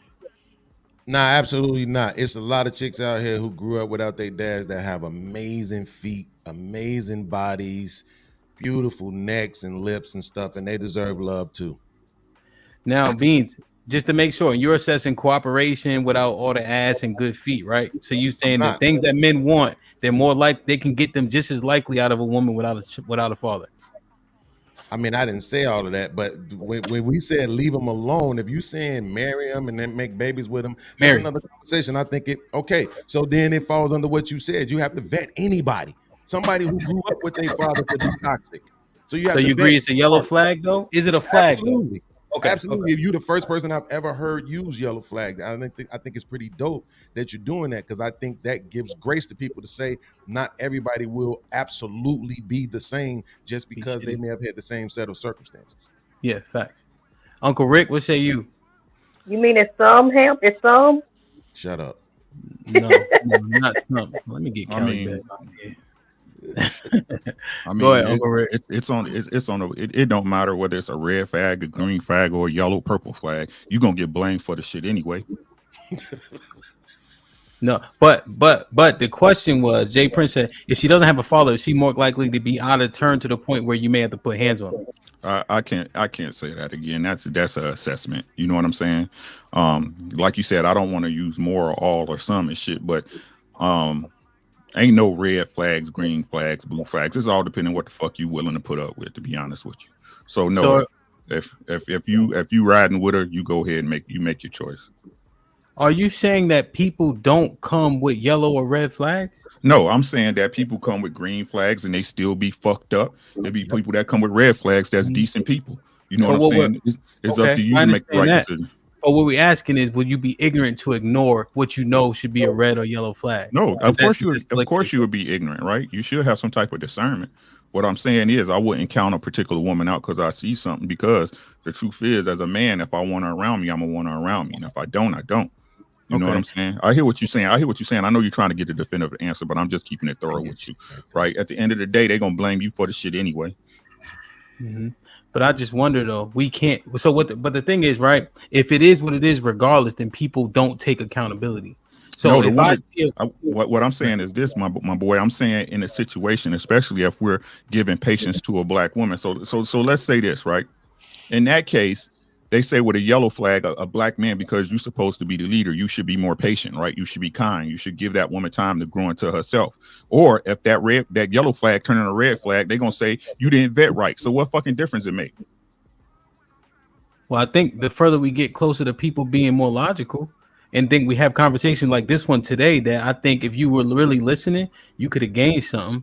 Yeah, you know. Yeah, I hear you. I hear, and I'm not trying to be no contrarian, right? No, I don't think women understand us because they didn't have. Hold on, Jay problems. Prince. You asked the question. Let's get the response. What I'm saying is this. Yeah, as a yellow flag, I wouldn't look at it as something that you should just dismiss a person over. But shit, I don't see you should dismiss a person off for a red flag. You know what I'm saying? People change, is what I'm saying. I understand. People be saying that people don't change, they just who they are, but that's a goddamn lie because I changed. You know what I'm saying? I became a different person. I became a better man in my life. So for me to dismiss somebody because of shit they did or I seen, I got to give them, as me, I always give you a warning shot. You know what I'm saying? I'm going to give you a warning shot like, hey, that shit ain't cool. You need to fix that. But like I said, I don't think it's a yellow because shit, I didn't grow up without a dad. If my wife would have gave up on me and didn't give me the time to grow, then how fucked up would that have been? Yeah, that's fair. That's fair, especially something you don't really control, right? And I think there's another conversation we got to have, Rick, with everybody. Is I don't think people change. I think they mask, but we can talk about that another time. I'll be happy to discuss that. You know what I'm saying? Into Black Dragon, what's popping?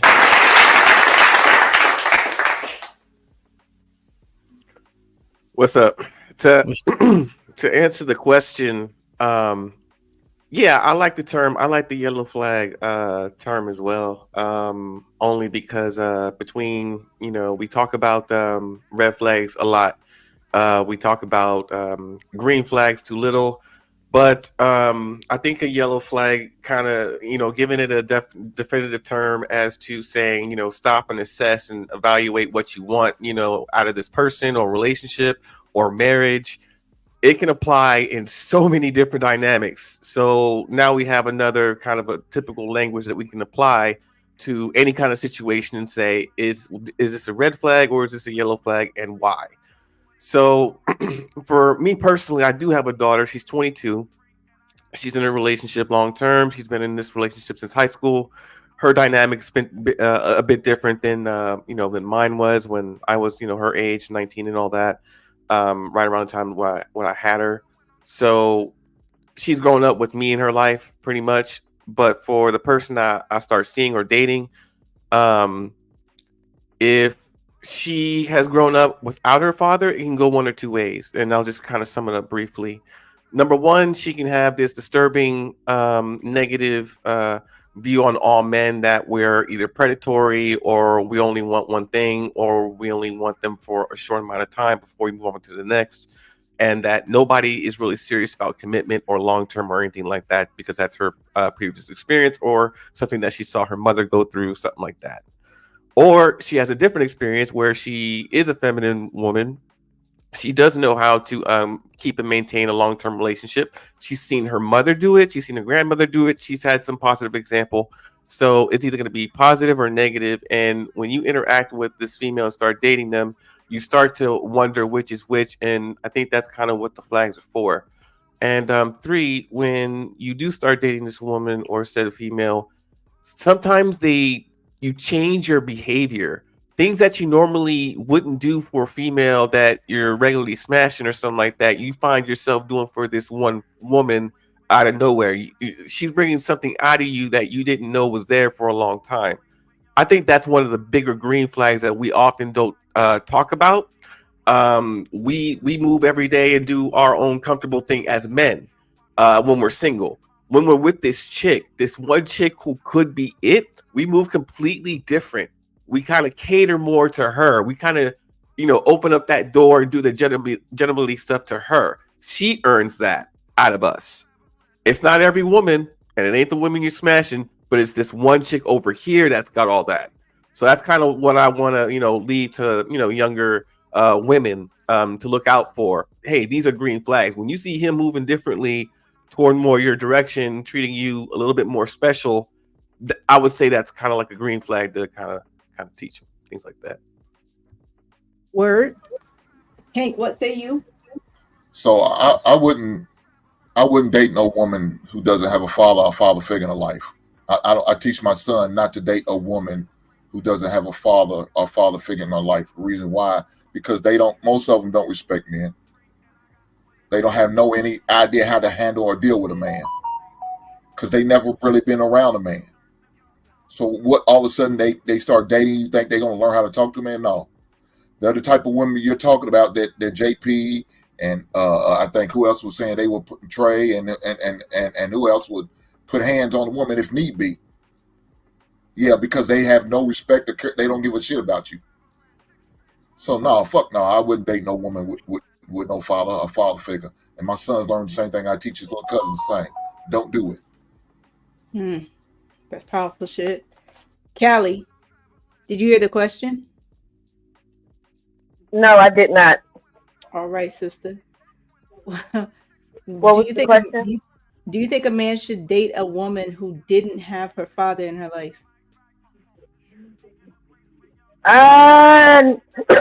Excuse me, not necessarily. I would say that if she doesn't have a father, like I would tell my sons, if she doesn't have a father or whatever like that, look to what other male influence that she has. If there isn't none, then I would say watch the mom, watch the company that she keeps or whatever. You know what I mean?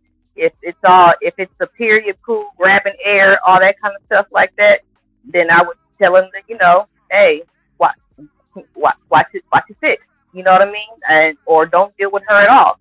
But I'm of the belief that if you are being disrespected in a relationship, then there is no more relationship. Like, that's it. And if it's something really egregious, like straight up disrespect, BAN type stuff or whatever, talking to you like that, then it's a wrap, one and done, because it's just going to continue or get worse. Okay. Now, Trey, I know you had something powerful to say before this. Based on your observations, what do you say about that? Yeah, I think that having a man in the house is irrelevant. I don't think it matters because it depends on what type of household they grew up in. If the man is beating the crap out of the wife every night, it doesn't really matter. It's irrelevant. And I've had situations where daddies have shown up on scenes and I've had to tackle them because they want to go beat the crap out of the boy. When in actuality, your daughter's the problem. Your daughter's the one that's getting arrested. So what does that say about you as a father? But you want to come put hands on him. I think at the end of the day, this is an individual call. It's based on the woman that's standing in front of you. You have to make the determination. And the truth of the matter is that some men are going to get it wrong. We are not going to always get the woman that's in front of. We're not always going to get it right based on her personality and her character and based on what she shows us from the beginning. And you can make that same argument vice versa from men to women. But at the end of the day, there is no particular set of rules that says, or blueprint that says, hey, have this, have that. This will give you the best chance, best choice of a woman. There are probabilities. Maybe it could be a little bit better, but in actuality, it's all depending on what type of person she is when she's standing right there in front of you. And I'll finish with this. A lot of daughters have daddies wrapped around their fingers.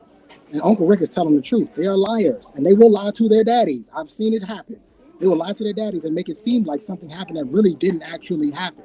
And now dad is really ready to go to war when he doesn't even have the full truth. Okay.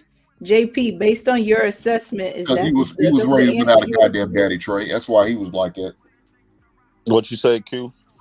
Based on your assessment, because I'm pretty sure that's why you asked that question. Do you feel like as a panel we gave the answers you were looking for? Yeah, and I like what Trey was saying. I think those daddies who got their fingers wrapped around their daughters got their fathers wrapped around their fingers. Those are the dads is like, how can I put this? Barely there, even though they was involved, but they wasn't there 24/7 raising them. I think that when it comes to women, just like us men, we know how to treat a woman best because we actually had a woman raising us, so we know how to deal with women a little bit differently than the ones that never was raised around women. Also, what we missing is a collective thing, right? Something like a culture.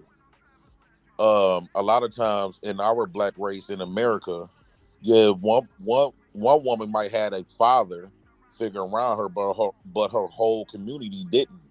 So even though she was raised in a home with her father, but when she come outside, her whole community, all her school classmates, they didn't have no father. So peer pressure and her peers can rub off on her. So I think what's ultimately missing from the black community is a culture and structure and environment that we should all operate, because I truly believe that if these women were raised in a community setting, where we all had one belief system when it comes to the dynamics between men and women. Just like us black men, black boys turned into black men. We lived in those single mother communities where the culture was how to treat women, but one thing was missing: how to treat men. So if we had a community, if these women lived in a community where they saw everybody in their community how women treated men and men treated women, I think it would have turned out more differently than what we have now. So is it safe to say that whether a girl has a father in her life or not, or she come from a single mother, it's an individual thing? I wouldn't necessarily say it's an individual thing. I think, but You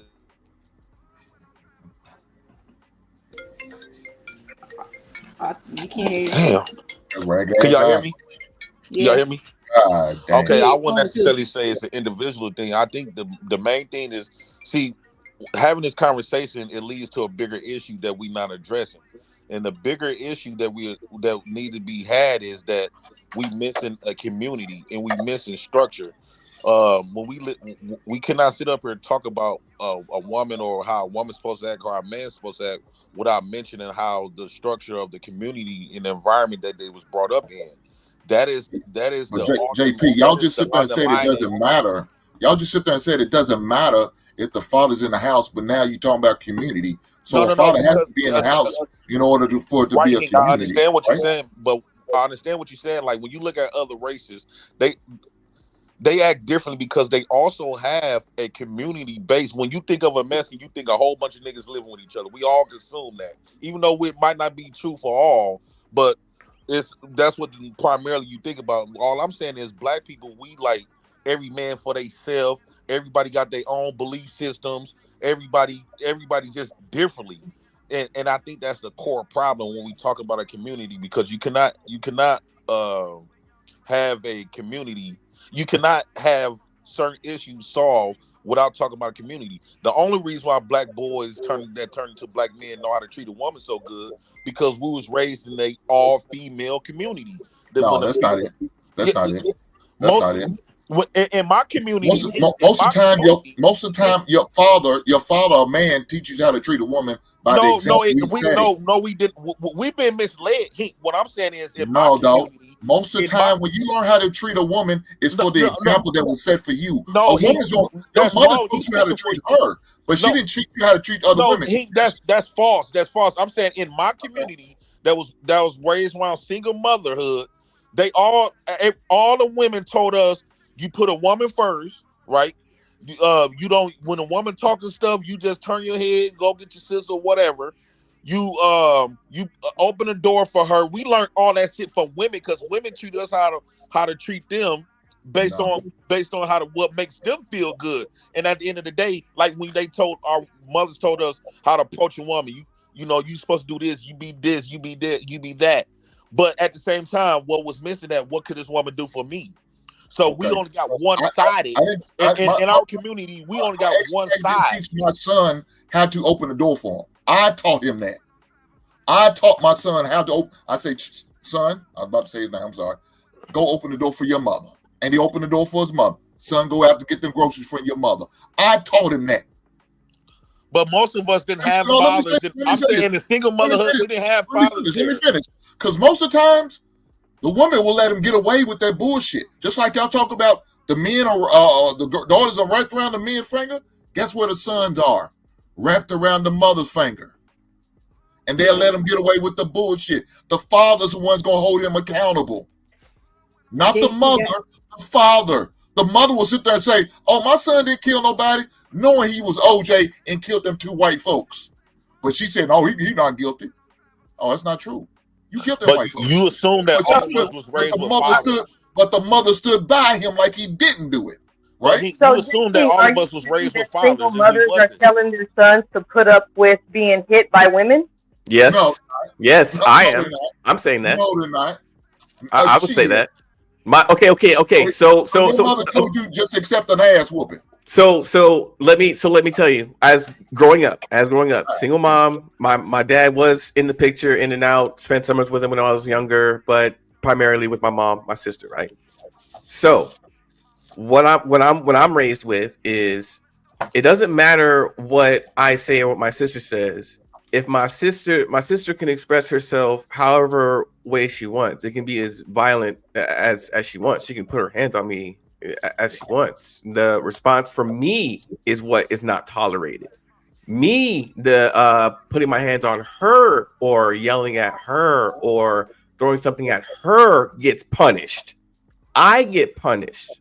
So She's never wait by both my mother and my father.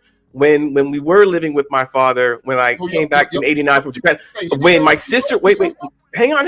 When my sister would mess up and do something, she can lie, and my half sister, they can lie, say I did it, I have nothing to do with it. I get my ass with both parents. Yeah, you got some trash ass parents then, dog, for that. If they didn't do anything, right. What you was talking about? If they didn't do anything, knowing she did it, yeah, that's some trash shit, dog.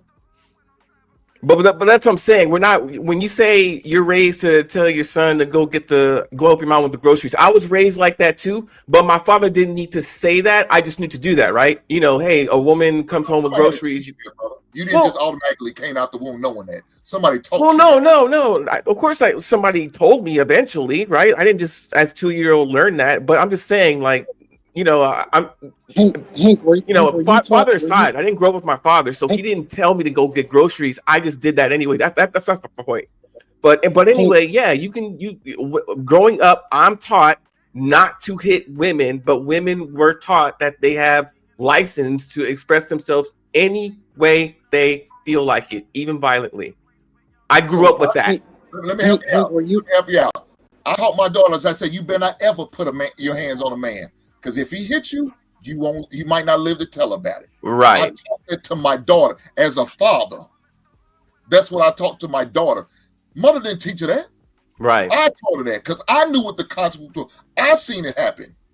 Let me help you. You don't want a man to put his hands on you? Don't you put your hands on a man? Right. Watch how you do to a man. Yeah. I told him that. So why would I want to deal with a woman who was never taught that, who never had a conversation with me? Because more than likely, the mothers, these single mothers you talk about, they ain't teaching their daughters shit. Like Ricky said, they lies. But that father gonna tell them the goddamn truth. That's why I won't deal with a single mother who has no father figure. I'll be goddamn. Right. All let them hoes live somewhere else. Let somebody else take them heifers. Q, did you get around to everybody? Yes, sir. I mean to talk like that around that. Hey, Hamp, you might want to get your kid off here, man. They flag your show. Yeah, we about to roll. You see that big ass thing right here? It says final thought. Damn, man. Interesting. Like, share, subscribe, tell a friend. Hit that like button right now if you can. That helps the channel the most. This has been an interesting ass conversation, man. I think it was actually mostly productive. I missed the end, but it sounded like it was quite spirited. So I'm about to rewind this and probably clip Hink saying heifer multiple times. So shout out to Hink. I think I need Q. Should I make that a sound bite? Hell yeah. Shit like that. Damn, man. Trey, officer. Final thoughts. Take the time that you need to vet the woman. There is no time limit on it. And when a woman shows you who she is, believe her and get the hell out of there. Word. Cali Bev, final thought. Everybody needs to keep their hands to themselves. If words affect you to the point where you want to swing, you shouldn't be involved in that situation in the first place. Word. Uncle Rick, final thought. Shout out to Hamp, shout out to Q. I appreciate the discourse for everybody.